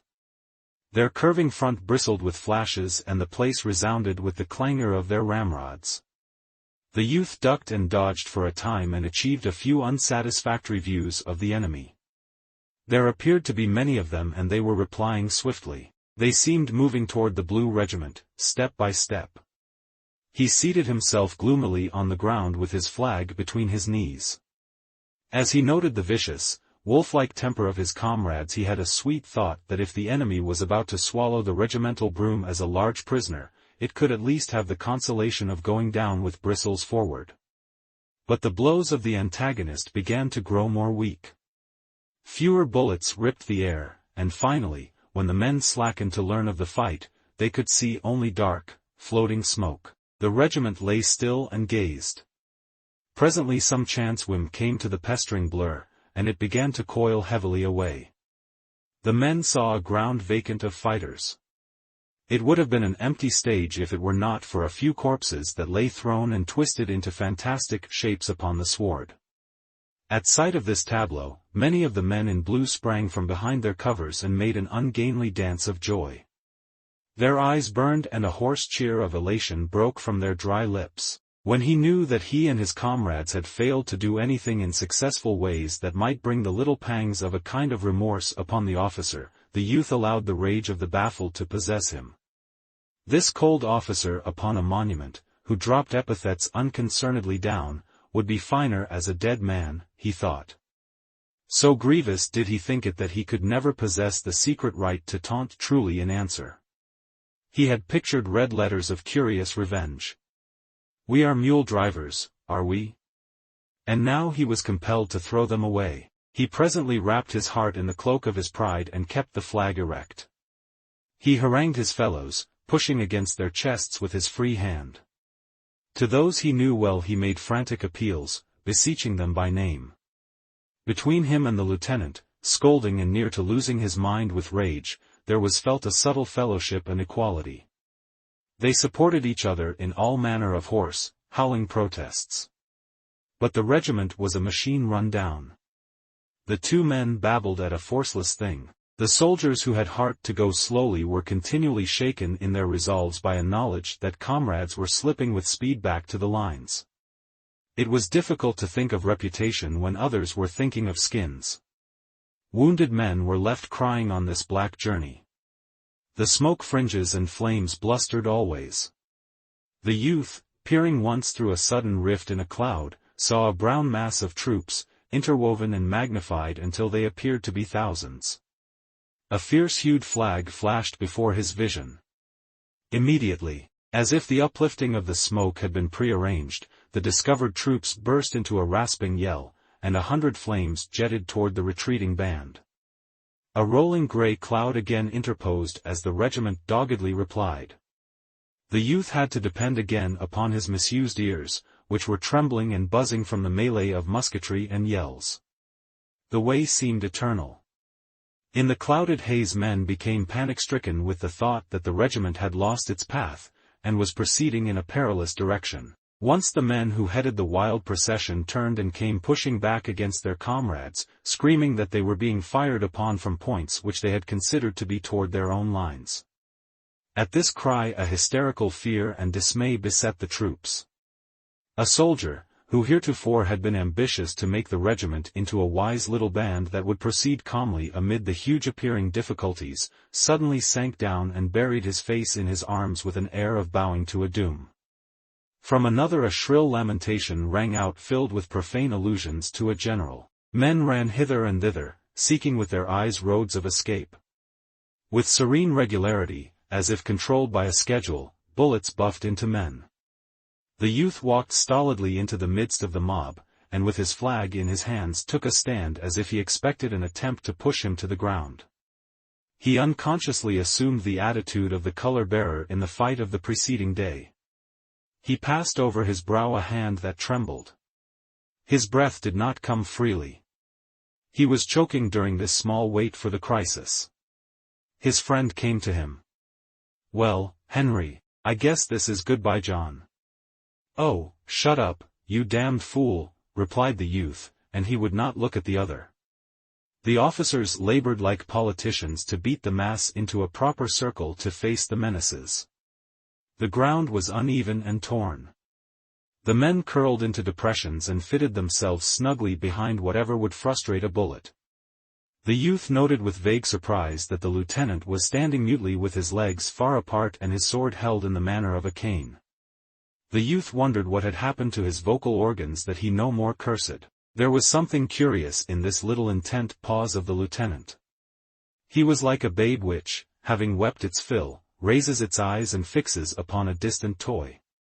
He was engrossed in this contemplation, and the soft under lip quivered from self-whispered words. Some lazy and ignorant smoke curled slowly. The men, hiding from the bullets, waited anxiously for it to lift and disclose the plight of the regiment. The silent ranks were suddenly thrilled by the eager voice of the youthful lieutenant bawling out, "Here they come! Right on to us, be God!" His further words were lost in a roar of wicked thunder from the men's rifles. The youth's eyes had instantly turned in the direction indicated by the awakened and agitated lieutenant, and he had seen the haze of treachery disclosing a body of soldiers of the enemy. They were so near that he could see their features. There was a recognition as he looked at the types of faces. Also he perceived with dim amazement that their uniforms were rather gay in effect, being light gray, accented with a brilliant-hued facing. Too, the clothes seemed new. These troops had apparently been going forward with caution, their rifles held in readiness, when the youthful lieutenant had discovered them and their movement had been interrupted by the volley from the Blue Regiment. From the moment's glimpse, it was derived that they had been unaware of the proximity of their dark-suited foes or had mistaken the direction. Almost instantly they were shut utterly from the youth's sight by the smoke from the energetic rifles of his companions. He strained his vision to learn the accomplishment of the volley, but the smoke hung before him. The two bodies of troops exchanged blows in the manner of a pair of boxers. The fast angry firings went back and forth. The men in blue were intent with the despair of their circumstances and they seized upon the revenge to be had at close range. Their thunder swelled loud and valiant. Their curving front bristled with flashes and the place resounded with the clangor of their ramrods. The youth ducked and dodged for a time and achieved a few unsatisfactory views of the enemy. There appeared to be many of them and they were replying swiftly. They seemed moving toward the Blue Regiment, step by step. He seated himself gloomily on the ground with his flag between his knees. As he noted the vicious, wolf-like temper of his comrades, he had a sweet thought that if the enemy was about to swallow the regimental broom as a large prisoner, it could at least have the consolation of going down with bristles forward. But the blows of the antagonist began to grow more weak. Fewer bullets ripped the air, and finally, when the men slackened to learn of the fight, they could see only dark, floating smoke. The regiment lay still and gazed. Presently some chance whim came to the pestering blur, and it began to coil heavily away. The men saw a ground vacant of fighters. It would have been an empty stage if it were not for a few corpses that lay thrown and twisted into fantastic shapes upon the sward. At sight of this tableau, many of the men in blue sprang from behind their covers and made an ungainly dance of joy. Their eyes burned and a hoarse cheer of elation broke from their dry lips. When he knew that he and his comrades had failed to do anything in successful ways that might bring the little pangs of a kind of remorse upon the officer, the youth allowed the rage of the baffled to possess him. This cold officer upon a monument, who dropped epithets unconcernedly down, would be finer as a dead man, he thought. So grievous did he think it that he could never possess the secret right to taunt truly in answer. He had pictured red letters of curious revenge. "We are mule drivers, are we?" And now he was compelled to throw them away. He presently wrapped his heart in the cloak of his pride and kept the flag erect. He harangued his fellows, pushing against their chests with his free hand. To those he knew well he made frantic appeals, beseeching them by name. Between him and the lieutenant, scolding and near to losing his mind with rage, there was felt a subtle fellowship and equality. They supported each other in all manner of hoarse, howling protests. But the regiment was a machine run down. The two men babbled at a forceless thing. The soldiers who had heart to go slowly were continually shaken in their resolves by a knowledge that comrades were slipping with speed back to the lines. It was difficult to think of reputation when others were thinking of skins. Wounded men were left crying on this black journey. The smoke fringes and flames blustered always. The youth, peering once through a sudden rift in a cloud, saw a brown mass of troops, interwoven and magnified until they appeared to be thousands. A fierce-hued flag flashed before his vision. Immediately, as if the uplifting of the smoke had been prearranged, the discovered troops burst into a rasping yell, and 100 flames jetted toward the retreating band. A rolling grey cloud again interposed as the regiment doggedly replied. The youth had to depend again upon his misused ears, which were trembling and buzzing from the melee of musketry and yells. The way seemed eternal. In the clouded haze men became panic-stricken with the thought that the regiment had lost its path, and was proceeding in a perilous direction. Once the men who headed the wild procession turned and came pushing back against their comrades, screaming that they were being fired upon from points which they had considered to be toward their own lines. At this cry a hysterical fear and dismay beset the troops. A soldier, who heretofore had been ambitious to make the regiment into a wise little band that would proceed calmly amid the huge appearing difficulties, suddenly sank down and buried his face in his arms with an air of bowing to a doom. From another a shrill lamentation rang out filled with profane allusions to a general. Men ran hither and thither, seeking with their eyes roads of escape. With serene regularity, as if controlled by a schedule, bullets buffed into men. The youth walked stolidly into the midst of the mob, and with his flag in his hands took a stand as if he expected an attempt to push him to the ground. He unconsciously assumed the attitude of the color-bearer in the fight of the preceding day. He passed over his brow a hand that trembled. His breath did not come freely. He was choking during this small wait for the crisis. His friend came to him. "Well, Henry, I guess this is goodbye, John." "Oh, shut up, you damned fool," replied the youth, and he would not look at the other. The officers labored like politicians to beat the mass into a proper circle to face the menaces. The ground was uneven and torn. The men curled into depressions and fitted themselves snugly behind whatever would frustrate a bullet. The youth noted with vague surprise that the lieutenant was standing mutely with his legs far apart and his sword held in the manner of a cane. The youth wondered what had happened to his vocal organs that he no more cursed. There was something curious in this little intent pause of the lieutenant.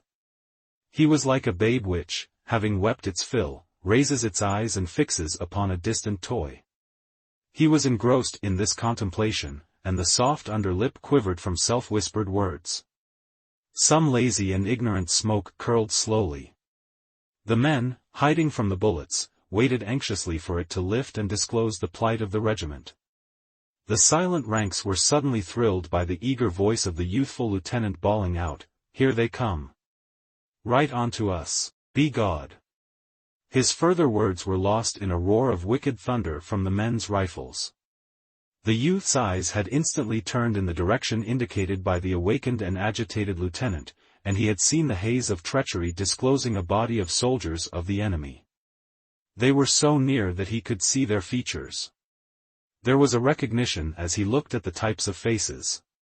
Also he perceived with dim amazement that their uniforms were rather gay in effect, being light gray, accented with a brilliant-hued facing. Too, the clothes seemed new. These troops had apparently been going forward with caution, their rifles held in readiness, when the youthful lieutenant had discovered them and their movement had been interrupted by the volley from the Blue Regiment. From the moment's glimpse, it was derived that they had been unaware of the proximity of their dark-suited foes or had mistaken the direction. Almost instantly they were shut utterly from the youth's sight by the smoke from the energetic rifles of his companions. He strained his vision to learn the accomplishment of the volley, but the smoke hung before him. The two bodies of troops exchanged blows in the manner of a pair of boxers. The fast angry firings went back and forth. The men in blue were intent with the despair of their circumstances and they seized upon the revenge to be had at close range.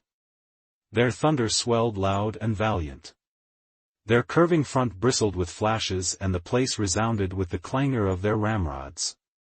The youth ducked and dodged for a time and achieved a few unsatisfactory views of the enemy. There appeared to be many of them and they were replying swiftly. They seemed moving toward the Blue Regiment, step by step. He seated himself gloomily on the ground with his flag between his knees. As he noted the vicious, wolf-like temper of his comrades, he had a sweet thought that if the enemy was about to swallow the regimental broom as a large prisoner, it could at least have the consolation of going down with bristles forward. But the blows of the antagonist began to grow more weak. Fewer bullets ripped the air, and finally, when the men slackened to learn of the fight, they could see only dark, floating smoke. The regiment lay still and gazed. Presently some chance whim came to the pestering blur, and it began to coil heavily away. The men saw a ground vacant of fighters. It would have been an empty stage if it were not for a few corpses that lay thrown and twisted into fantastic shapes upon the sward. At sight of this tableau, many of the men in blue sprang from behind their covers and made an ungainly dance of joy.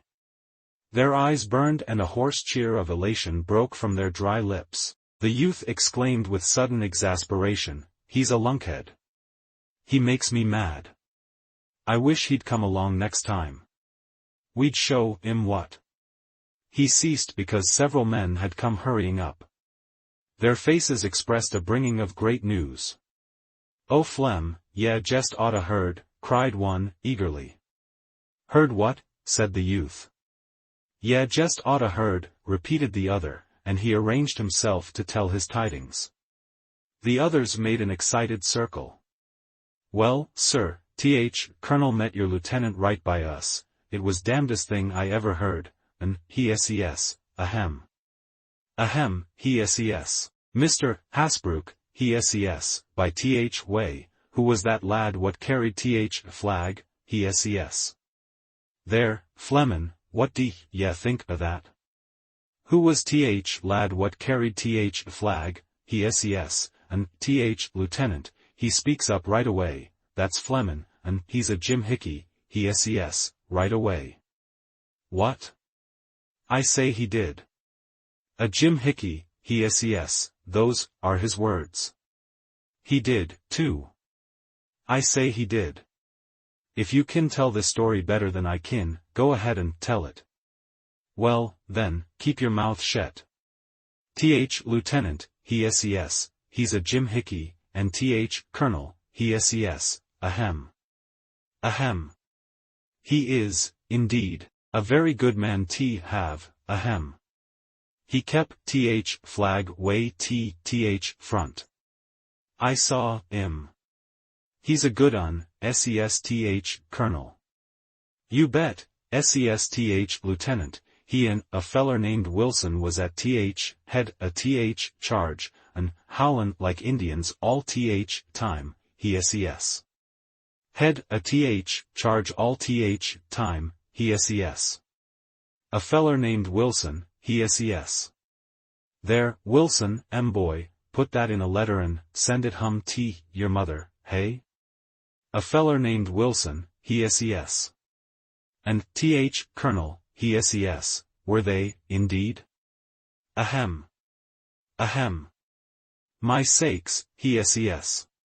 At th, head, a th, regiment, he ses. They were, sesth, lieutenant.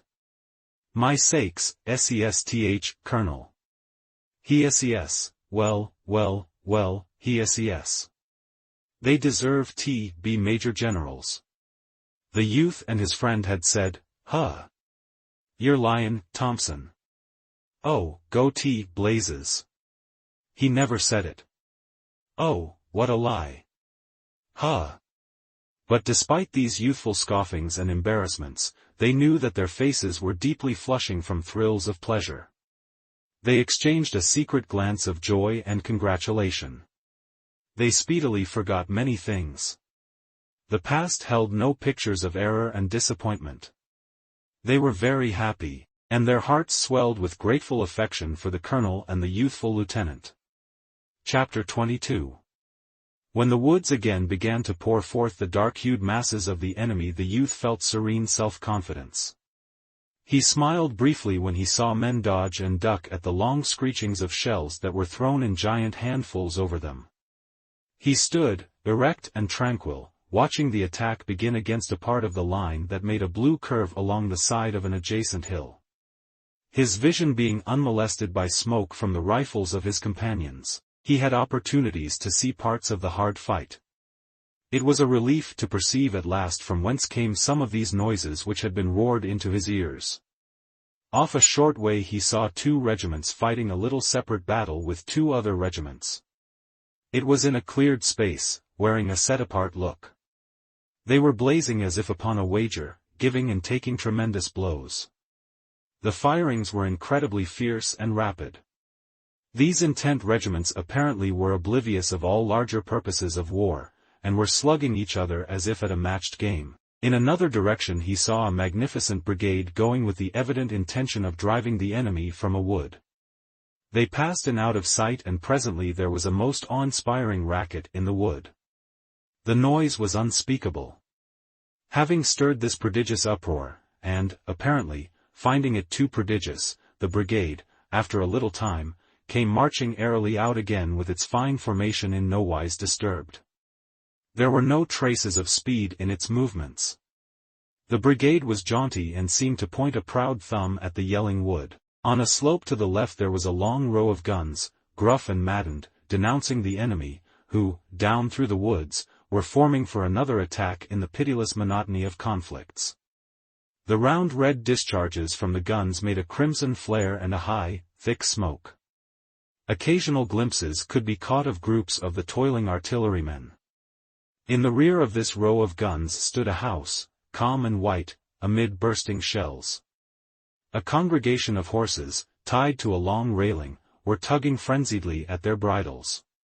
Men were running hither and thither. The detached battle between the 4 regiments lasted for some time. There chanced to be no interference, and they settled their dispute by themselves. They struck savagely and powerfully at each other for a period of minutes, and then the lighter-hued regiments faltered and drew back, leaving the dark blue lines shouting. The youth could see the 2 flags shaking with laughter amid the smoke remnants. Presently there was a stillness, pregnant with meaning. The blue lines shifted and changed a trifle and stared expectantly at the silent woods and fields before them. The hush was solemn and churchlike, save for a distant battery that, evidently unable to remain quiet, sent a faint rolling thunder over the ground. It irritated, like the noises of unimpressed boys. The men imagined that it would prevent their perched ears from hearing the first words of the new battle. Of a sudden the guns on the slope roared out a message of warning. A spluttering sound had begun in the woods. It swelled with amazing speed to a profound clamor that involved the earth in noises. The splitting crashes swept along the lines until an interminable roar was developed. To those in the midst of it became a din fitted to the universe. It was the whirring and thumping of gigantic machinery, complications among the smaller stars. The youth's ears were filled cups. They were incapable of hearing more. On an incline over which a road wound he saw wild and desperate rushes of men perpetually backward and forward in riotous surges. These parts of the opposing armies were two long waves that pitched upon each other madly at dictated points. To and fro they swelled. Sometimes, one side by its yells and cheers would proclaim decisive blows, but a moment later the other side would be all yells and cheers. Once the youth saw a spray of light forms go in hound-like leaps toward the waving blue lines. There was much howling, and presently it went away with a vast mouthful of prisoners. Again, he saw a blue wave dash with such thunderous force against a grey obstruction that it seemed to clear the earth of it and leave nothing but trampled sod. And always in their swift and deadly rushes to and fro the men screamed and yelled like maniacs. Particular pieces of fence or secure positions behind collections of trees were wrangled over, as gold thrones or pearl bedsteads. There were desperate lunges at these chosen spots seemingly every instant, and most of them were bandied like light toys between the contending forces. The youth could not tell from the battle flags flying like crimson foam in many directions which color of cloth was winning. His emaciated regiment bustled forth with undiminished fierceness when its time came. When assaulted again by bullets, the men burst out in a barbaric cry of rage and pain. They bent their heads in aims of intent hatred behind the projected hammers of their guns. Their ramrods clanged loud with fury as their eager arms pounded the cartridges into the rifle barrels. The front of the regiment was a smoke wall penetrated by the flashing points of yellow and red. Wallowing in the fight, they were in an astonishingly short time resmudged. They surpassed in stain and dirt all their previous appearances. Moving to and fro with strained exertion, jabbering all the while, they were, with their swaying bodies, black faces, and glowing eyes, like strange and ugly fiends jigging heavily in the smoke. The lieutenant, returning from a tour after a bandage, produced from a hidden receptacle of his mind new and portentous oaths suited to the emergency. Strings of expletives he swung lash-like over the backs of his men, and it was evident that his previous efforts had in no wise impaired his resources. The youth, still the bearer of the colors, did not feel his idleness. He was deeply absorbed as a spectator. The crash and swing of the great drama made him lean forward, intent-eyed, his face working in small contortions. Sometimes he prattled, words coming unconsciously from him in grotesque exclamations. He did not know that he breathed, that the flag hung silently over him, so absorbed was he. A formidable line of the enemy came within dangerous range.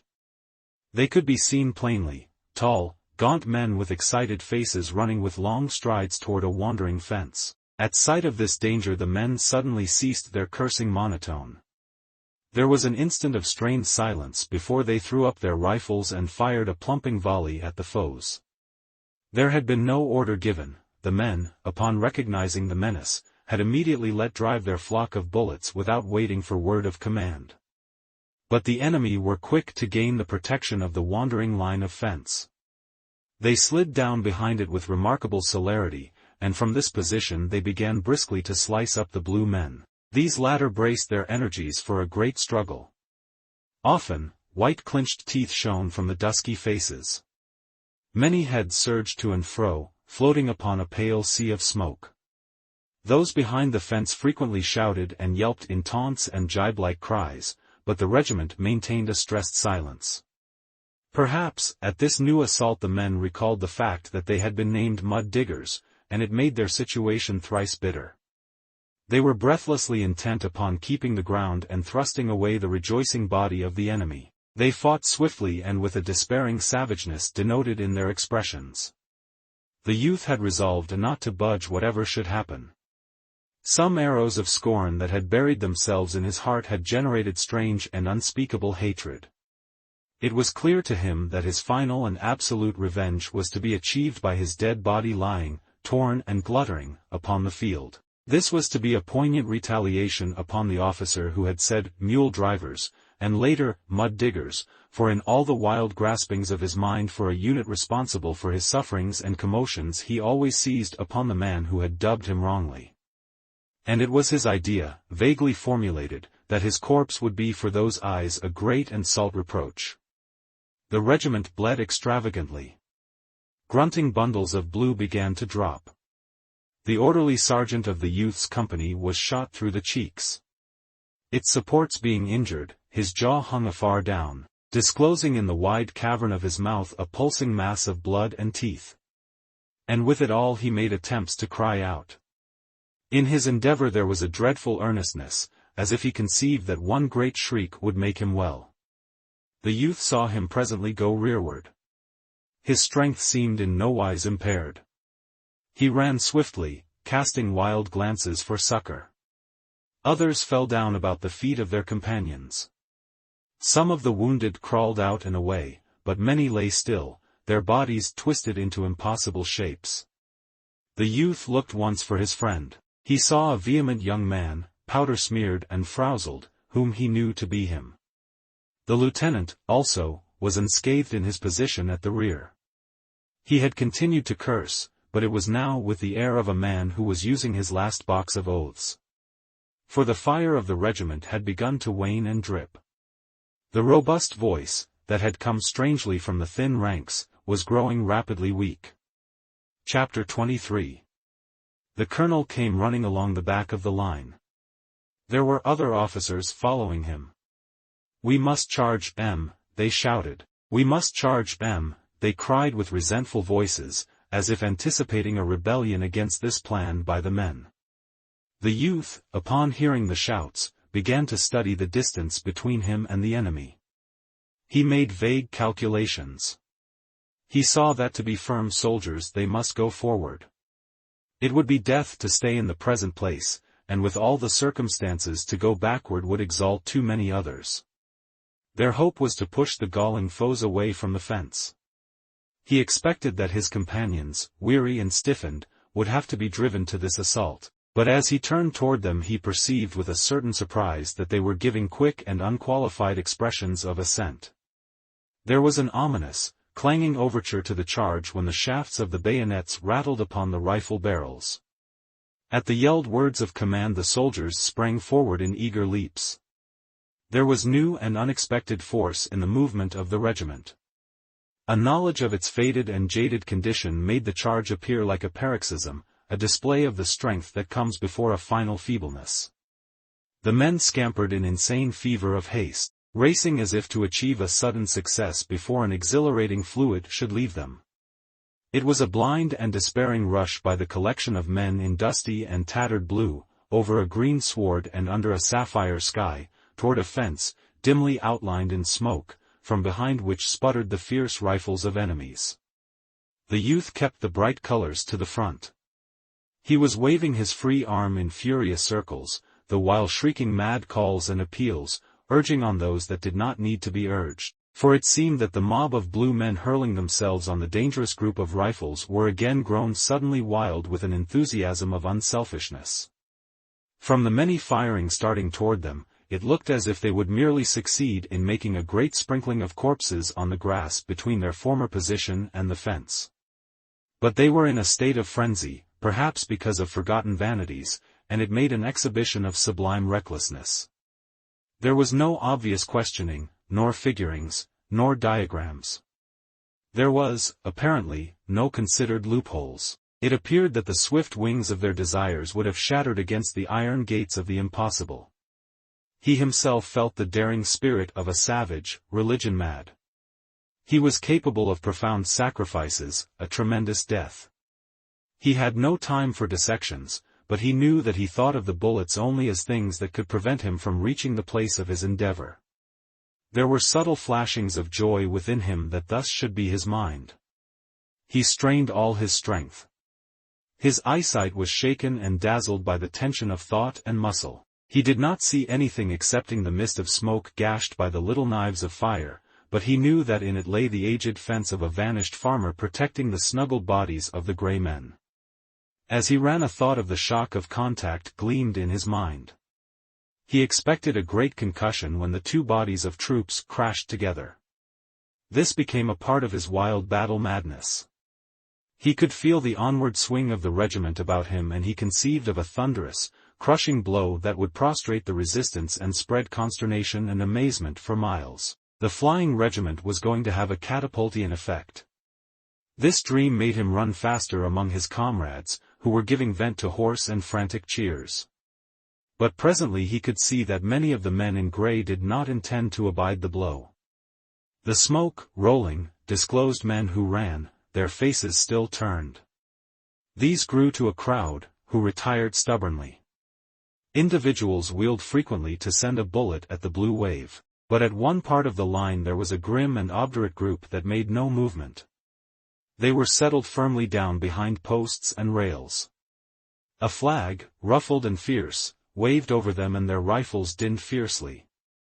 The blue whirl of men got very near, until it seemed that in truth there would be a close and frightful scuffle.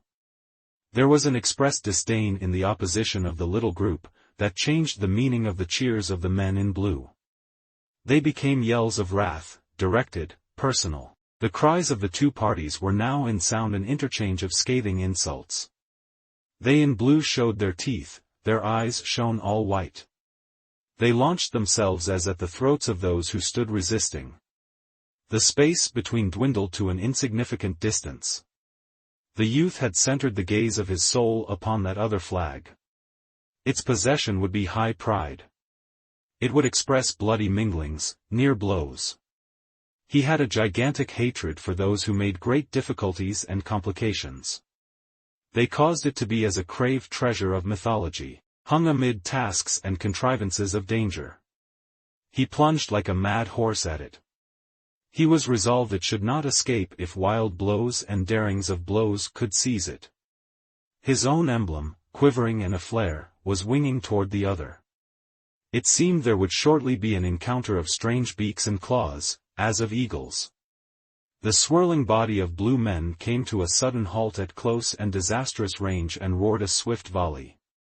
The group in grey was split and broken by this fire, but its riddled body still fought. The men in blue yelled again and rushed in upon it. The youth, in his leapings, saw, as through a mist, a picture of 4 or 5 men stretched upon the ground or writhing upon their knees with bowed heads as if they had been stricken by bolts from the sky. Tottering among them was the rival color-bearer, whom the youth saw had been bitten vitally by the bullets of the last formidable volley. He perceived this man fighting a last struggle, the struggle of one whose legs are grasped by demons. It was a ghastly battle. Over his face was the bleach of death, but set upon it was the dark and hard lines of desperate purpose. With this terrible grin of resolution he hugged his precious flag to him and was stumbling and staggering in his design to go the way that led to safety for it. But his wounds always made it seem that his feet were retarded, held, and he fought a grim fight, as with invisible ghouls fastened greedily upon his limbs. Those in advance of the scampering blue men, howling cheers, leaped at the fence. The despair of the lost was in his eyes as he glanced back at them. The youth's friend went over the obstruction in a tumbling heap and sprang at the flag as a panther at prey. He pulled at it and, wrenching it free, swung up its red brilliancy with a mad cry of exultation even as the color-bearer, gasping, lurched over in a final throw and, stiffening convulsively, turned his dead face to the ground. There was much blood upon the grass blades. At the place of success there began more wild clamorings of cheers. The men gesticulated and bellowed in an ecstasy. When they spoke it was as if they considered their listener to be a mile away. What hats and caps were left to them they often slung high in the air. At one part of the line 4 men had been swooped upon, and they now sat as prisoners. Some blue men were about them in an eager and curious circle. The soldiers had trapped strange birds, and there was an examination. A flurry of fast questions was in the air. One of the prisoners was nursing a superficial wound in the foot. He cuddled it, baby-wise, but he looked up from it often to curse with an astonishing utter abandon straight at the noses of his captors. He consigned them to red regions, he called upon the pestilential wrath of strange gods. And with it all he was singularly free from recognition of the finer points of the conduct of prisoners of war. It was as if a clumsy clod had trod upon his toe and he conceived it to be his privilege, his duty, to use deep, resentful oaths. Another, who was a boy in years, took his plight with great calmness and apparent good nature. He conversed with the men in blue, studying their faces with his bright and keen eyes. They spoke of battles and conditions.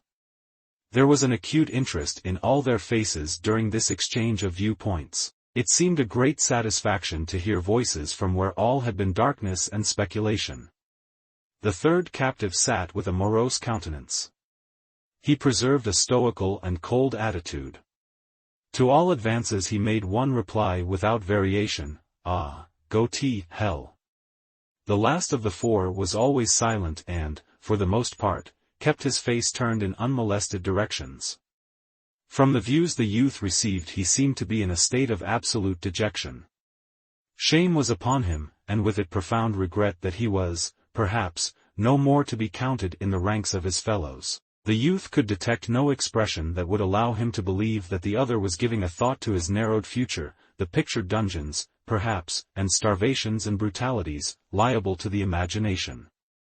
All to be seen was shame for captivity and regret for the right to antagonize. After the men had celebrated sufficiently they settled down behind the old rail fence, on the opposite side to the one from which their foes had been driven. A few shot perfunctorily at distant marks. There was some long grass. The youth nestled in it and rested, making a convenient rail support the flag. His friend, jubilant and glorified, holding his treasure with vanity, came to him there. They sat side by side and congratulated each other. Chapter 24. The roarings that had stretched in a long line of sound across the face of the forest began to grow intermittent and weaker. The stentorian speeches of the artillery continued in some distant encounter, but the crashes of the musketry had almost ceased. The youth and his friend of a sudden looked up, feeling a deadened form of distress at the waning of these noises, which had become a part of life. They could see changes going on among the troops. There were marchings this way and that way. A battery wheeled leisurely. On the crest of a small hill was the thick gleam of many departing muskets. The youth arose. "Well, what now, I wonder," he said. By his tone he seemed to be preparing to resent some new monstrosity in the way of dins and smashes. He shaded his eyes with his grimy hand and gazed over the field. His friend also arose and stared. "I bet we're goin' to get along out of this and back over th river," said he. "Well, I swan," said the youth. They waited, watching. Within a little while the regiment received orders to retrace its way. The men got up grunting from the grass, regretting the soft repose. They jerked their stiffened legs, and stretched their arms over their heads. One man swore as he rubbed his eyes. They all groaned, "O Lord!" They had as many objections to this change as they would have had to a proposal for a new battle. They trampled slowly back over the field across which they had run in a mad scamper.